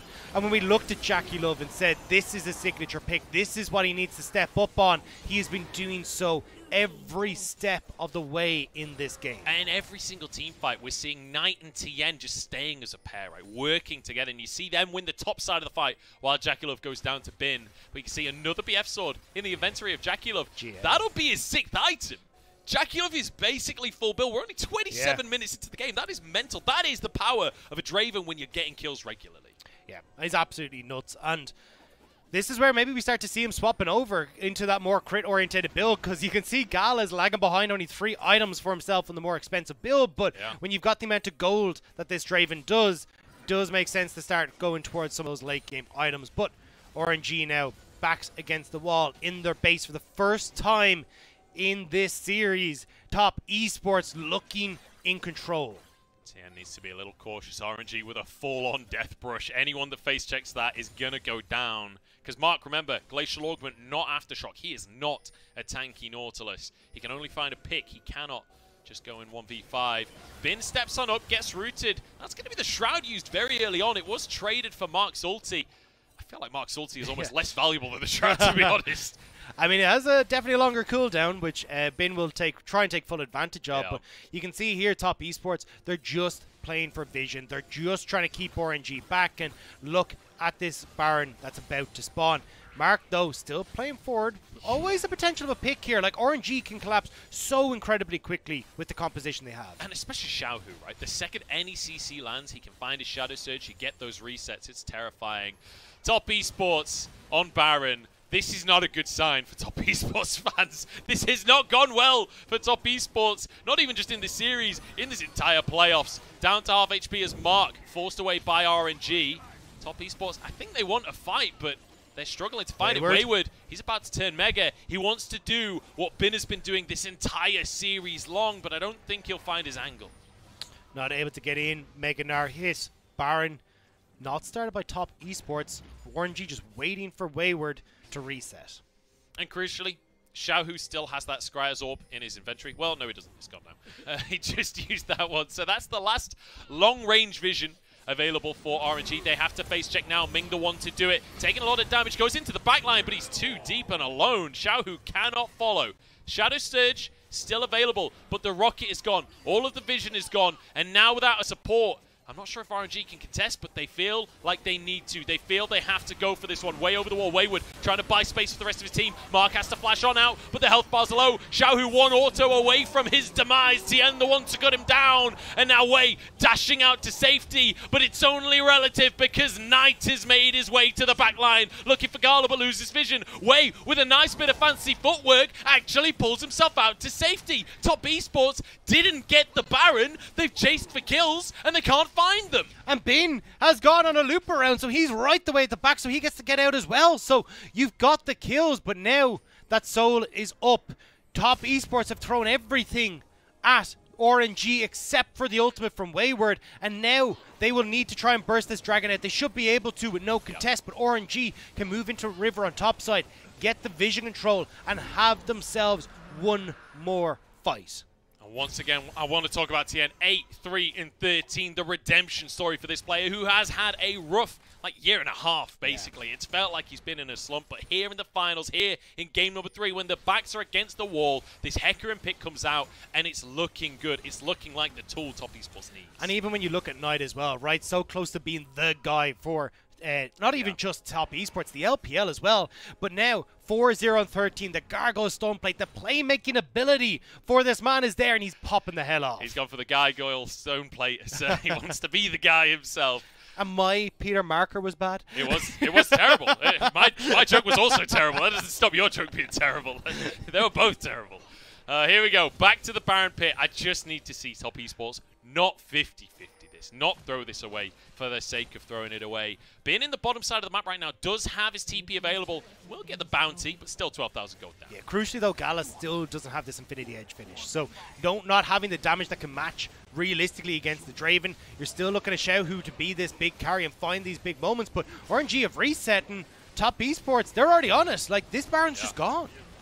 I guess RNG decided that this is not something that they could contest for, as the tower did go down in that bottom side as well. So Bin manages to get 2 towers off the back of this play. That's a lot of gold in Bin's pocket. Yeah. I'm curious if he'll finish a 4th item. Yeah, I think it'll be the Rabadon's completed now. So it's still such an expensive item, but I kind of like the thought process here from Bin, where it's like either you hold out long enough and this Rabadon's gets completed and you can win based off of the buy, or you're just not going to have the damage to carry these fights anyway. So Bin kind of realizing he needs to be the one to step up. Yeah. And Infinity Edge now for Gala as well. Infinity Edge for Gala. And crucially, these kinds of decisions, I think it's fine to make for RNG, because even if you disagree with the fundamental decision, they're 2-0 up. They can make a risky call of look, if they can't end now, then we'll win the game. Because they have leeway. They know that they're against the ropes in this game, but they still have the advantage in this series.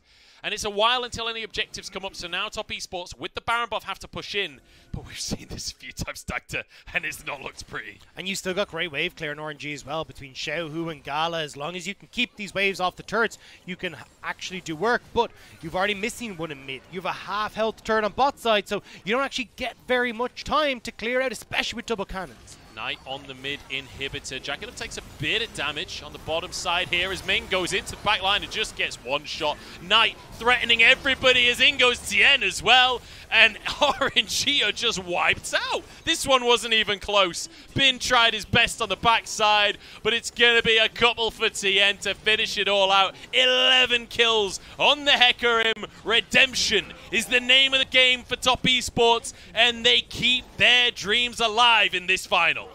and they all just abandoned ship. I was like, where are we going here, boys? I was like, all right, okay, we finished it off. But Top Esports, bring it back, push us to that game number 4. And this was what I've wanted to see from Top Esports all series long.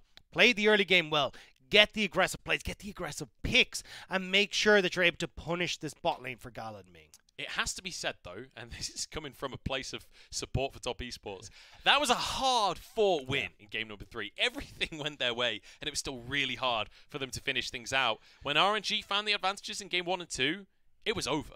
Yeah. Like, this does not feel like an equal win to the ones we saw from RNG. Maybe not game 1, but still a little bit shaky. But I do agree, right? Like, I think for Top Esports, this has been their big problem, is that their mid-games haven't been clean. People getting caught out, not being able to find the objectives that they want, feeling like they have to, like, hard-force neutral fights so then they can actually close out games. And at least in this case, it was kind of RNG going, hey, look, we're 99% certain we don't win these fights anyway, so let's go for 2 towers bot instead, which gave them the tools they needed to finish out the game. But it was hard-fought, and I think fair due to RNG to make it happen, but I think this still shows that it doesn't really matter, right? If Top Esports can get that much control in the early game, which I think is possible against the way RNG play, they can still do this. It feels like that was the way that Top Esports won in the series earlier on, right? They got the 1 win against RNG before. It was just through sheer early game domination, and this Draven pick, maybe that's the answer, right? You know, JackeyLove bringing out his signature when his back's against the wall, and it just looks fantastic. I love that he clearly still plays this in solo queue. Oh, yeah. This is still clearly just a favorite pick. We haven't seen it in professional from him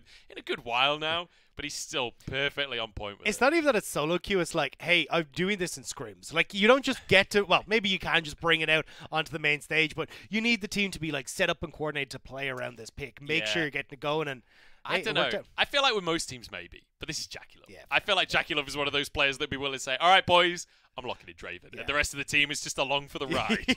And it was an amazing ride, right? Yeah. Even when you look at, like, TN going for the Divine Sunder build, not going towards the Chem Tank. He's like, look, I want to be a little bit more of a damage-oriented carry since he picked up those 2 kills in the early stages. JackeyLove took him a while to get rolling just because like they couldn't quite get the kills on him in the early stages, but once he did, like 6 items in no time at all, destroying Bin in that last team fight where you think the Gwen is going to stand a chance. Like, it just all started to come together for Top Esports, and I really want to see this build or this style again, right? Like, go back to having these aggressive picks, this opportunity to play the map when you're not stuck on something like the Galio. Yeah, feels like this pick was the answer as we head towards game number 4. JackeyLove topping that damage chart as you would expect. And I do just want to give an honourable mention to Bin in this game as well. Bin tried his damnedest. Like the early game from Bin and Xiaohu when they managed to get that double kill. A couple of moments where he looked really stellar, but not able to find the win. I would also say, like, yes, in the late game, or mid game, I'll say Bin and Xiaohu worked well together, but Xiaohu, you know, we saw him kind of getting caught out once or twice, trying to move down towards this bottom side, trying to see if he could support it, and that felt like the whole plan from RNG, right? Was like, just throw everything we can into protecting Gal on the bot side, and it still wasn't enough.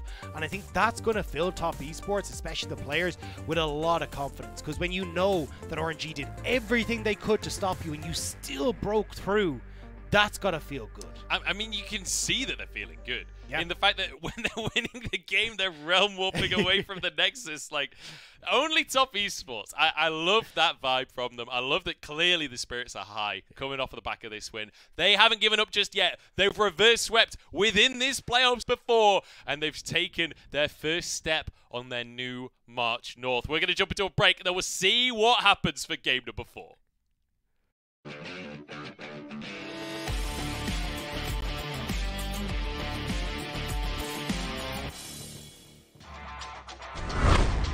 Of the Gale Force, but now you got to be even more careful because Flandre has taken a big chunk of health and he hasn't really got any minions to try and get off of, and the Shy's on a flank. Yeah, this is so scary right now. Scout has 15 seconds till he's up, so they're trying to force the fact that now... Oh, there it is! You couldn't even see him! They didn't even know what was happening. The Shy finds his mark, and that's 2 more kills over the Waybill. They are taking control.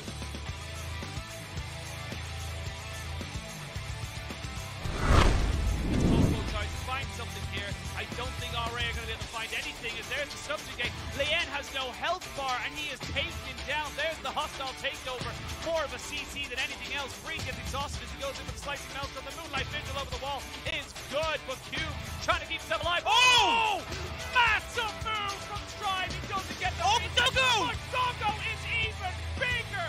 Strive almost had a hero play, but Doggo shall not be denied! Important to note, Scout has double stopwatch. He's got a Zonya's and a stopwatch in hand, so he's going to be able to use both in potentially this fight. As well, then takes a little bit of a chunk as the Shy and Angel go forward. They're trying to find Flandre, and they will be able to get him out. There's the Undying Rage coming out. Angel gets knocked up by the Dread Sign. They've killed off Angel, as you can see there. Scout has been the focus, but they can't take him out. They will take 2 kills as Viper goes in. Scout trying to make this one work. He goes golden. Remember, he'll have another one to go if he don't need it, but he does it right now because he's just doing the damage. He's just putting in the hurt, and Scout is keeping EDG in this. Hello, Tuan Fong. I'm JJ, and that's going to be sold. I need to see it because the fight's going down. Elder's still standing. Mako's dead. Clit's now dead as well. EDG jungler going golden, and JJ is going to get a world of surprise. He comes out, but Scout with the Emperor's Divide Glide in the back line sends him to Viper. That's express delivery. And Scout flushing away was so clutch. Elder on FPX's side though. Jello who's coming back in. No ulti. Care in front of the Elder. Scout does it. Everybody's dead except for Flandre.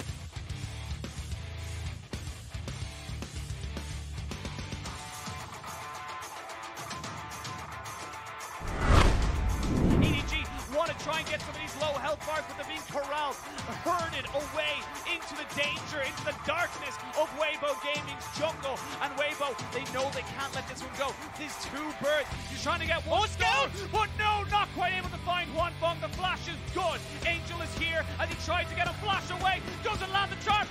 Scout versus the world of Viper. It's a 1v2 on both sides. Viper gets one. They're doing it! The other, and Scout will stay alive, keeping EDG's lives alive in this series. SOFM, he's got ult again. He's got ult going for him. I don't know if they'll think about it. They won't, and that's another one. Scout is popping off in this fight, and EDG won't go down.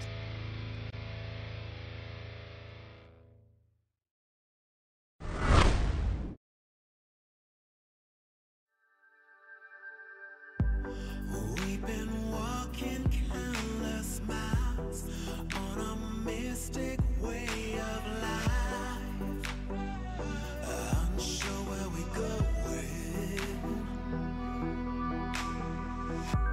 Where's the rooftop of our life so we can lay down side by side, facing the sky, watching the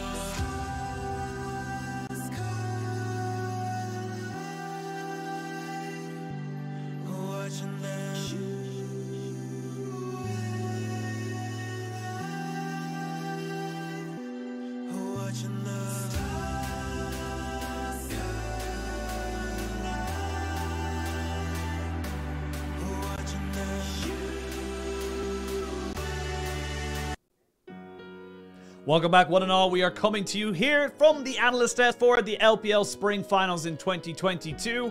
Still joined by the fantastic Lyric and Ox, and we got to talk about how Top Esports punch back in this Game 3. A little bit of a simpler comp, Ox. It's exactly what you wanted to see. Yeah, I mean, I feel like Tien on the Hecarim, and then he could be the one starting fights rather than playing the Viego, where you kind of had to sit back, wait till someone's low. And I feel like the confidence he had in this pick, he was just charging forwards. Even we saw that first initial skirmish where RNG were winning out, and then Chan just was able to clean up. And from then on, he had so much momentum. Yeah, I feel like Tien has just straight up looked better than Wei in this series, even despite the scoreline so far. In the first 15 minutes, Tien knows what to do in this game. It was all about snowballing that bot side. Great performances in team fights as well. Felt like he really held on to his onslaught of shadows until the key moments when he needed to. You had Knight on the rise, which felt absolutely huge in enabling this pick and enabling the jungler to do well. And I'll say I'm a bit surprised because, right, last year, both times in the final, it felt like Tien was one of the people who, you know, if you want to use choked or underperformed, just didn't show up on the day. So it's nice to see that we get into a high pressure situation once again, and maybe heck even be affected by the fact that teams are at home and is able to play extremely well here today. Yep, it really felt like he had the, as you said, the key moments like right here where he recognizes an opportunity to get the resets in for, or excuse me, the stacks off for Jackie Love, and to just like really stop a lot of what RNG were trying to do. And again, this was it was a longer one, but it was Top Esports kind of going from strength to strength. It never felt like they were out of control of this game, Ox. Yeah, I think a big aspect is the Draven actually went a long way because we already saw Top Esports in that game 2 with making bot lane the focal point. This kind of forced RNG to have to match them because they know if they leave the Draven unchecked and you just start to go for these 4-man dives with the Rise and he starts to get shut down, so he'll just become an absolute menace. We saw him even become a menace in this game. His damage was insane. Yeah, it was so nuts. You just like throw an auto at basically anyone, like even the tanky Gwen would just get absolutely decimated. And so they forced bot lane to be the focal point, right? And then we saw Wayward on the Gnar into the Gwen. Didn't actually even go that well, but it didn't really matter at the end of the day, right? The big focus was bot, and Knight and Shen were just stellar at setting that up. I mean, even here, right? He's 0-1. God, he just got his first assist, and they're 7,000 gold up. He's 0-1-0. So luckily for him, Top Esports played her on the opposite side of the map. It did work out. Wayward is still a rookie, right? Obviously getting solo killed by Bin. Bin trying his damnedest to do something in these fights. Had some really solid ones early on. I feel like Xiaohu, though, didn't really have the best time on the Vex this time around. And like I said, I feel like Wei early on this whole series hasn't really been finding the impact rate for RNG's wins. It's been a lot more about the mid-game. But it's nice that Top Esports kind of stuck to their guns in terms of having early prio, but having more, I'd say, kind of tools to work throughout. And I also like that they weren't just flipping Barons, per se. They were playing more to find picks in the enemy jungle, right? They weren't just starting it willy-nilly. They were waiting for RNG to come in, waiting for RNG to show themselves, and not just throwing the game out of control. Yeah. I feel like the Vex as well in this one, like, there were 3 Force of Natures on the enemy team. Yeah. Everyone on the front line was so bulky, you're never getting a reset of them. And then Jackie Love, if you somehow manage to get onto him, has Morph Mortius, has Cleanse, and kills you in 2 autos. So it was just, it was not a fun game for the Vex, I'll say, in this one. No, it wasn't. I will say there was good adaptations from Top Esports. It was a nice move away from what we saw in Game 1 and Game 2.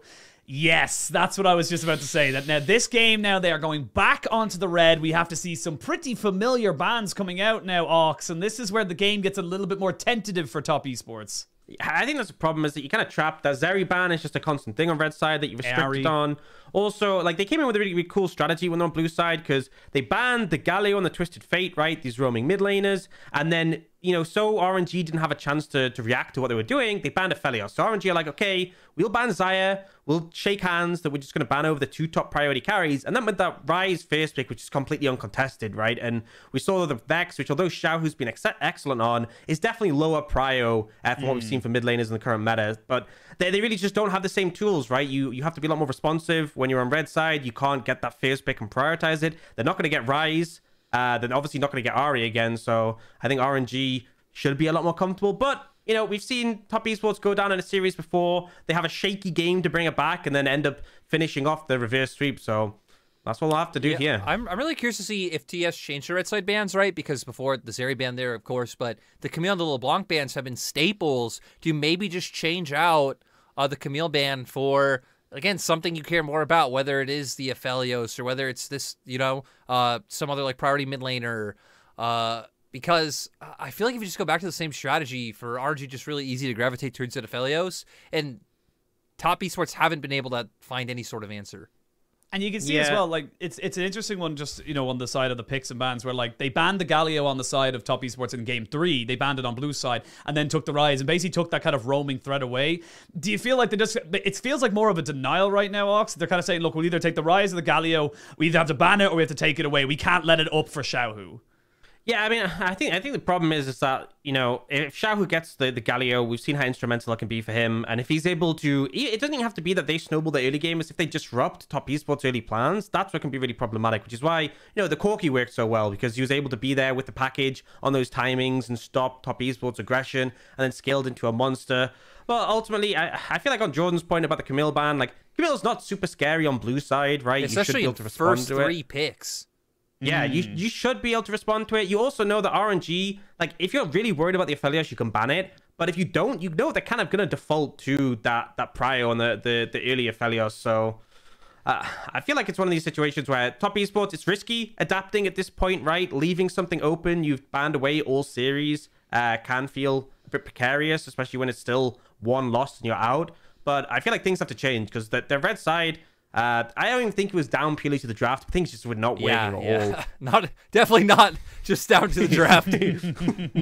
There was a couple of small moments of slightly misplayed, shall we say, as we want to be politically correct to certain teams. But it does again seem like we're coming back to what we talked about at the start of the day in terms of where these two teams are standing. A lot is relying on Knight and Xiaohu, and it feels like when either one is popping off, when either one is getting, you know, either good rotations like you mentioned, or just getting a good high priority mid laner lyric, it does feel like the team plays better. And I will say, little kind of caveat as well, Wayward's kind of getting his wrist slapped a little bit by Bin, but it doesn't seem to, as you mentioned there in the last game where he was zero. That doesn't matter. Exactly, that's what I was going to say. Like it doesn't seem to make any difference. It's even weirder considering that, again, Bin's had a bit of an underwhelming split, right? Like hasn't really shown up all too much like was expected for him to be the superstar carrying topside for RNG, replacing Xiaohu himself. But having a much better finals than what we've seen from him for most of the year. So, you know, maybe one of these guys can step up once again. RNG can get back to MSI and try to defend their title. We'll have to wait and see. We're going to jump into picks and bans. Again, RNG on blue, top esports on red. The Rise has been taken away alongside that Ari, and now Ox. Things start to get a bit different. Do top esports veer away? They absolutely do. There we go. There we go. They did it. So they ban away the Aphelios, right? It does mean that RNG have first choice if they want to take the Xayah, right? So I doubt top esports will throw 2 bans towards AD carries in this situation. But actually, we even see RNG consider about that Draven. And I kind of get it, right? Top esports have been making the focal point of the matchup, but RNG have agreed on this, right? Top lane, even though we saw, right, whether Wayward gets ahead like in game 1 or whether we see Bin get ahead, it doesn't matter, right? It's just left. So I think Draven really just meant that when the focal point was bot lane, top esports who have the early success really benefited from that. Yeah, now I'm curious to see what TS followed through with here, taking away the Galio. So things that jump to mind to me are still junglers, right? Both Lee Sin and Viego are left open. I would expect RNG to get to pick the litter with Aphelios gone. Xayah Prio is up, but we were talking about this before. I don't feel like we've seen either AD carry really excel on this pick. It is going to give RNG a strong mid-game spike with that lethality, though.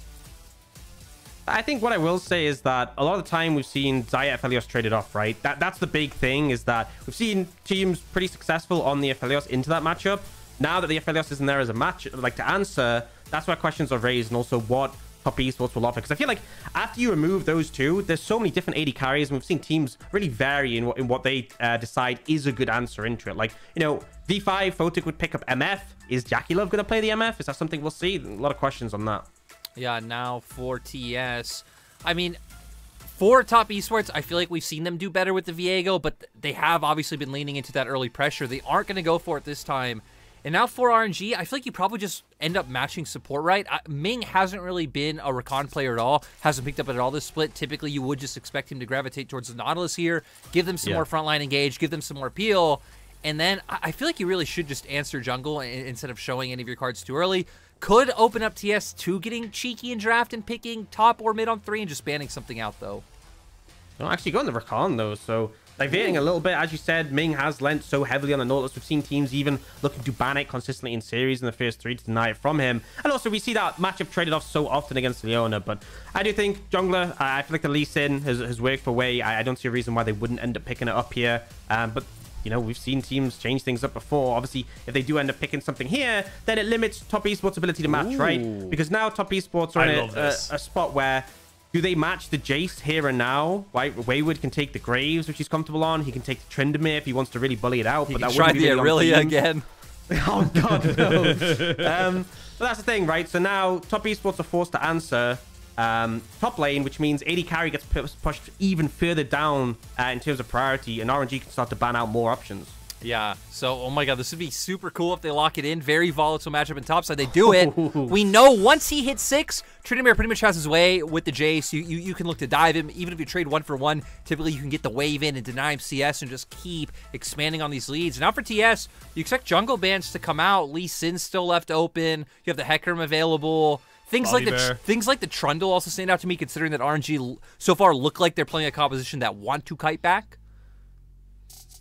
Yeah, I feel like here as well for RNG, like I was thinking 80 carry bans, right? Because it's been left open available, and they are putting the Ziggs. I'd actually be a bit more concerned about mid, because I feel like it's another situation where if Knight is able to get his presence moving up towards the top side, and as much as we've said it in the series, it's been very bot lane focused. If you have Tryndamere into Jace, and he gets to snowball that matchup, it is so doomed. So You know, we'll see if RNG end up throwing a ban towards Knight. Something that can possibly, you know, things like the Syndra that has the early prior, the early pressure. And for TES, I mean, Jinx still being the thing that pops up to me is still open, especially out of meta picks, because Jackie Love has only played 3 AD carries in playoffs. He's only played the Aphelios, the Xayah, and the Jinx so far, unless he has another pocket he wants to pull out. Obviously can't go towards the Draven this time around, so you can't look for that same level of bot lane domination. And as you hit on Ox, we haven't seen him pull out things like the Misfortune, which is what teams like V5 were doing. Yeah, we'll see what they opt to go for here. I feel like the Sylas ban kind of indicates maybe RNG go for the TF, which would make sense in some regard, right? The stun card very good at keeping things like the Trinity at bay. You stun card into Xayah route, it can really hinder him in team fights. And also, it's all the coverage, right, for your top lane. You pick this Jace, you have to accept already the matchup's going to be rough, and you need to do something about it. And Xiaohu definitely is someone who has picked the TF before and had success on it. So maybe that ends up coming out. And Top Esports opt to leave their mid pick to last just to make sure they see what's coming up. But, you know, with the limited jungle bans we saw in the second rotation, it was the Lee Sin and the Nocturne. It kind of just stands out for that Hecarim. And yeah, it is going to be the TF coming through. Yeah, and it'd be really spicy if Top Esports decided to follow up with the Vex. Match the roaming. I feel like Knight and Xiaohu have been the two best Vex players that we've had all split long. I mean, two very different identities so far, right? RNG able to play out through sides, able to set up these picks at level 6. Definitely wanting to play heavily towards that top side. But, man, if Wayward gets a lead, you will not be able to stop this Tryndamere. 100%. I will say one thing I'd be concerned about is you saw in game 1 and 2, Top Esports in the team fights were so reliant on like looking for flank angles. Yeah. I feel like the same is true here. If you run straight at this RNG composition, the feathers, the TF stun card, these things are going to make your life really hard, particularly when you have like a Tryndamere on your composition. I suppose the Vex is there to kind of bridge the gap a bit. But either way, I feel like, you know, even if they get an early lead, we've seen Top Esports struggle to accumulate leads in the sides. We've seen Top Esports in this series mess up the mid to late team fights. So I'm still a bit tentative, but I do like what they have here. It's going to come down to execution, as I feel like we've said this every single game. It's not just about the drafts. It's how they play in them. Yeah, we'll see if they're able to... or if RNG will be getting the 3-1. We're going to send it back to Munchables and Dagda to bring us through the game.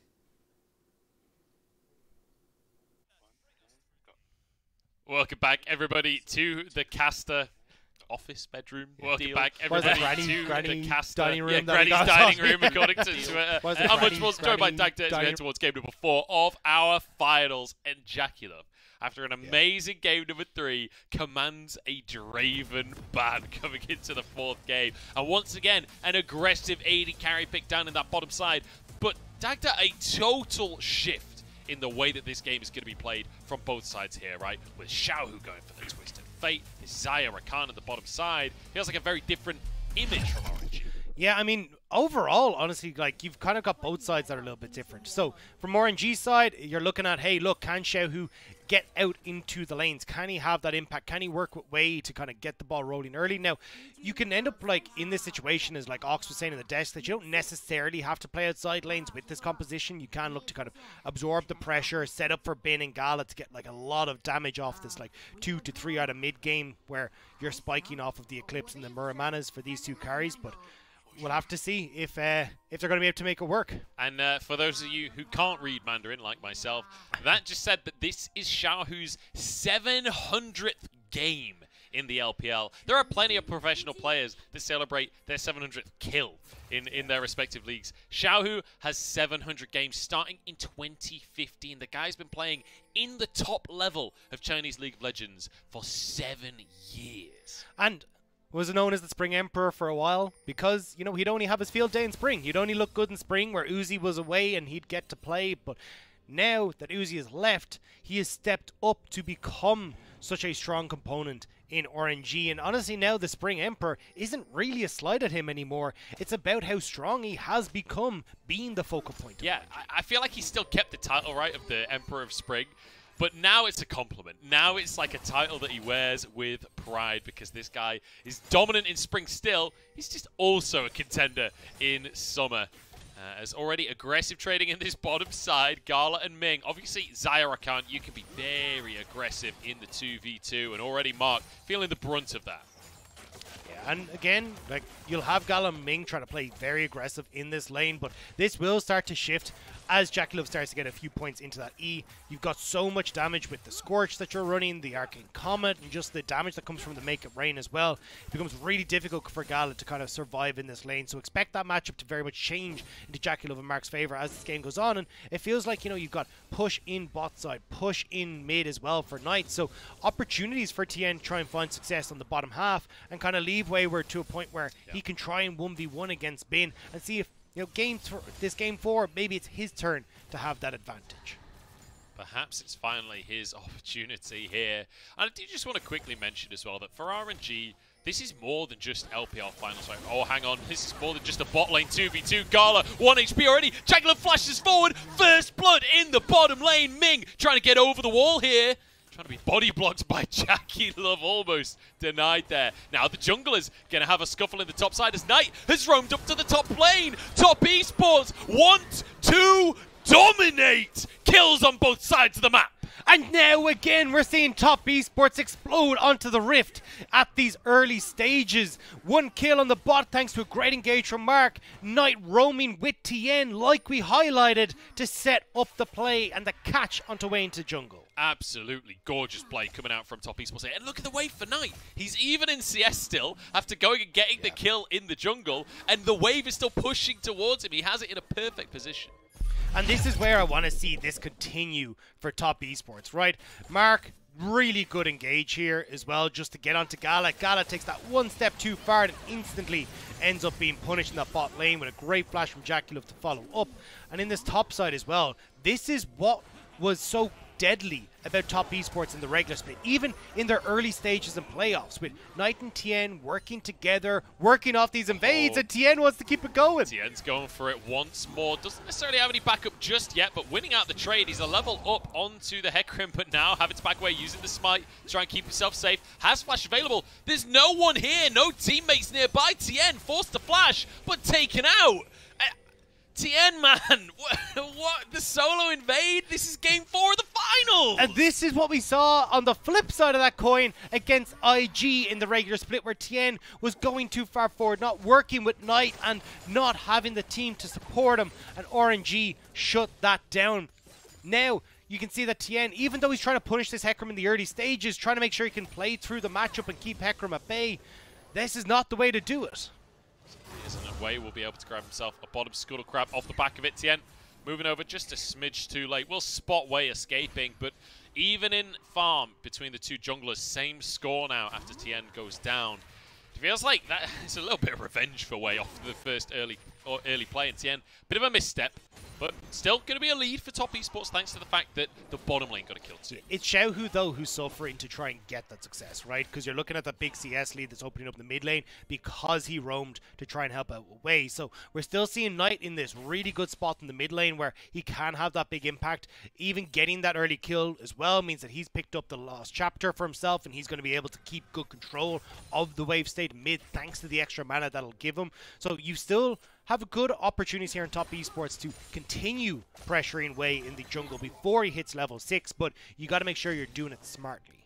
And it has to be said as well, when we look at the bottom lane difference that's happening right now, 15 CS in favor of JackeyLove, as well as obviously the kill that Mark got in his pocket.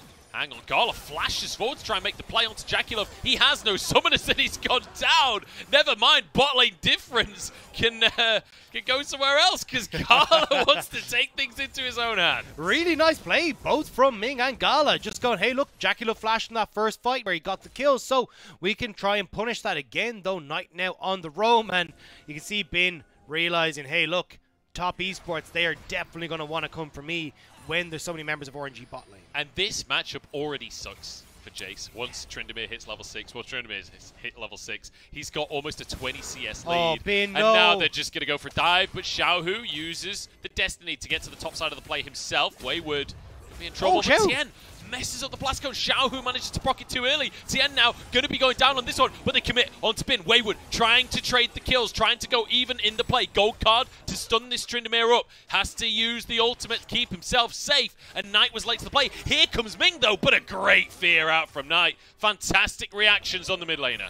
Bin though spots out Wayward on the top side, but isn't quite able to get the kill. But great roam from Xiaohu to shut that play down. And honestly, Xiaohu is going to get battered in this lane. But the fact that he's playing so well around the map, this is what we talk about Xiaohu protecting RNG in the early stages. And a little bit of a messy call here with both people flashing all over the place and not deciding who they wanted to go for. But Xiaohu getting that blast cone, buys space for Wei to get in here, and they will get that kill. The Spring Emperor himself, and it's not because of just mechanical play, it's because of how smart he is as a player. He wants to get back to MSI. He wants to reclaim his Spring Trophy, and then he wants to reclaim the International Spring Trophy too. Bin going to go ever so slightly wide on that Shock Blast. It's going to make this dive incredibly difficult. You can see the recall completed by Wei here, so Wayward will be able to finish that wave off. Oh, and we'll still have a big CS lead. JackeyLove just about dodging away from the knockup.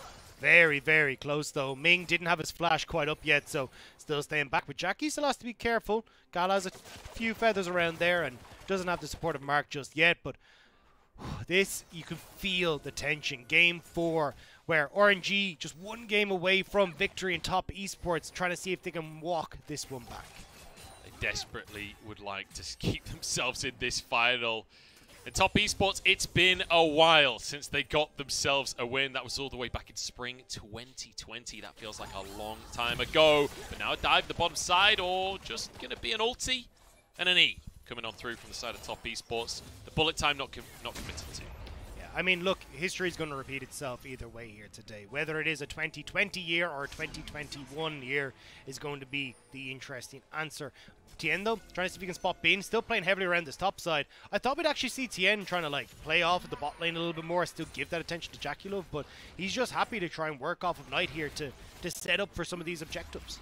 Here we go, Herald the call. Bin trying to get a bit of damage down. Not doing so well on the Shock Blast this game, has to be said, but we're still early doors, you know, not even finished tonight. So plenty of damage to be coming from that Jace later on. And been an accomplished Jace, but here we go. We're just going to try and commit to the fight. And in goes Knight as well. It's over before it ever began.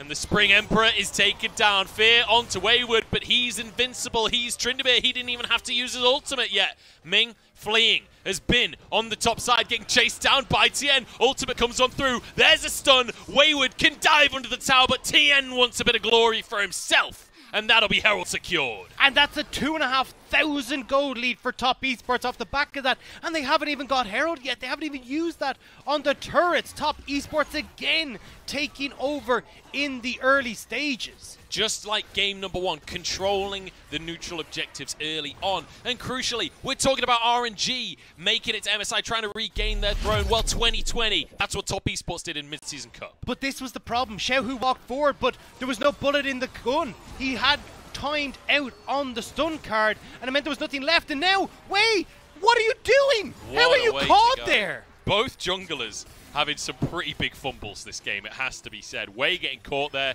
trying to go for a steal on the Herald, I guess. I mean, we didn't get to see the context because of the replay, but bit of a weird one. And Tien, obviously, with his early invade. So, strange game from our two junglers here. But it means Top Esports with a massive lead. Look at the gold difference. 4,000. And Tien wants to turn it into more. Wayward still has that ultimate available. Bin chasing away from the tower. Will be cut down as Tien manages to grab himself that kill. Has a Herald if he wants to use it. Wei arriving in the top side. It's going to be another plate going down for Wayward as Wei wants to go for a 2v1.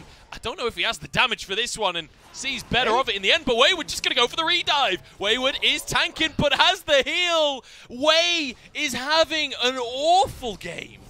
Yeah, things are not going the way of Wei in this one. And even when you look at that initial play, Xiaohu's TP getting cancelled into the top side by Knight's Fear as well, meant that Xiaohu couldn't even get to that top lane play. But yeah, Wei, this is kind of what we talked about earlier on. Like, Wei kind of got thrust into stardom, where he went like, hey, E-Star, first split, gets into playoffs. Yeah. Then you see him going to 16th in 2020 summer with E-Star. Suddenly joins Top Esports. He wins Spring 2021. He goes to MSI, wins MSI 2021. But the big game plan was very much focused around Xiaohu. It gave a definitive identity to Wei about having the support from Ming, having the support from Crying to make plays for Xiaohu topside. Now that we don't have that definitive game plan for Wei anymore, he's been struggling big time.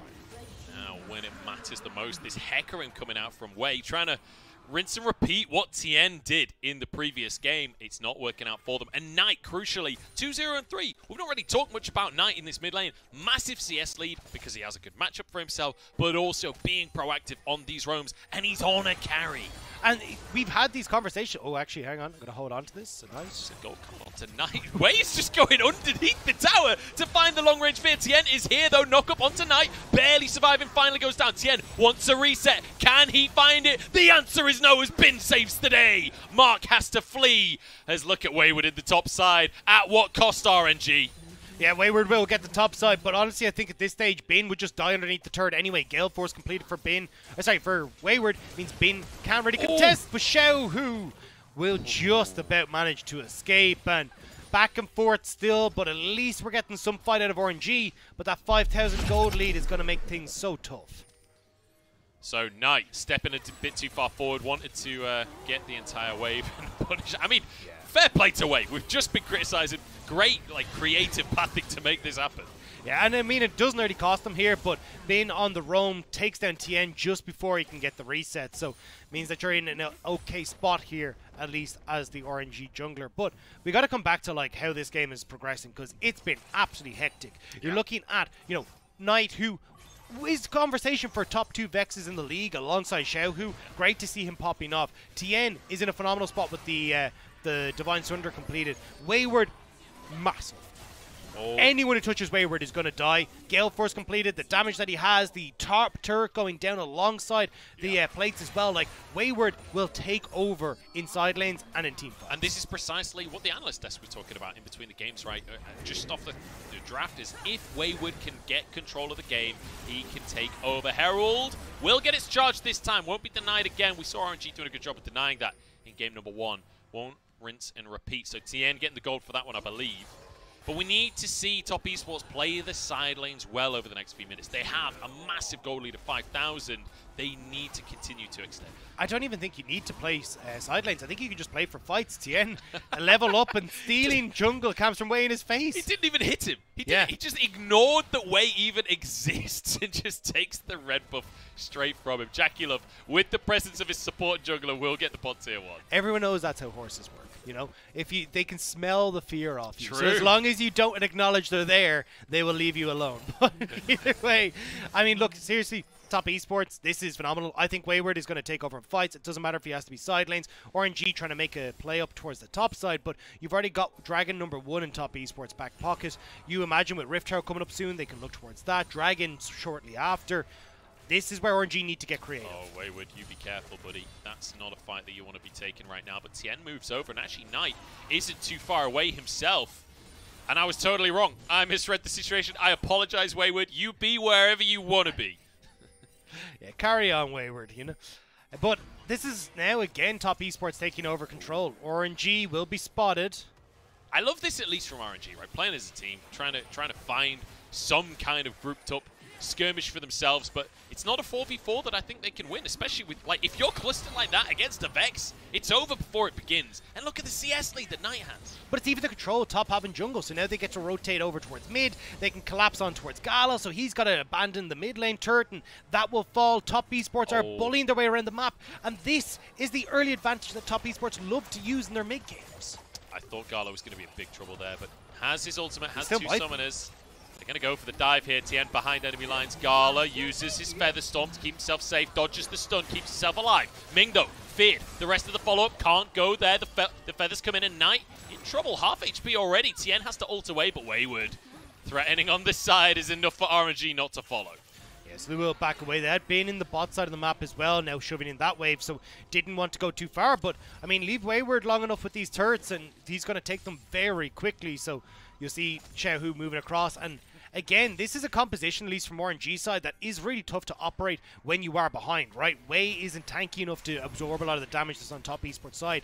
Bin can't contest side lanes against Wayward or Xiaohu. Wayward wanted to go for the dive onto Xiaohu there. Doesn't have to use his ultimate, has a red buff, has a bit of lifesteal, so he'll be fine to just clear that wave on up. Or I'm assuming he has Bloodline. I don't actually know if that's the case, but regardless, it'll be... Oh, Bin Flash is almost on the spot there, but dodges the Shadow Surge. Knight now could be in trouble as Wei is there. Destiny being proc the fear onto Knight as he flashed away, but now Wei, the one stunned up. The burst comes out from Knight, but a Shock Blast to finish the kill, and Ignite isn't enough on Wei. RNG find a pick. And that's the creativity that we needed to see come out from RNG, because as we said, they can't contest the side waves anymore. So you get the TP with the Destiny from Xiaohu to cover the distance onto Knight to get the pick on that big mid lane carry. And now RNG, in theory, should be able to have control over the Dragon. But, I mean, Bin and Wei had to reset, so we don't actually get it here. So close to this Shadow Surge hitting. Bin actually flashes over it. Yeah. Just about managing to escape, and Wei was in the vicinity, so it's all fine. And this is where we see like Destiny into the TP from the Twisted Fate just to close the gap onto Knight, and it ends up being a little bit messy because of how much damage Wei does take, so you can't actually go over towards the Dragon as RNG. Second Dragon top, and now an Ocean Soul potential for them as well. And I think the thing that RNG were afraid of in terms of that Dragon was Knight had TP. He was about to respawn, so it's like, if you commit to the Drake, how much do you lose if Knight finds a flank TP if they do have deep vision? And Top Esports have been doing a great job of getting deep vision throughout this series so far. And now you got to see, like, how do they continue to put that pressure forward? Because, again, I think that deep vision is the big point for them. Like, getting into the jungle, getting that control, stopping Xiaohu from looking for picks, preventing Bin from being able to push forward in these lanes, and honestly just enabling Wayward to punish the fact that he has these two items very quickly completed. Even going with the Navori Quick Blades, like, you know that at least with this build, Wayward is going to try and move to fights a lot because you want that E uptime as often as possible with the Navori Quick Blade. And Dagda, I'm kind of just grinning ear to ear watching this game because this is the kind of fun League of Legends that I love to watch. But also, this is a final between two organizations that we've never seen in the final before. We've seen RNG win this matchup in playoffs 4 times in the last 4 years. Top Esports have never beaten RNG in playoffs in the last 4 years. And it feels like Top Esports now trying to answer back. Maybe they found the answer as they try and break open the base. This has been their biggest struggle for the entire series, and they just do it in one fell swoop with the Herald. And you say it, I mean, what a time for Top Esports to change history, to rewrite their story against RNG, where going 2-0 down, but getting 1 game back, now in control of game 2. We got to see if they can start to continue working around these neutral objectives, especially the fact that Wayward has this open top side. It makes it a lot easier for Dragons. Certainly does, but a TP coming out from Knight here to answer Xiaohu. Going to look for the Shadow Surge. Doesn't look like it for the time being. Xiaohu will be able to just Destiny out. Gets a gold card onto JackeyLove, but Cleanse keeps JackeyLove safe. So, all things considered, a neutral play. And I just want to mention something. You talked about the fact that RNG went 2-0 up this series. Well, Dagda, in our top 4, the team that wins game number 1 of the series has lost every single time. RNG started this series 2-0. That means they won the first game. And if playoffs has told us anything, that means Top Esports are looking pretty. Man, if we get a third reverse sweep in our playoffs, that is actually going to be nuts. And honestly, it feels like Top Esports have found their groove, and momentum is a big thing when you look at these series. And when Top have come in and decimated RNG early game, game 4, now again, this is where it gets scary. And do you want to know the cherry on top for Top Esports? The 2 teams that they would have reverse swept are the 1st and 2nd seed from the split, RNG and V5. That would be a story and a half. But we're getting a bit ahead of ourselves here, Dagda. It ain't at that point just yet. Top Esports with a big advantage, 6,000 gold, and pressuring for more in the current moment. As Knight trying to get a bit of damage onto Gala, has to back away. But Wayward pressuring in the side lane. This is what we wanted, right? Good side lane play from Top Esports. I just want to see a bit more of the vision kind of being set up there for Wayward. At least you can see managing to get some control on the spot side means he gets to shove in, but it's more through manpower than vision control, right? And Bin is responding on this top side, and you're actually getting the trade up from RNG in this position, even TPing out, so he's going to be safe. So you get the play, you also get that bounty gold as well. And what was, you know, a 5,000 gold lead, now starting to go to 3.5. I mean, this is where Top Esports, we talk about them not being comfortable kind of trying to play these side lanes, playing for not objectives. This is where we're starting to see it. But 45 seconds until Ocean Soul. 2 item spike now for JackeyLove, but that is mirrored on the opposite side for Bin and Gala. This is where RNG are at their strongest, but it's also a very terrifying Top Esports. Yeah, and you know, there is an item advantage for Xiaohu in that mid lane, but realistically, he goes for the cheaper items and also less individually impactful items, right? The rapid fire cannon doesn't exactly give you a big damage spike. Also, Knight has to build Dark Seal, so by default, he's, you know, 450 gold behind. So, we have to see how this one's going to pan out. RNG in position already, though.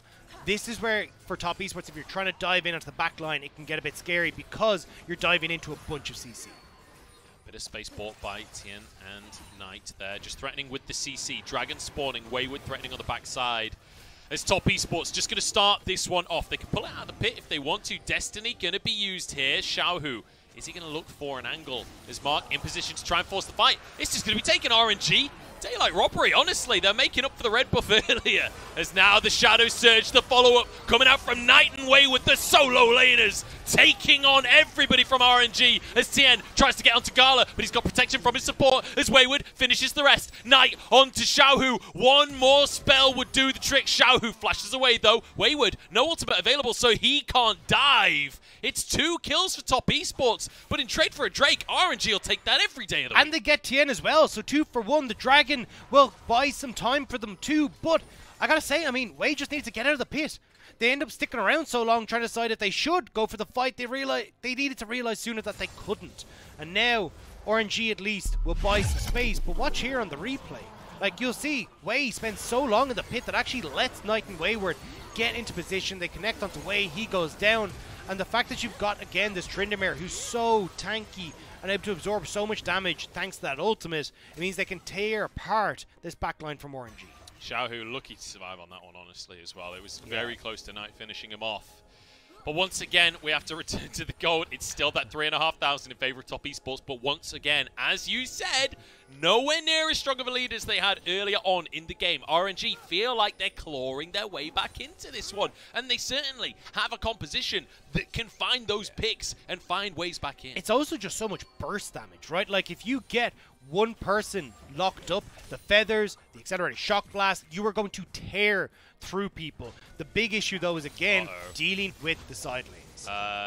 You might not be able to dive Xiaohu, but if you just kill the tower first, Xiaohu doesn't stand much of a chance. Wayward, you absolute beast. But Jagular's caught on the top side of the fight instead. Ming trying to finish him off, but there isn't any follow-up, and Bin gets blown apart. Ming now realizes he's up the creek and he ain't got no paddle. The follow-through from Knight as well. Turns Golden to dodge the feathers from Gala, and that's going to be the bottom inhib. That's going to be the base blown open. Do you hear it, Munch?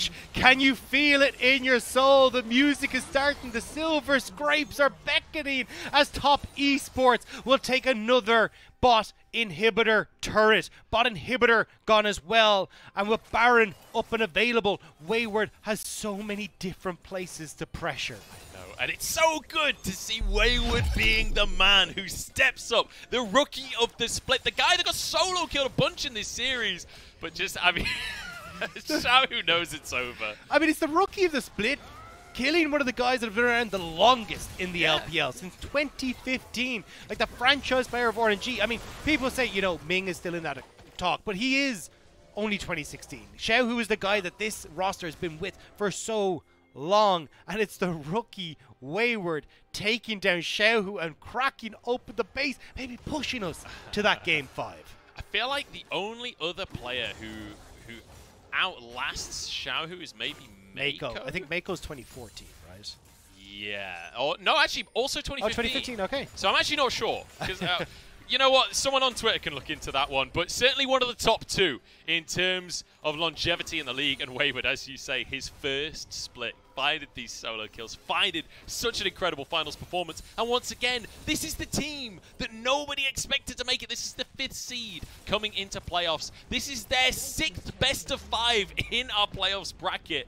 And top esports managed to make it happen. But Bin consistently being a thorn in this. I mean, they are one best of 5 away from playing the maximum that you could have in our playoffs.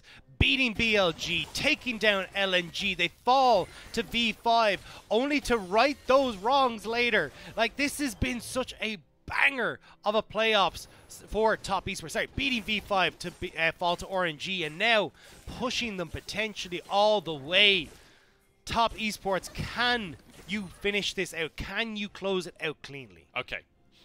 let's stop gushing for a second, because the game isn't over just yet, right? I like gushing. I do as well, especially when Top Esports are 5k gold ahead. But Drake coming up in 40 seconds, Dagda. Baron is on the map. What's the next port of call for Top Esports? How do they actually push us to that game fight? So I think the big thing here is, like, Top Esports, you just go for Dragon, right? You clearly have the stronger team fight at this stage, so trying to force these objectives where you can lean into that team fight is going to be a lot better. The big thing you have to be aware of, though, is, like, because Xiaohu's pushing in a side lane, if you try to answer that push, suddenly more members of RNG show up. But it looks like Top Esports kind of doing the right thing here, pushing RNG right the way back into their base, so you don't really get a chance to contest. Wayward ain't just pushing, he's going for the fight in their base as the TP being channeled. Ming wants to punish as well. Knight with a good fear. Wayward will be the sacrifice, but Xiaohu, he wants to find Knight as well. The fear comes on through. Knight's in trouble, won't have the shield, and he falls. Both solo laners found out by RNG. The Inquisition has found them wanting, and now Top Esports, at least they'll get the Drake. But RNG, they're heading towards the Baron. Yeah, they're going straight for the Baron. They know that the vision for Top Esports is all on this bottom side, so they're just going to run towards the top objective and hope they can catch out Top Esports. 20 seconds until Knight can TP in. There is a ward there. RNG know it, but they're starting up the Baron. RNG have their moment. Just 3,000 gold between the two teams here, and it's a 3 versus 5. Jackie Love has to have the bullet time of his life here if there's any hope of Top Esports winning a fight in this situation. The Baron down to 6,000. Bullet time comes on through. Wei falls! It's so huge. No smite now as TN jumps Here comes into the Knight! pit, but he's too early. TP coming through from Knight. Wei finds the smite, finds the Baron, and Top Esports turn it back around. Wei falls to Jackie Love's feet, and Knight manages to stand proud above RNG. Mark is keeping them from the base. Jackie Love is going for the end. The minions are already there. They're going to try and finish the game here. Supers on the Nexus. Jackie Love just running underneath the mid lane tower. Knight has to stop the recalls, flashing forward to make it happen. He doesn't even stop the recalls. He stops their lives. Knight denies everything as Jackie Love looking for the mid lane inhibitor. I feel like you could just end the game here as he pushes finally this bottom wave in. Respawn come through for Wei. Ming also still alive on the map, trying to get back to the base, but the rest of Top Esports are here. And Dagda, I can hear it in the distance. The music of the mojo, the silver scrapes is about to blare as Top Esports will push us to 5 games, 2 more hits on the Nexus, and that's gonna be that. We're going to 5. 2 more hits on the Nexus, 1 more game in this best of 5, and Top Esports have found their groove. Top Esports have found the way they want to play, and RNG twice in a row have been routed. They need to find a way to deal with this Top Esports early game. I'm kind of in disbelief, but ultimately that sequence of play that won the game for Top Esports was RNG's play. Yep. They make the play on the bottom side, they transition it into a Baron, but Top Esports more than willing to 50-50 a Baron. We've seen it time and time again. But that was the thing, right? It was the solo laners that went down. So you couldn't actually fully commit to the Baron because you're like, hey, look, we have to try and hold on to the smite to make sure we can fight against TN. Way super low. They're just playing with time here on Top Esports until Knight comes up, Wei takes more damage, and Jackie Love getting that kill sealed the deal for RNG. And it felt like Xiaohu had been wanted to threaten Jackie Love, but the rest of the team playing around him, making sure he could position in the back of the Baron pit, get that bullet time across the team. And I mean, Tien was stuck in his stopwatch there. I didn't think he was going to come out in time to get the smite there. I think he smited, but on like 60 HP or something. Yeah, it was super close, and that's what it comes down to, right? Is like, again, kind of the split calls from RNG, where some people are going wrapping around the back, others aren't falling back. They kind of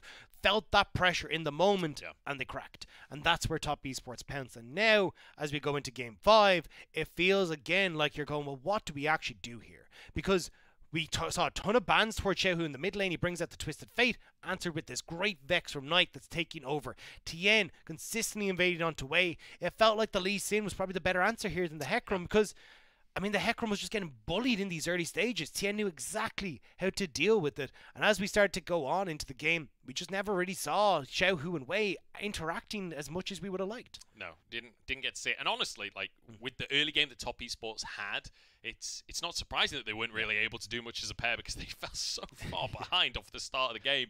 And once again, we see one of these two mid laners on a more supportive pick, and once again, it doesn't feel like the team quite has the tools to finish the job. We need to see. I mean, look, let's just remove bans for Game 5. Let's just see Knight on Ari and Xiaohu on the block. 5. Yeah, let's do it. Z versus Z. Let's see some classics. I just want to see carry versus carry between Xiaohu and Knight. That feels like really the core of this series. And that's it. I think we haven't really seen the core of these two teams really fight up against each other, right?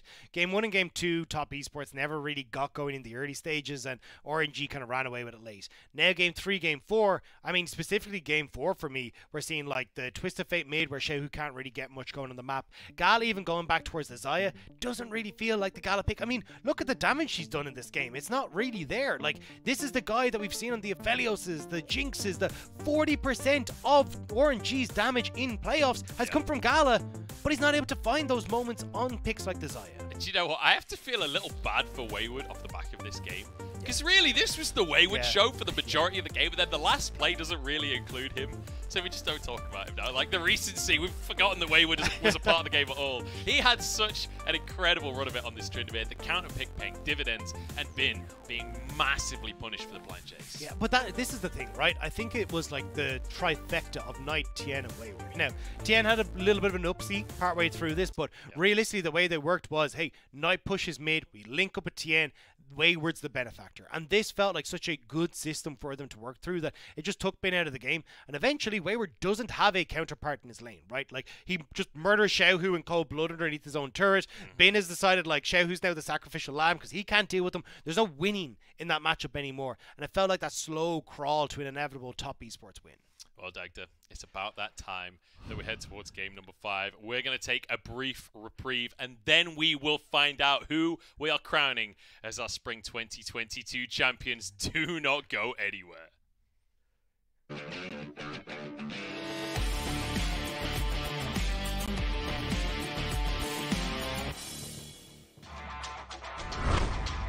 We talk about LPL. Stop myself here. Realmore going to be coming in, folks, to get a little bit of a trouble. He flashes right on top of the predicted entrance, and that's going to be a nice pickup there for Top Esports, finally making something work. Jackie Love doing Jackie Love thing. Hang on a minute, folks. We'll talk about that in a second.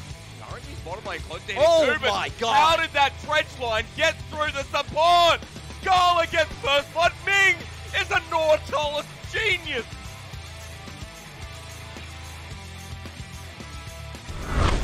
With the bounties is huge right there, and honestly, with Rookie here, they might just try and turn this one, but no, Rich will be killed. They will get themselves a TP out from Wayward.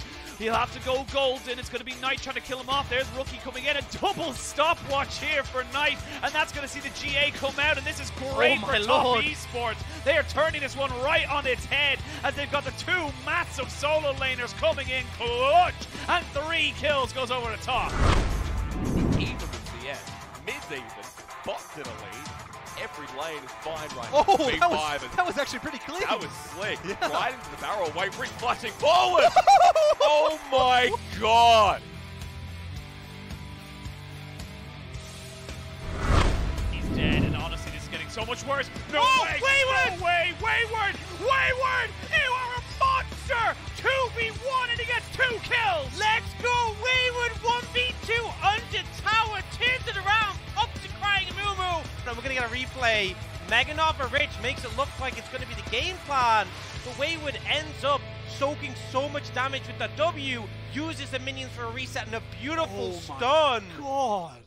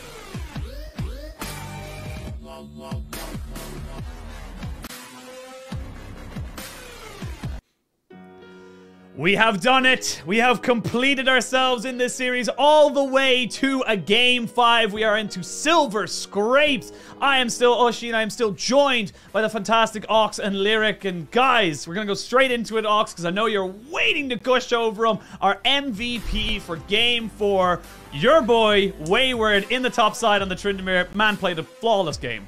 Dude, hell yeah, man. He had the Aurelia games, which are a little, uncomfortable, but like it's a rookie in his first finals. Maybe they just put him on the, a bit more stable picks. No, picks the Tryndamere into the Jason, just absolutely runs over the game. What an absolute beast, man. So much respect for Wayward in this one. And ultimately, the game plan for Top Esports worked. I feel like their gambit has been with the Draven, with the Tryndamere, have these very volatile lanes that can snowball so heavily and then just pour everything into them and make them work. And then it just becomes to the point where RNG cannot manage it. Man, even Wayward's patience in the one play where he held his flash, where RNG covered the dive, like, my God. This man is made of steel, able to hold it down. Just great to see overall their game plan, right? Knight on the Vex felt a lot more impactful than Xiao. Xiao did a pretty decent job at covering early, but still Knight able to find these windows. And Top Esports overall, not only setting Bin behind, but going into Way's jungle, kind of mind-controlling way to run it down a little bit in the early stages. RNG almost came back. They found some picks. They played around sides decently, but they just weren't able to hold it together. And I think it comes down to, as well, like, kind of creature comforts as well. I think Dagda mentioned it as well just at the end of the cast.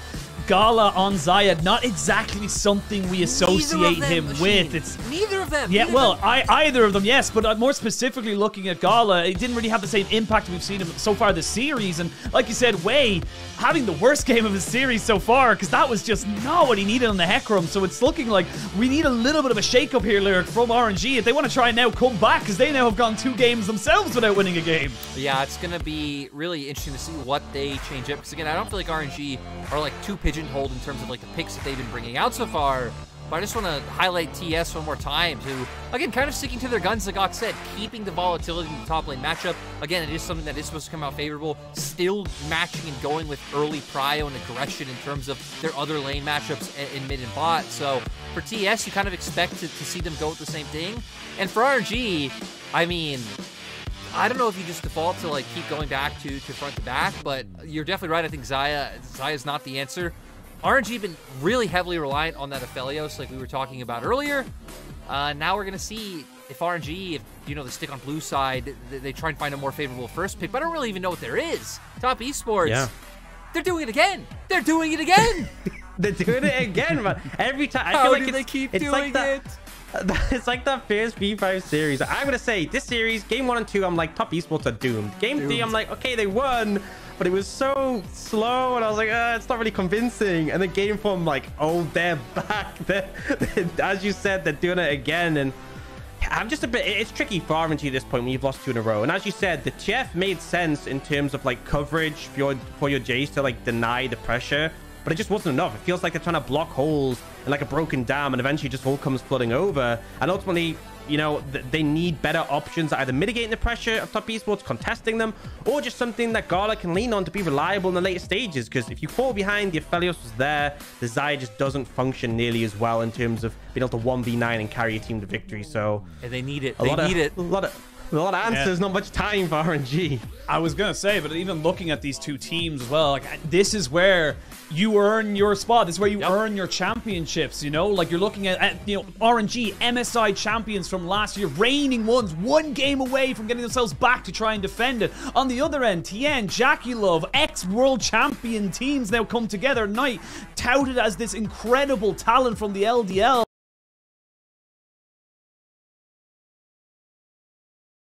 Into this one as well, the redemption arc for Mark from LGD to now into the finals. This is where we start to see things in. Don't forget, this is Bin's first LPL finals. This is Wayward's and Mark's first LPL finals. This is where the veterancy is going to have to come in, and we're going to see it a lot more. And honestly, this is where you earn it, Lyric. This is where you have to put your foot down and say, we are the better team. Yeah, that's where clutch factor is really going to come into play, right? We're going to have to see Way stand up, have a better performance.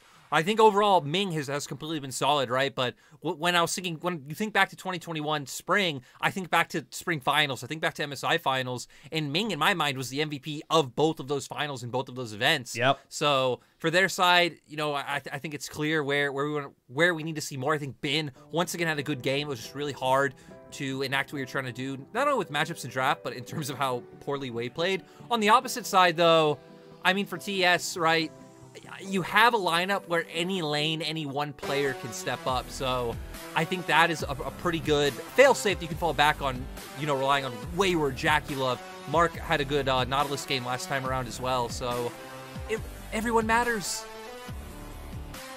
Yeah, it really does not matter, and we're going to see now. What's it all going to come down to? One Mojo, last baby. game. Mojo or prestige? History. We're going to send it over to Munchables and Dagda one last time. And that is all we have for the analyst desk. Guys, take it away. Thanks very much, guys. Appreciate you as always. What a great job they've done across the course of today. But Orcs, I'm with you. It's the Mojo. In fact, both analysts were predicting top esports at the start of today, and I'm still living for that top esports hype train. But we've got to talk about Wayward. Like, getting the MVP in his rookie split in a finals game. It's unbelievable.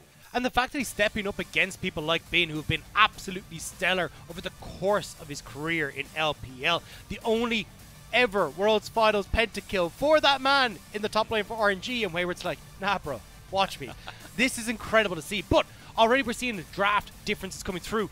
The Ziggs picked up for Jackie Love. They're bringing in some wacky stuff. I just love that you think Wayward is a teenager from London. Nah, bro. Nah, bro. It's going to be a Ziggs coming out for, I assume, Jackie Love. Maybe it's a mid-lane Ziggs. We'll have to wait and see. Xiaohu going with the Vex, and this is a quick draft coming out from RNG. This is now where we're going to see these two teams butt heads, because you've got early aggression for RNG. It can be matched with the Lee Sin for TN. He said that he could play both sides of the matchup. Looks like we're about to find out, but don't forget, Wei set the record with 17 kills on this Viego in playoffs only just a little while ago. You're looking at Xiaohu, the best Vex, arguably in the lead, where Knight is trying to contest him now. And we've got this Lee Sin for TN. He has the skin on this champion. The guy is going to be trying to pop off early here. Yep, Tien, one of the only players in the LPL to play his own skin as well. Carson being the only other player that's been willing to play Tien's Lee Sin skin. It's Rakan, banned away from Ming, especially with this Xayah there. With how well Ming has been playing across the series, I understand the respect. Yeah, and I think you'll probably ban the Nautilus as well, right? Try and get rid of these things that are just really annoying for the Leona to play against. Maybe we end up seeing something like the Renata then come out for RNG in this bottom lane, just because, you know, the Ziggs will try and contest the push, but, I mean, the Ziggs can kind of hurt it quite a bit for the Renata, so we'll have to see. RNG, though, getting rid of the Syndra, might see something like the Orianna ban as well here towards Knight in that mid lane. Just try and make sure that Knight isn't able to get his hands on some of his clutch performers. See is the, as you say, that Syndra, such a signature for Knight, but will be denied. I don't want to.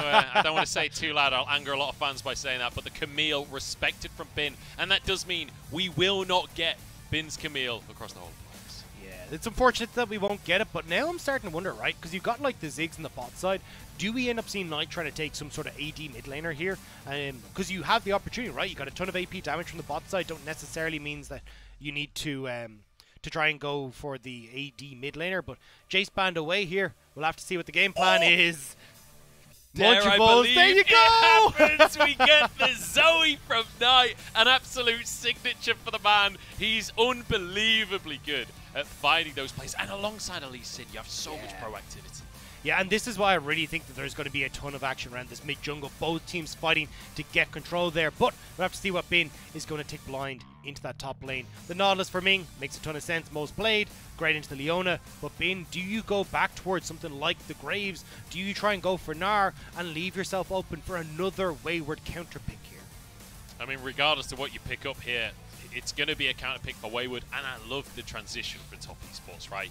Now relying on Wayward, trying to set this rookie up in the top side bin. This would be a classic for him. This would be a comfort pick. This would be something he's fallen back on in the past. Yeah, look, I mean, it's strange to see the Jack's blind, though. Usually, like, an answer to something like the Camille in the top lane. Something where he can have a bit of an alright time, but picking a blind when the Camille is already banned, we'll have to see what Wayward has in the tank to try and go against this. On it. Alright, well, yeah, might just go back towards the Ken and go, hey, we're looking for team fights, but that is a lot of AP damage in top esports. I feel like you need an AD top laner here, and I just love that they're already hovering the split second it goes over to the other side. This, as you say, though, a lot of magic damage if they were to commit to it. And it looks like it might not be an aggressive counter pick. It might not be Wayward trying to carry here, and instead trying to be the setup for the rest of the team. Yeah, and it feels like this is kind of where Bin has gone, right, you have to go for some sort of AD top laner, something that can deal damage. So I know that I'm going to have a decent matchup with the Jack. So I think Bin doing just a smart play here, kind of calling what are the available options for top esports. And now we'll have to see if we can have... this is going to be brutal. Like, both teams have a ton of opportunities to try and play through, like, the mid lane super well, ability to play through the top side of the map super well. It just feels like this is going to be brawls. I hope you're right. I really hope you're right. But for RNG fans at home as well, that's a scary sentence, because that is where top esports have found their victories. The early brawling, it feels like, to me at least, always seems to favor top esports. But this is the thing, they're kind of taking this as a different path from what we've seen before, right? Because even when we saw this top esports series just a few weeks, or even 2 weeks ago, the biggest thing was looking at, we're playing around bot side for RNG. We're setting up around Gala, and now we've got Knight on the rise who's turning that around. TN is in position to turn around bot side plays. This is not a bot lane focused draft. This is a draft that wants to allow Bin and enable Bin in the side lane to be a big carry. Come into these fights then and take over. This is a top lane focused draft. This is a draft that looks more like we'd see from 2021 RNG than we'd see from 2022 playoffs RNG. And conversely, I feel like for the side of top esports, this is a draft that wants to play around taking towers, right? This is all about Jackalove sitting in that bottom lane, getting plates. Herald comes down, tower gone. Swap him up to the top side. Same again, rinse and repeat. We'll see if they can get that ball rolling. I'm not going to lie, the percentages don't look good. All negative percentages for top esports, but I don't care about what those percentages say. It's going to be way more about how the execution comes down. But Dagda, we're headed into game number 5 of our finals. RNG were 2-0 up, but we're looking at a potential reverse sweep if top esports can just dot the I's and cross the T's. Top esports don't care about your percentages. Mojo Jojo beside me does not care about your percentages. This is all about execution, and so far game 3 and 4, top esports have outperformed RNG. Now, with the reverse sweep on the cards, can they keep that going? And we have to talk junglers once more, Dagda. We have to bring it back to TN versus Wei. 2 players that have been criticised, and it has to be said, these last couple of games, Wei has been having a rough time of it. And it's a case of, like, TN getting in his face and making things really tough for him. And we got to go back to that quote from TN. Right? Tien said, hey, look, you know what? My Lee Sin can beat my Viego. My Viego can beat my Lee Sin. And now he's on the opposite side of this matchup. And here's the thing. I've seen him play this matchup before, and he has decimated people like Kanavi in this matchup. So now we'll have to see if he can do the same. Good, nice job from Knight here, though, denying access from Xiaohu to spot where Tien was going to start. I love this from Knight as well. Going for the extended trade because he knows Xiaohu has longer cooldowns than he does, so he can get an extra paddle star there. Just going to be trading corrupting pot health for the time being, as Wei would have been begin as they mean to go on in this top side. It's been one of the most volatile top lanes we could have hoped for in a final. I want to talk overall game plan, though, here, especially for the side of RNG. How do they make sure that top esports don't find an early lead and don't snowball like they did last game? I feel like a lot of this is actually going to be Wei trying to play towards Xiaohu in the early stages. Like, you will get push here with Knight in the early game, but if Wei can try and get into, affect that lane, maybe burn a flash into Knight, then you can unlock Xiaohu and start to have a bit more control. As actually been... Oh, we've seen this before from Wayward. He's on the wrong side, but manages to find level 2. Will mean he should have Hop available. Gets to the other side of the play. Might have to flash for this one. Not quite. And again, I respect the confidence. Drops the Sadamumu. Doesn't flash in the play. That was dicey at best. Look at the pathing here from Wei, though. He's cleared out his bot side. He's now wrapping back up onto this top side. So this could actually be a point where we look for a potential dive onto this top lane, especially with how low Wayward is. He's going to need to get that quick reset. Here's this jacket of a Mark, going to be just trying to clear the wave, trying to set up for potentially TN, who's on that bottom side of the map. Could be opposite plays from our two junglers. As you can see, Wei, as you said, on the top side, TN moving towards this bottom lane. Remember, Gala and Ming are kind of pushed up. Love the replay. Very insightful.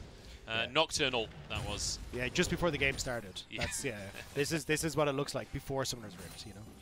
Looks like TN not actually necessarily looking for the play, just looking to deny any potential play from RNG. Wei moving up to this top side though. Still, Wayward has healed up a good amount, so I think it would just be a case of like trying to steal away maybe the Krugs, but I don't think he realizes he's sitting on a ward, so this is going to be risky. Wayward is exhausted currently in Mini Gnar, but that's going to be all she wrote. Didn't have the minions to make it happen, and Wei just has to back off. A lot of time used by Wei up in that top side. Yeah, and especially when you want to try and like outpace the Lee Sin in this early matchup, so then you can get the reset, move into the jungle, the enemy jungle, and try and contest TN on his next set of camps. Speaking of TN, he's gone all the way around. He's dodged the ward. RNG haven't got a clue. It's happening as Gala in trouble here. Cleanse used, knockback, ignite burning, but TN arrives on the play, and he'll find a kill onto Gala. First blood and redemption for TN.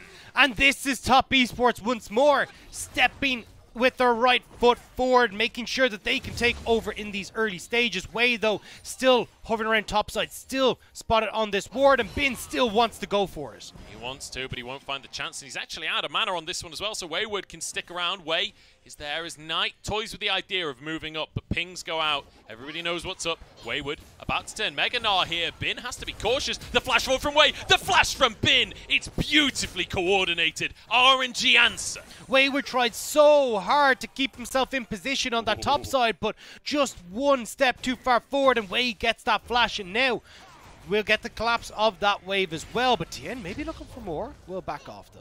Yeah, not going to go for it in the end here. The hop used just for CSing. Knight almost getting a solo kill in the mid lane as well. Xiao Hu gets out with his life, but had Knight had just a little more mana, I think that could have been a kill. I love how tense this already is in Game 5. Yeah, we're going to get a replay here of this bottom side play. Really nice job from Tien. Realized Viego was still on the top side, so he's like, well, that means I've got extra time here that I can burn to make this play happen on bot, especially with Gal and Ming not quite able to get that wave shoved in. It will end up costing Tien, though, because he's about 8 CS behind with 2 camps going the way of this Viego, and that's why Wei was still on the top side to make this nice play happen up here. Nicely done here by Wei to answer the play on the top side, and it means we're dead even in gold as Ming wants to make a gank happen in the mid lane. Was no fear there. Is the Rocket Bell going to be used? Now the Feral tonight, he manages to get out, gets a bubble, gets an answer. Tien is here, the CC coming through from Mark. Do they have the damage? The answer is yes, and an Everfrost comes out as well. Out from one of the minions there, Zoe Spell Thief coming up trumps. Somehow Knight managed to flash that before the hook could come through from Ming, and means that you just don't have the damage to take down Knight. And now Xiao Hu caught out as well. Another bubble from Knight. Can he find the paddle star? Not going to try to, as Tian goes for the invade instead. Dragon is up on the map right now as Wayward getting big damage onto Bin. RNG are feeling the heat though. Top Esports, that pressure, that momentum that we talked about is going to continue its way topside. Now Wayward is in Mini Gnar right now. This isn't ideal, but Mark still wants to go for the dive here. He's happy to be the one tanking the tower. Tien misses the Sonic Wave. Not ideal here. Bin buying a lot of time for himself, but how much time can he really buy? It's a plate taken. Knight's here too. Wayward almost goes down, but it's all she wrote for Bin. I mean, he did his very best. Yeah, it looked well for the 2v1. It looked all right for the 1v3. But when it gets to 1v4, Bin's like, here, lads, come on. And that's now Dragon, though, traded here for RNG. They will get that on the bottom side. Turret plate's traded as well, so it's still kind of going tit for tat here, but with the kill and a little bit more for top in that top side. And crucially, Knight getting the kill. He's on his signature, Zoe. He's got 3 stacks on his Dark Seal already with that kill now in pocket. This is an opportunity for the mid-jungle. And that's the thing. We talked about the mid-jungle being the focus of this game, and it's firmly in favor of Top Esports. They've been playing super well around mid. You've had Tien being able to turn around that play from Ming towards the mid lane as well. It feels like everything RNG are up to in this early game is being read by Top Esports. And once again, we talked about it before, how Knight has always been so close to being like the big LPL mid laner. He's always hyped up. He's always so close to performing, and it always falls just a little bit short historically. Well, today He's in game number 5. He's on his Zoe. He's got a couple of Dark Seal stacks already. It feels like this is his moment to prove himself. And that's the thing. Although he does well domestically, when he gets that international stage, that's where he falls short. The opportunity now for Knight to go to MSI. The opportunity for him to show what we saw at MSC that year where he popped the hell off, but not any further as Tien barely misses that Sonic Wave onto Bin.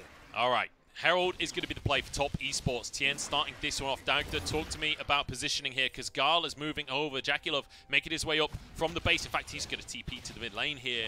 We could have a 5v5. This is going to be risky, though, because honestly, Gala strong at the moment. Xiaohu can get multi-man spheres off, and Bin is the only one that's kind of a bit lackluster at the moment. Is Ming. Oh, that's a great hook. It's on tonight here. His health bar is low, surviving for the time being. Looking for damage onto Xiaohu, but he falls. It's going to be Herald taken by top esports. They need to retreat. 1 for 1, though. Actually, maybe they don't. Looking for more. Mark low on HP. In the rest of them go. Xiaohu, 1 HP. JackeyLove, one auto finishes the kill. Wayward with a great Gnar ulti as well. The feathers come in from Gala as Wayward tries to escape. Finds another kill on the back of the play. Top esports, they get the Herald and they go even. That was such an insane turnaround with Xiaohu just going that bit too far forward. Ming getting a house to the face. And now Gala still needs to be careful. JackeyLove will have a good amount of damage if you try to push past here, but not going to be able to connect with that spell. But you're seeing the replay here. This is actually a great fight for RNG.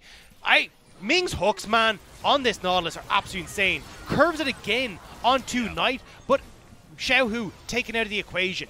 No ability to follow up on that means Knight gets a bit more damage down. Xiaohu's out of the fight. And even when Bin shows up here, right, again, you're getting these kills, but Xiaohu and Ming too close to going down. Wayward manages to hop over the feathers here as well from Gala, so he stays up.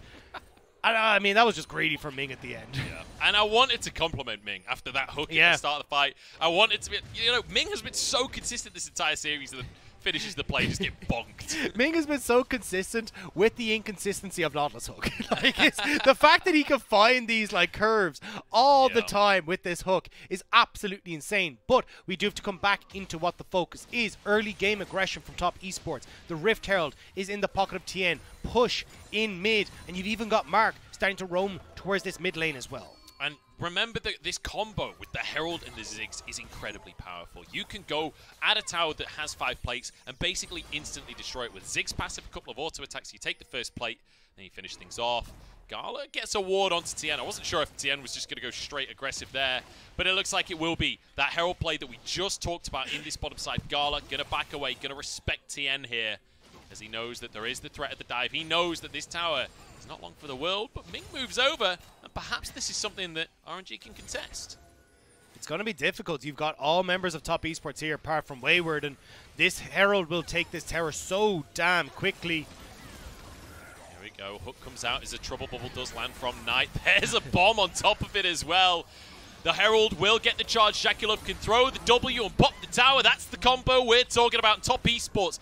Knight specifically has done such a good job to pressure these side lanes consistently throughout the series. And that's why I love the Zoe pick. Maybe a little bit less than you do, Munch, because I know your affinity for it. But I honestly think that Knight, having the control in mid, the ability to set up with Tien, being able to rotate down to this bot side, even up towards top side so consistently, has really made this tough for RNG to find a foothold in this early game. We're looking now at a 2,500 gold lead for top esports.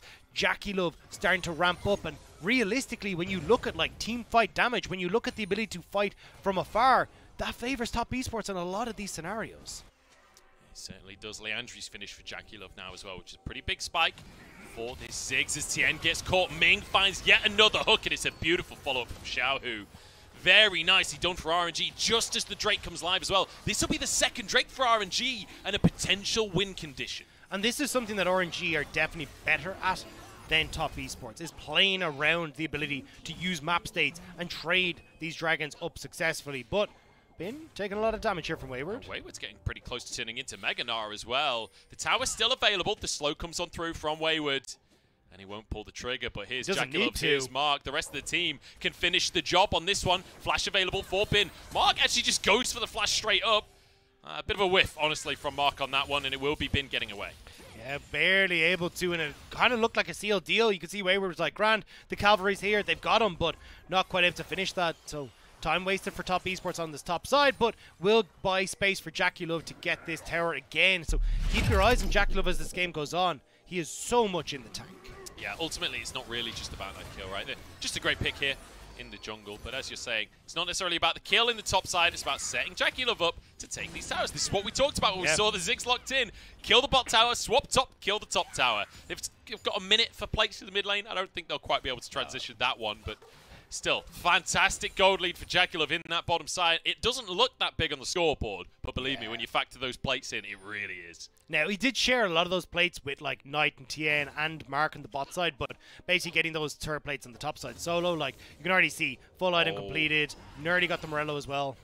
Wayward does get a slow onto them. He's about to turn Mega Gnar. Is it going to be fast enough, though? The DPS is there! And Wei finds himself a kill. And crucially, Wei finding himself some redemption after game number 4.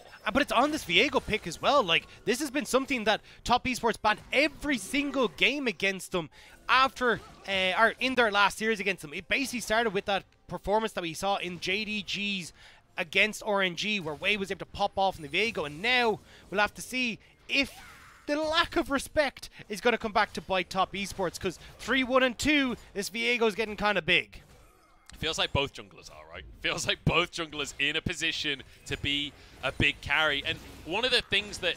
Oh, hang on, Ming gets knocked back by JackeyLove. Nice little combo from him. Can he find the ulti? He buys space for Mark to get onto the play. Slow is there. One more bomb!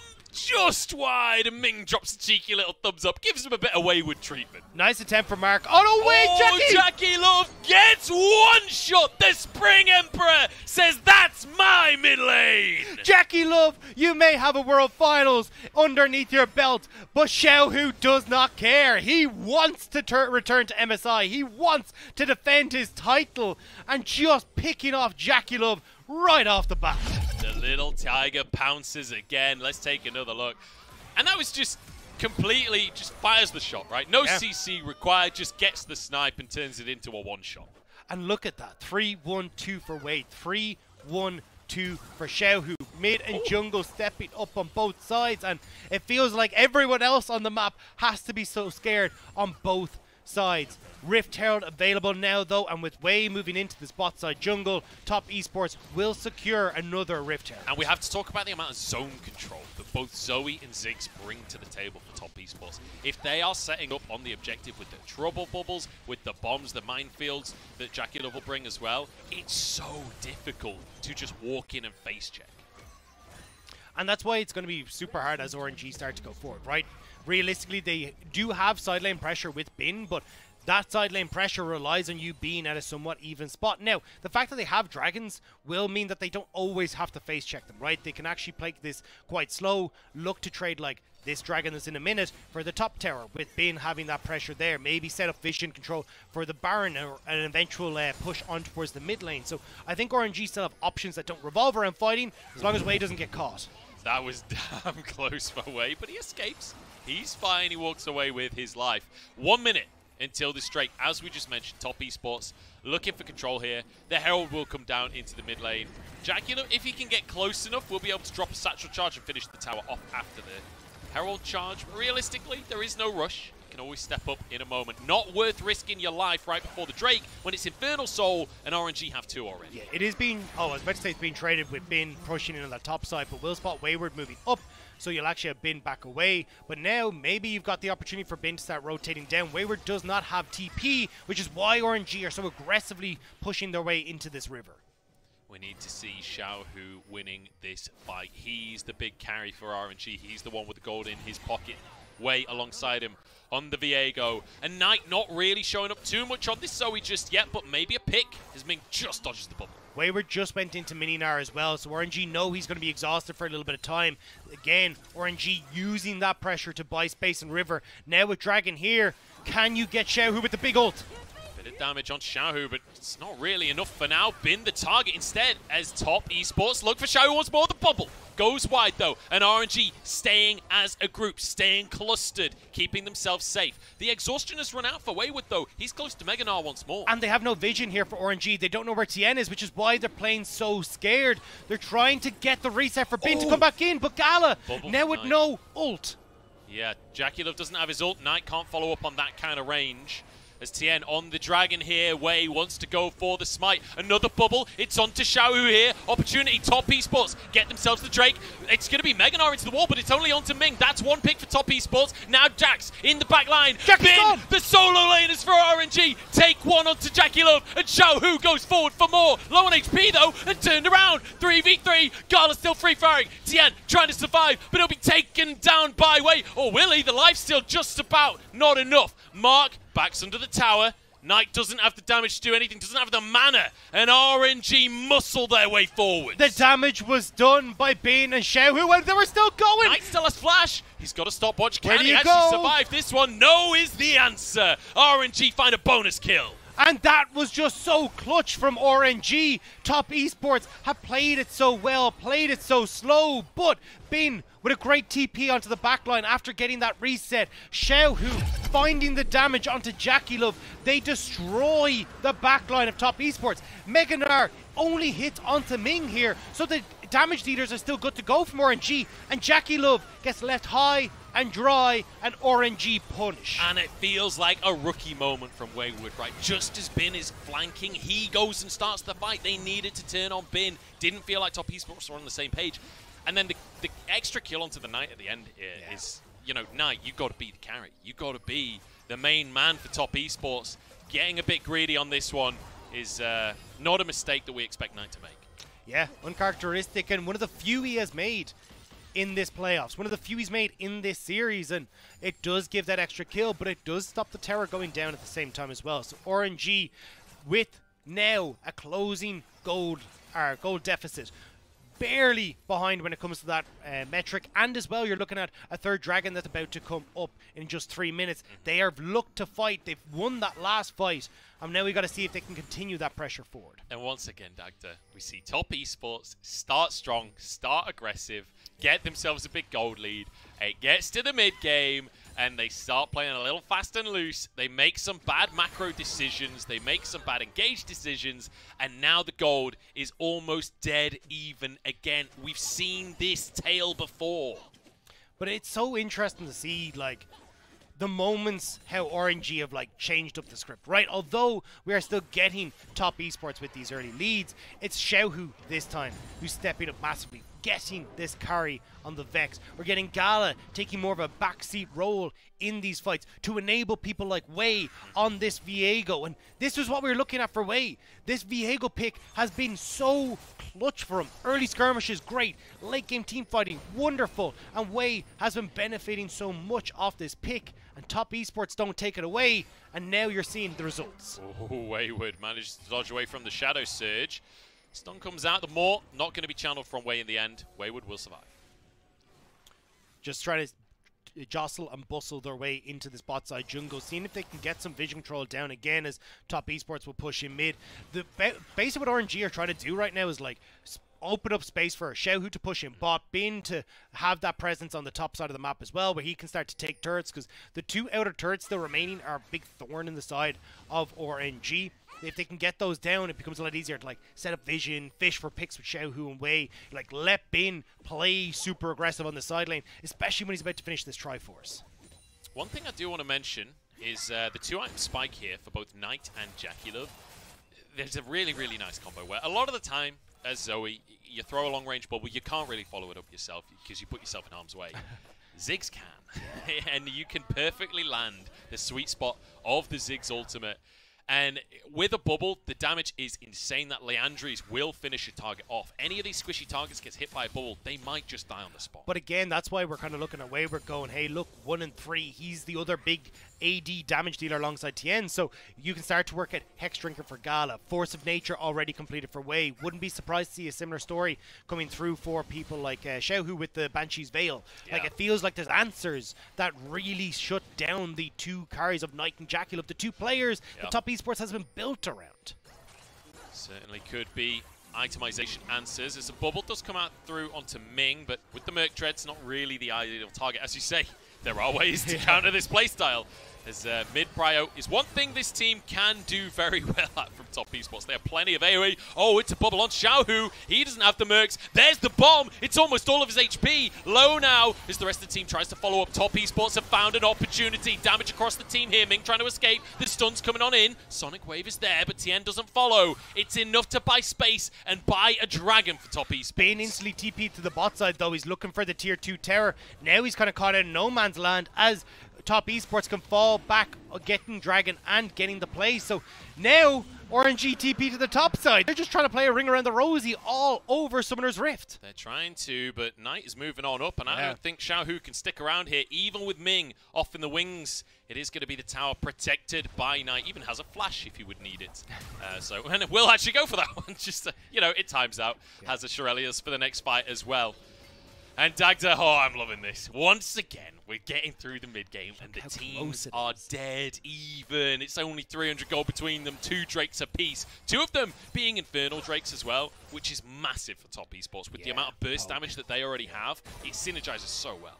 Yeah, just the poke as well from like the Ziggs, from the Zoe, the combo, the nearly caught out Xiaohu. Like, you can see how difficult it is to deal with. Even looking at Xiaohu, right, picking up the stopwatch, knowing that he's kind of counting his lucky stars, that he hasn't been caught out of position thus far.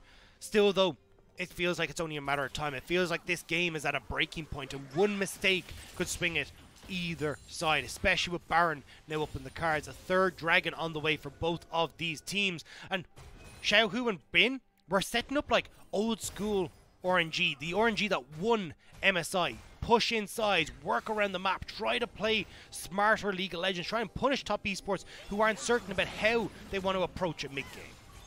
It's just going to be wave clear for the time being, as you see Xiaohu moving over as well. And Baron is on the map, Dagda, and that makes me nervous for both of these teams. Because we've seen they're willing to go for a 50-50. It's not something that's advisable. It's something we've seen in other finals of other major regions. It's something we've seen in this final of this major region. It's not something I'll ever prescribe, but this is a play I'll prescribe. Has been trying to find a solo kill onto Wayward. He's nowhere near Meganar. He's trying to escape. He's trying to get the slows. The rest of Top Esports going onto the Baron in the meantime. Bin doesn't have TP, and Wei's on the wrong side of the map. This has to be a hero play from Gala, Ming, and Xiaohu if they want to contest the Baron. Stalled it. They're stalling for the time being. I don't know if Top Esports are really committing hard enough for this one, because Wei, is already in the mid lane on this one. Bubble going to go slightly wide. Knight actually stuck on the wrong side, but has a blast cone.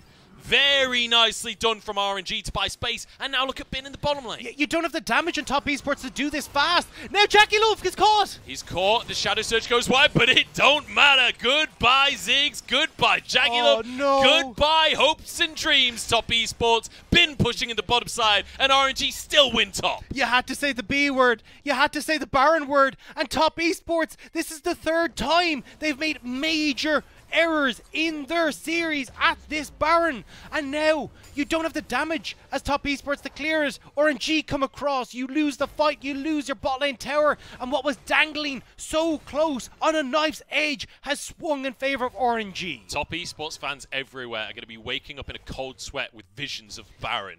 They're going to be having nightmares for weeks off the back of this series, because Top Esports just don't seem to be able to figure out how the Purple Worm works. It's not worked out for them time and time again. And just look at the scoreboard, right? We were talking about Knight being the carry, having his signature pick. It ain't happening. It's Xiaohu once again on this Vex, popping off. It's Wei having an amazing game on the Viego. It's Bin having pure side lane presence and knowing how to play that top lane.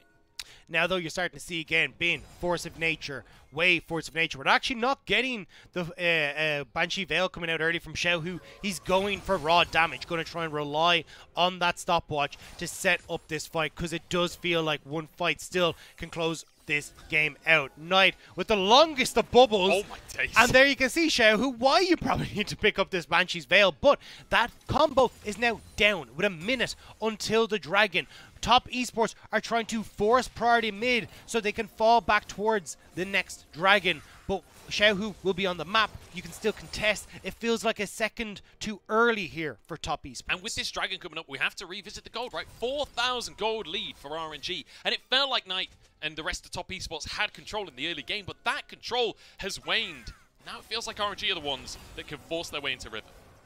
Mark, off on the side though, gets spotted. He's completely out of position. Mark in completely the wrong spot here. He is tanky, surviving for a while. Maybe he's bought space as Wayward trades it. Ming goes down as well. Bubble is going to land on Xiaohu. That's massive from Knight, but the rest of the team can't follow up. Shakilov gets the Shadow Surge. There goes Wayward, and RNG just keep on making it happen. They make the impossible possible. They won the first 2 games. They lose 2 in a row, but it was all just a prank. The Disney movie does not always come through.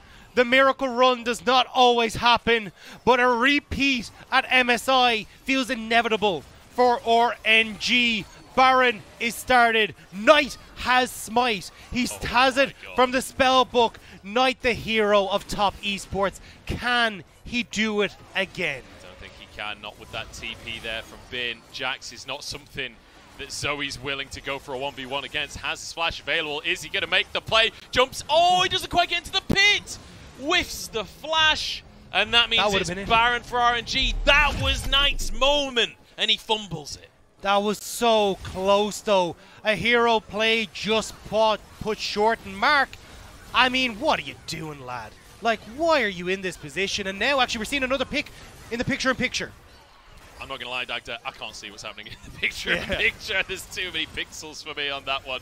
There's a great pickup there from Xiaohu during the fight off the Shadow Surge. We're looking for the Drake. This will be third on either side. Knight going for Xiaohu. That's a great bubble, but Xiaohu's already fit the entire team. The bomb's coming on through. Is there damage from Top Esports? I don't think so. Bin with a double kill as Wayward has to flee. Way with another one on the scoreboard, and Bin chasing them down. The bomb's coming through, and that will be Drake for RNG. And just like everyone wishing we could go back to 2020, Top Esports wish that they had gotten their moment, that they had managed to find that spring success once more, but that's not the case. That's not what's happening. RNG have shut it out. Dragon in favor of RNG, the fight in favor of RNG, and it feels like the door is closing on this Top Esports story. And it feels like RNG are playing with confidence the way they're forcing these engages. Top Esports running out of rope on this one. They're not sure. They're not quite making the right decisions. And we've seen this before, Dagda. We saw it in 2018. We saw it in 2021. And RNG won the dots on 2022 as well. They want to go back to MSI. And that's it. Like, this has been an uphill battle for Top Esports, not only when you look historically at how the playoffs have gone against RNG, but even the amount of games they had to play. It's a miracle that they got to this position, that a team that was strived with all these issues could still manage to put together this squad and hit the finals. But at that last hurdle, they're fumbling once more. RNG, Baron in hand, pushing into the base,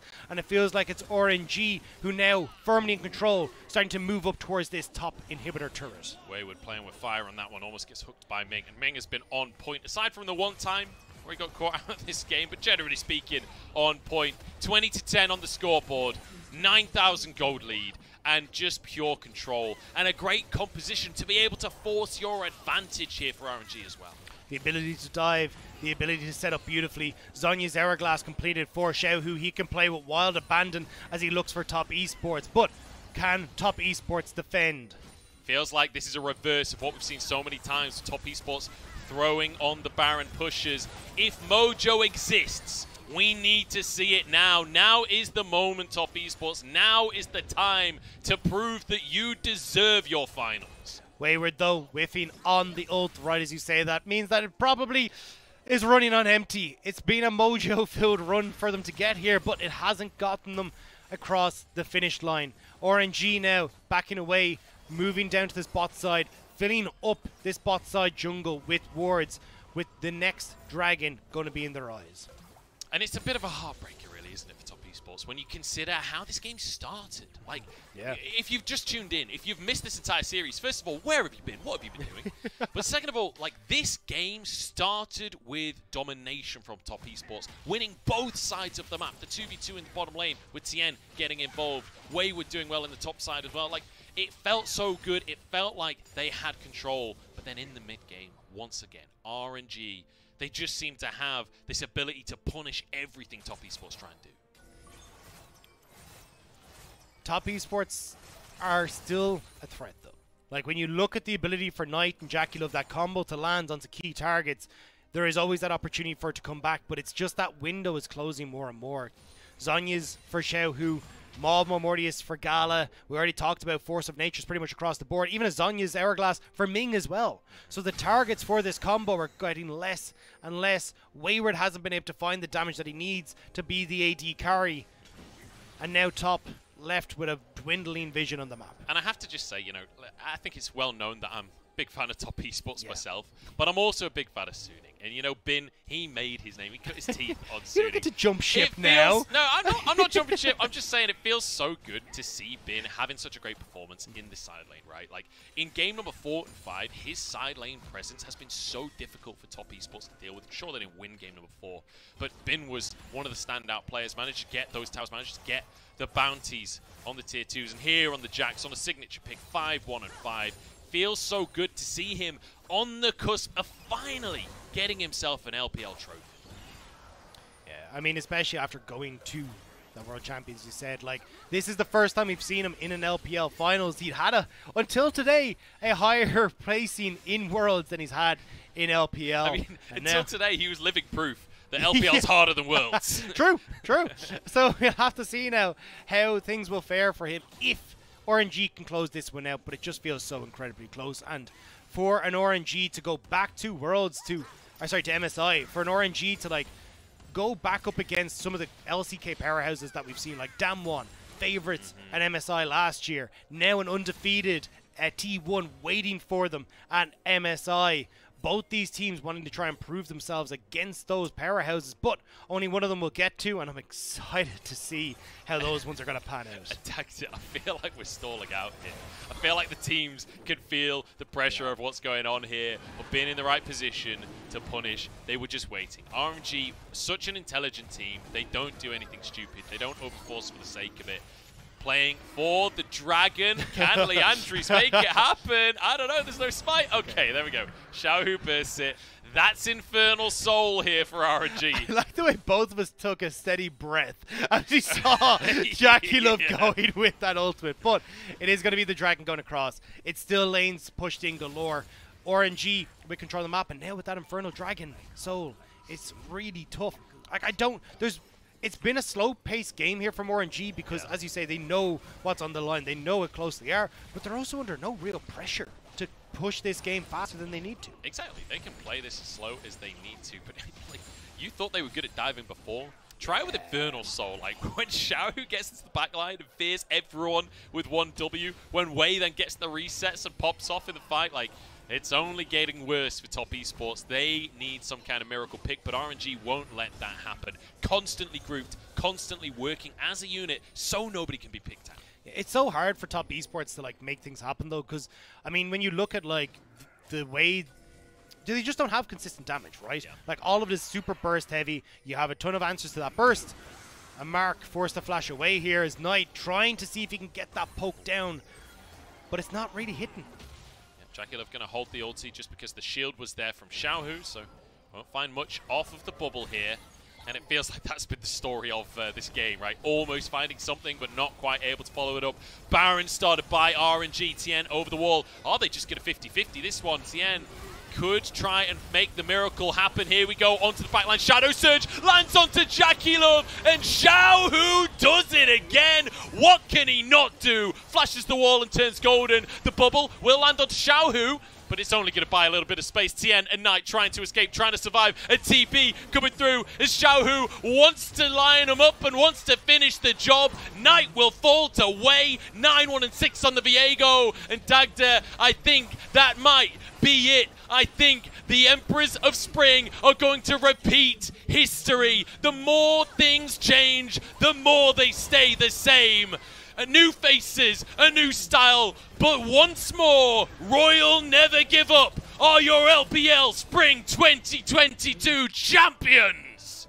And what a way to finish things out. The Emperor of Spring himself showing once more why he is considered the best Vex in the league, what he can do when given the opportunity, and RNG will get to defend their title at MSI.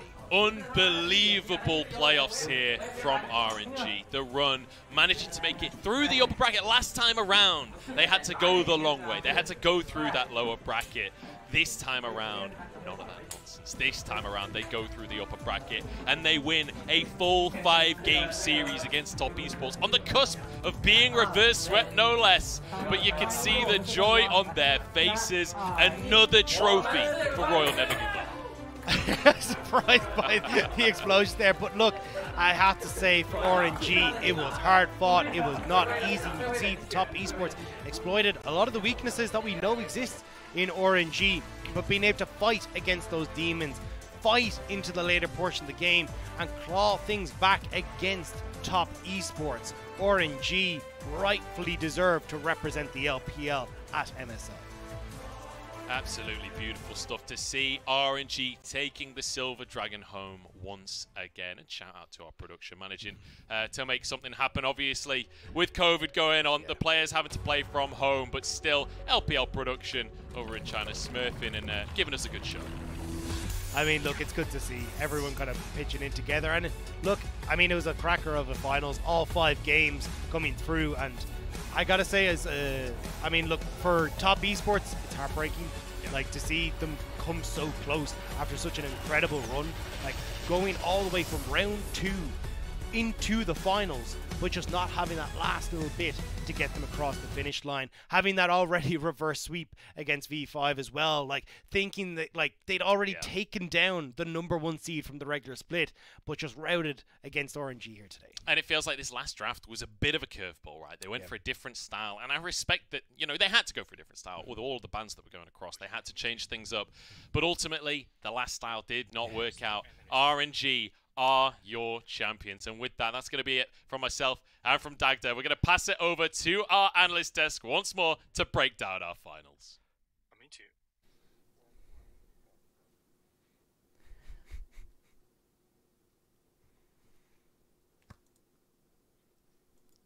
I guess, yeah, that's going to be it from the side of the casters. But what a series, what a game, what a way to set it all off, and RNG come out on top. I won't lie, it feels pretty damn sweet to be sitting on the winning end of everything there, and I do see a little bit of a flip-flopper on my bottom right. Bit of a flip-flopper. Lyric, you didn't listen to your heart. Look, listen, I came into the day and said, if I, predicted based on my bias, I would have predicted RNG, because Xiaohu and Ming are the boys. And we love the boys. But Top Esports, I thought the series would be a lot more like Game 3 and 4, just the early game coming out. But the Tiger King of Spring comes through, the Vex popping off. And Wei, I think, having a much better game in that last game than he had all series long, where Tien really just had his number. But you know what, Ashin? I have the jersey. What do you have? I have the correct prediction. I have the correct prediction. That's what I have. I've got my pride in knowing that I never doubted them whatsoever. A slight technical delay or a slight technical issue with my camera at the moment, so it looks like I'm just randomly dripping down. But we are going to throw it over to Wendy, though, for the winner's interview.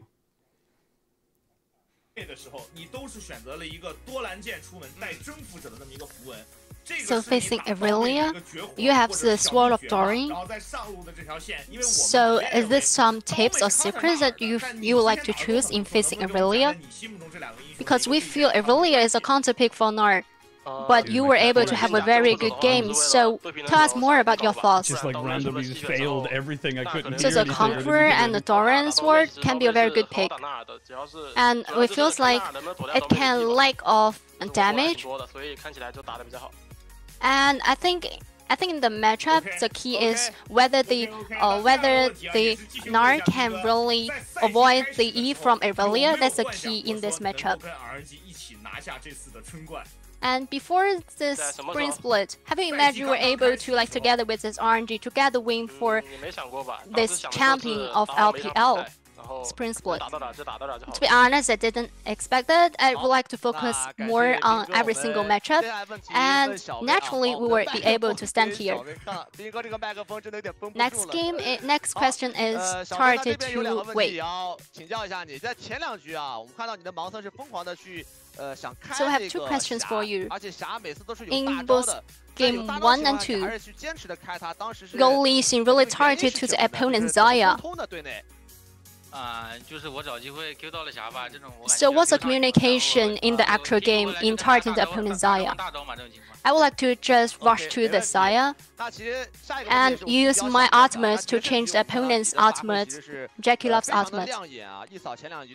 And also, in the last game, you really have a very good performance. So tell us more about in-game communication with your teammates. And is there any changes or adjustments made? So we lost game 3 and 4, so game 5 we would like to treat it as the first game, so as just one game. Yeah, and you really played so good. And pass the mic to Xiaohu. So Xiaohu, in this best of 5 you really played so good. And this is the 9th time you went to the final of LPL, so what's the key to maintain such a good performance for such a long time? As a pro player, you really need to have the passion towards League of Legends. With this passion that can really persuade you to have a very good performance at this long time. And also, I want to talk a bit more about our champion pool. Based on your champion pool, the opponents really need to ban out your Galio. And have you imagined the scene that you like to face against Faker again in MSI on the stage of MSI?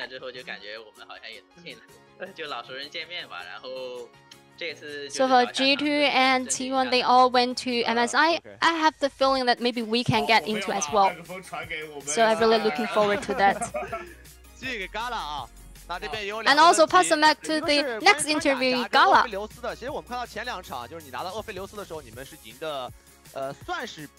So my first question is about Aphelios against Xayah.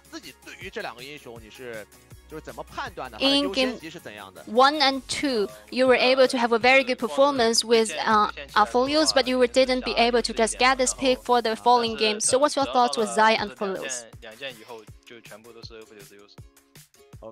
I feel like in the laning phase, maybe Xayah will be much more stronger than Aphelios, but after Aphelios can get 2 core items, he can really play so good in the actual game.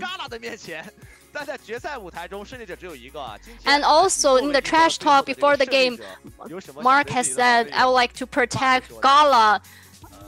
So do you have any words you want to say to Mark, your former player, the former teammates?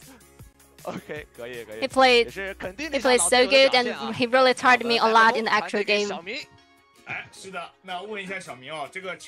And also, Xiaoming,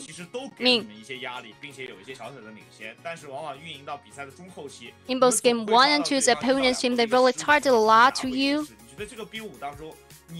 But you were able to just punish the opponent's mistake in the mid game. And what's the key in order to have such a good macro in today's Battle 5? Maybe because our draft, we have some champions that can be super strong in the mid to late game, so that's the key for us to just get some opportunities to open the situation. And definitely, you are the calmest person in the whole team. And again, you were able to get the wins, so do you have any words you want to say to all the fans?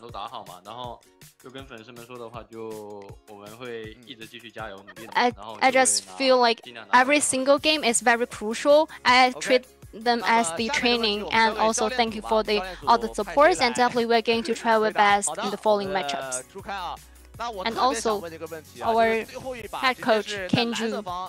先给这个阿斌拿了一手假牙齿，当时是教练组的一个意思， So 说阿斌强烈要求。 For the last game in the blue side, you just locked on that Jax for Bin. So what's the reason for that? 前4楼的选择都跟我们想的是 In the 5th game? 然后呢，一开始在第5局的时候， It feels like 就已经模拟过这个 BP 了。 the first 4 picks is really in our expectation. 而且因为对方前2 So in the 5th pick, Bin really have a very high feeling of picking this Jax. And we have the prediction based on the opponent's champion pool, the Vivor's champion pool. He may like pick some champions like Graves or some other champions. So we would like to just make the prediction that maybe we can have a very good pick to choose Jax in game 5.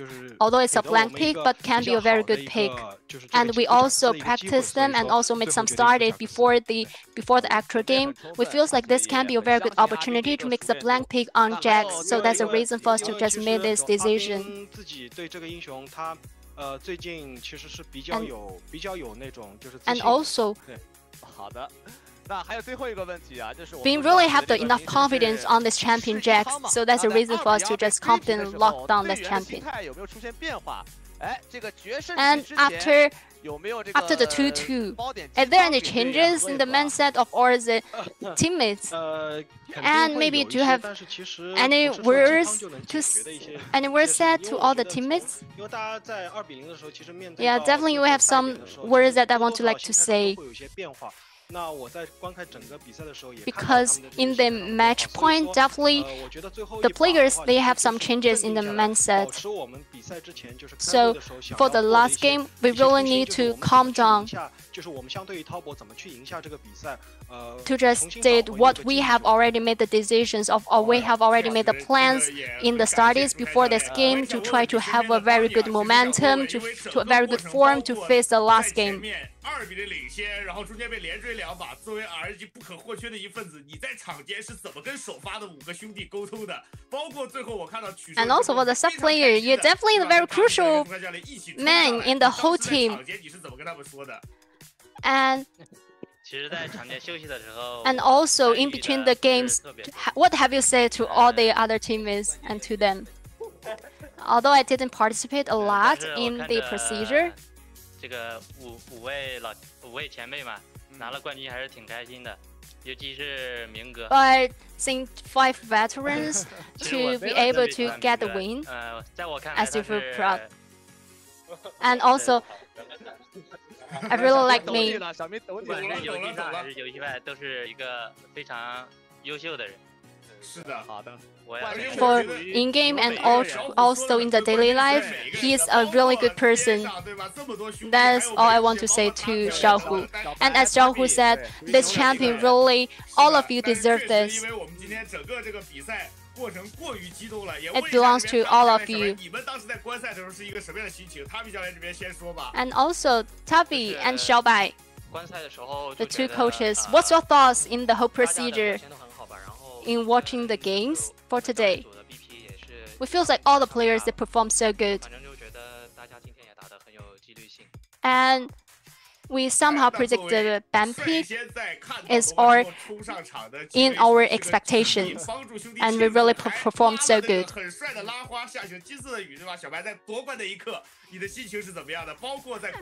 And you have the golden rings. You have brought the golden rings to the training room. So tell us more. So definitely, they all performed so good. And for Beam, after he arrived to RNG, he said like we would like to have the golden ring together. And for today, we just did this. We made it. We have the golden ring together. So congratulations again, and thank you all for receiving the interview. And after that, we would like to show you guys, we would like to present the FMVP for 2022 LPL Spring. It's RNG top laner Bin. FMVP is the top laner of RNG. In the last game, your Jax really performed so good. And in this whole best of 5, you really have the very high competitiveness. So the first question to our FMVP. The coach have already shared a little bit about that Jax pick. So what's your thoughts for that? So the main reason is in the previous solo rank, I faced one Jax in the solo ranks, but his Jax really punished my Gragas. Although I feel like Gragas can be a counter pick against Jax, so that's really after that I really feel maybe Jax can be a very good pick and he can really perform so good in the competitive plays on stage of LPL. So that's a reason for me to pick that pick. And also, we have some new metas. So do you have any thoughts maybe to the following matchups, following patch? Also, I have no idea.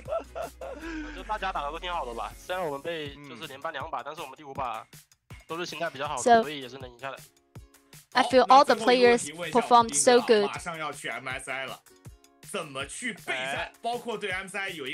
And you're going to represent LPL to MSI. So what's your expectation towards MSI? And maybe are there any team you would like to face? I would like to have some rest after the final. A few days maybe. Yeah, definitely we understand that. And also, I'm really looking forward to go to MSI, and also I'm really looking forward to face against T1. Congratulations again, RNG in winning the title of 2022 LPL Spring Final. And back to you guys. Thank you so much, Wendy. Of course, great to always hear from the teams, and congratulations to Bin in the finals MVP. Lyric, it's a fun one, and I think, honestly, I'm still reeling from the microphone they were using, to be totally honest. It was just really funny. I mean, if it works, why fix it? But still, a fantastic performance from RNG. And to be totally honest, they could have picked anybody to be finals MVP, and there'd still be arguments for other people, you know? Man, just looking at like the accolades across the board that this final defines, I think is so cool. Bin's first LPL title.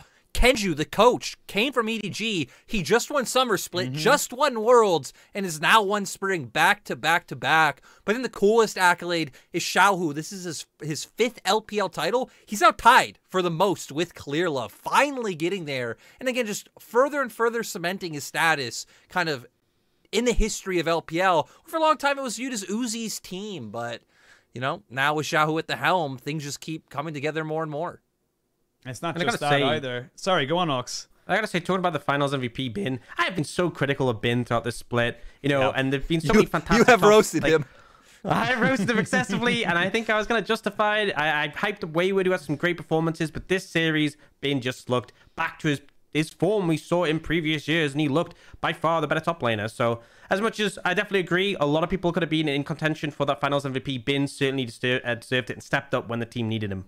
Yeah, not only, as you mentioned, the finals wins for Xiaohu, it's also 5 wins now for RNG in total. Like, it's pretty big and almost gets them ahead of EDG. The same amount. Yeah, well, funny that, isn't it? But it puts them 1 behind of EDG. But honestly, I'm just so excited to see how this team can do against the likes of T1, G2. You know, I'm sure G2 aren't going to be too happy about seeing Bin coming back to an international competition, but we'll have to see how it ends up kind of, you know, working for them, because Lyric, it's a tough one to call, and it definitely, with all the different asterisks and limitations that are coming in with the MSI, it's going to be a very interesting one to see how the meta and, you know, kind of how the players adapt. I have not believed in the like first place LPL team winning an event since 2020. That was actually the only time we didn't win the event. So I'm hoping that fares well, considering we're going into this one again. I don't have like high confidence in RNG going in. there's a bunch of time where things can change, right? I really feel like if they could solidify their early game, I mean, their mid and late game have been huge pretty much all playoffs long. So for RNG, it's doable, but I don't know. Going with no expectations, so then when they win, we're all like, whoa, who could have guessed? What a great life. Yeah, honestly, it does feel like that. But I think we have clips there from the finals and to kind of recap what just happened, because we went the full distance, Ox, and it was a very polarizing, shall we say, setup of kind of different games. People looked very strong. Of course, RNG started off with that 2-0, and it just felt like it was right up until the final game, it was a massive push and pull. Yeah, I think definitely in those first two, people looking at it as top esports just not even have a chance. I'm so glad they came back into it and were able to put up this competition. This final game, though, I mean, it was a solid start as we expect from top esports, right? That early momentum is something that they've leaned on so heavily throughout playoffs, and it wasn't a miss here. But unfortunately, it just got to the point where RNG started to execute well in the mid to late fights, and in particular, Bin on that Jax just essentially hit that point where he became immortal, and they could not deal with him. Yeah, I feel like every fight looked like Bin jumping in, zoning off 2 to 3 members, and then Ming, and especially Xiaohu, just always finding access onto Jackie Love. So kind of the fight from two fronts.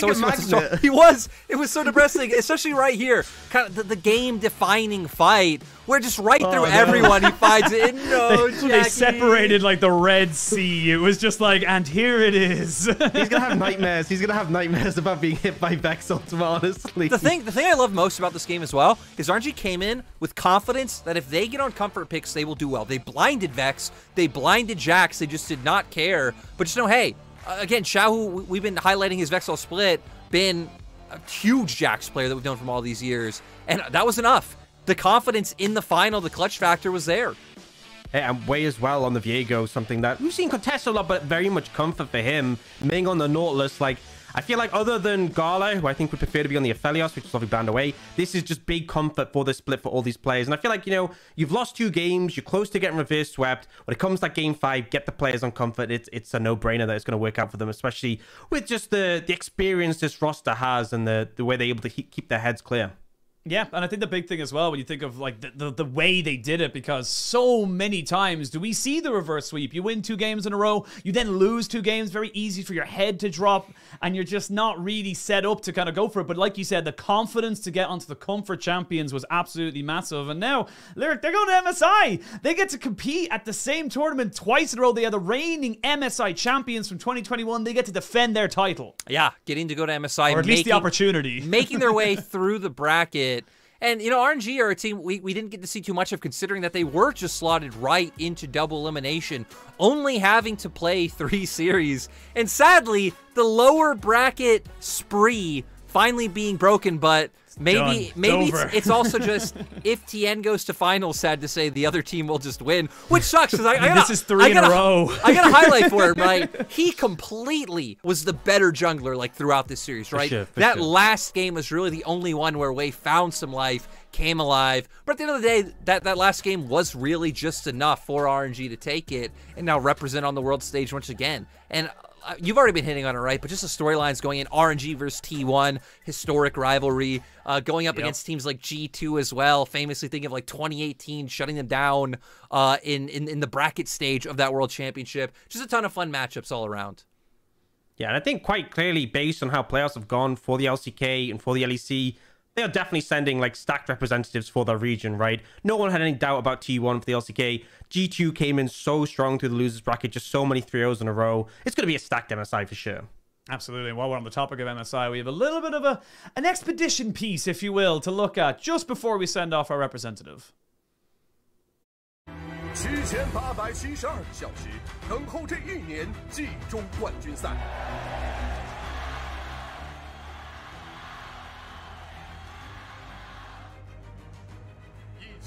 1161次击杀，只为那一声振臂高呼。欢迎回到季中冠军赛，季中冠军赛，季中冠军赛，马上就到今天的正赛环节了。这个位置，哎，闪现砸到了可不，辅助直接先秒掉，有在，收割了，找到了右脚太有双，爆炸！99场侠骨对决，力争每一次胜利。他们已经挡了，挡了，我先挡，这边看那个投了吧，做，回头就打2个，这个没有，马林变身效果不好，出给顶走，但是点上看到第一个大招，反身用大招走，又在那边挑人家，但没有死。对子开车，看到前面那边，又打掉了，直接哇，这自己是传方便拼了出来。37位选手群英荟萃，逐鹿同一场竞技。EDG 会越变越强的。我希望我的后辈们能够记住，在你踏上职业道路上这一刻开始，你的目标就只有冠军。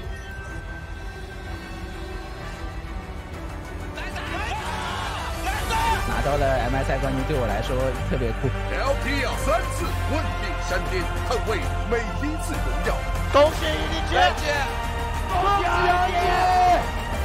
重组RNG荣光。我现在站在这里，真的我是冠军，我们是冠军，谢谢你们。我们是冠军，我们就是冠军。新一次征程即将开启，出征战队 Royal Never Give Up， 上路比。这带到赵信，这样的话没有打野了。下一炮出生，这一炮，打野威。旁边这边又来了，这个狗熊雄霸天下，直接来了一个狂风听我号令。中路小虎，第5个小虎也到了，要这么给了小号，最后一个小号，下路嘎啦，放一个爷爷好，大概甚至的狂风直接秒掉了2个。辅助明。小明这波上来要开什么神仙一击，击到了幻空，他们这里被秒了。辅助 T 巴黎，主教练肯住，以英雄无畏之志，此战留名。 Chills, man. Gets me chills every time. Just seeing the history of everything there. And yeah, it's going to be great, of course, for the MSI coming in. But of course, we got to finish off our, our series today. And Lyric, there was a lot of things to love about Top Esports and a lot to love about them going into summer as well. Yeah, I mean, for TS, right? I mean, let's remember that they only brought this roster iteration in partway through before running with Chua on the bottom side, having Zoom up in top lane. So Wayward's still a rookie. Mark and Jackie Love looking better than Jackie Love and Chua did. The early game is there. They just really need to cement those mid-game decision-making coming through, right? Drafts are back and forth. I feel like different teams won draft at different points in the series. That's like a tangible thing you can fix from day to day. But that mid-lane game needs to be addressed because they have the star players there. I think the lineup works, right? I think that's something we've definitely seen, like that big redemption arc when they struggled at the start of the regular season, managed to bring it back. And, I think that's a takeaway. They had a really close series today. They put in a good effort. Wayward looks super promising. The whole roster does in general. And they just need to work on those issues. Because if they maintain this early game, I feel like it doesn't take that much to show up those mid to late game issues. And then it's like having such a fantastic early game will just make you such a massive threat coming into summer and potentially Worlds.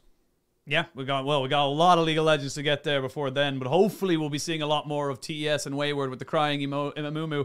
Definitely was spamming it probably in his death towards the end of that game, sadly for him. Stops. But never stops. Just keep, while he's like flooding with tears, he's just like, it's cool, mental warfare, as he try and end up winning the game or losing the game. But now we can look towards MSI. Now we can have that conversation because we know what's happening. We know how it's going to be played for the for RNG. They are going to be doing it, unfortunately, from China and doing it remotely. We have seen that for the mid-season championship. It is going to be a bit of an asterisk over whoever wins the tournament, but Lyric, it is always better to have LPL at a tournament like this than not to have them at all. I mean, yeah, it was like two lose-lose situations, right? You pick whichever one that you think is better. So now it's just going to be about seeing how the teams adapt, seeing how the meta changes going into MSI and how the patch affects things, right? Because it could be a whole different playing field in terms of what picks are strong, what style is strongest, and maybe either prop up certain teams or drag others down. I think just coming off the series itself, way too early for me to be like, RNG are winning the whole event, but, You gotta commit! Quote it. Yeah, clip it! But, again, we're gonna go in. Put it in a LOL Esports video. I feel like seeing how the meta change is gonna be a big thing to kind of determine how these teams do, and to see if anyone could live up to what looks like the juggernaut in T1 coming out from, how dominant their LCK split was. Yeah, and I think you look at the changes, you know, for anyone who's been keeping up with the patch notes that have been sent out in order of looking towards MSI, there's so many changes. A lot of the meta picks being tweaked as well. Lee Sin's being nerfed, right? We're seeing Zaya, the lethality build specifically being nerfed, right? There's going to be such a massive shift up. It's going to be very hard to scope out. I do feel like T1 are obviously a team who are very good at adapting to meta changes. I think a lot of people look at them as the favorite, but I think that's the thing with the LPL. You never truly know until we get to the tournament. It's always a bit up in the air. Yeah, it always is. And I'm going to ask you guys for a quick one before we wrap up today's one. Do you have any spicy takes that you think might happen at MSI? Anything that you may be untoward rather than its usual, you know, maybe LPL versus LCK in the final? Lyric, I'll start with you. We are going to have good games and a lot of fun. Spicy. Woohoo. You are the mayonnaise of spice. I am. Right I am now. the mayonnaise. Ox, give me something. Give me something. Give me something to grip my teeth into. The spot here. Absolutely. You thought you guys had Wait, power I have earlier. one. I have one. Go I have on. one. Brazil will absolutely crush someone in the group stage. Oh, okay. Okay. Ox, you've been given a bit more time. I'm going to go along with the group stage theme. Group stage is going to be a complete flip. RNG going to drop some games. T1 will drop some games. And then we'll get a knockout. So the business as usual. Yeah. I love how Lyric was like, I don't know if I want to go like habanero ghost pepper right now. Like, don't want to touch T1 in terms of how dominant they've looked. But guys, we can only wait for the MSI Championship to happen. But until then, we're going to take a little bit of break to, you know, start bringing ourselves ready for that tournament. And that is all the time we have for today. And in the spring split, Ox, Lyric, thank you so much for joining us. Woo! It is. We'll see you guys in summer. Maybe see you on other broadcasts. You don't know yet. But in terms of the LPL, that is all the time we have for in spring 2022. Thank you to absolutely every single person who's watched us throughout the entire split, from the finals to the WEs versus the TTs. Thank you, of course, to our fantastic production, because it has been a struggle, but we made the most out of it. We had the caster coffee table. We had a really fun time on this bees, for pollinating plants. Yes, thank you, the bees as well. And of course, thank you to everyone behind the camera. You know, our director, Shalion, who makes our graphics as well, our video editors, everyone, our producers, Jason, Jing, everyone whatsoever. It's been a fantastic split. We've had our bumps, we've had our little bit of moments, but it's been an absolute pleasure bringing it to you. And until next time, we will see you guys later. Goodbye.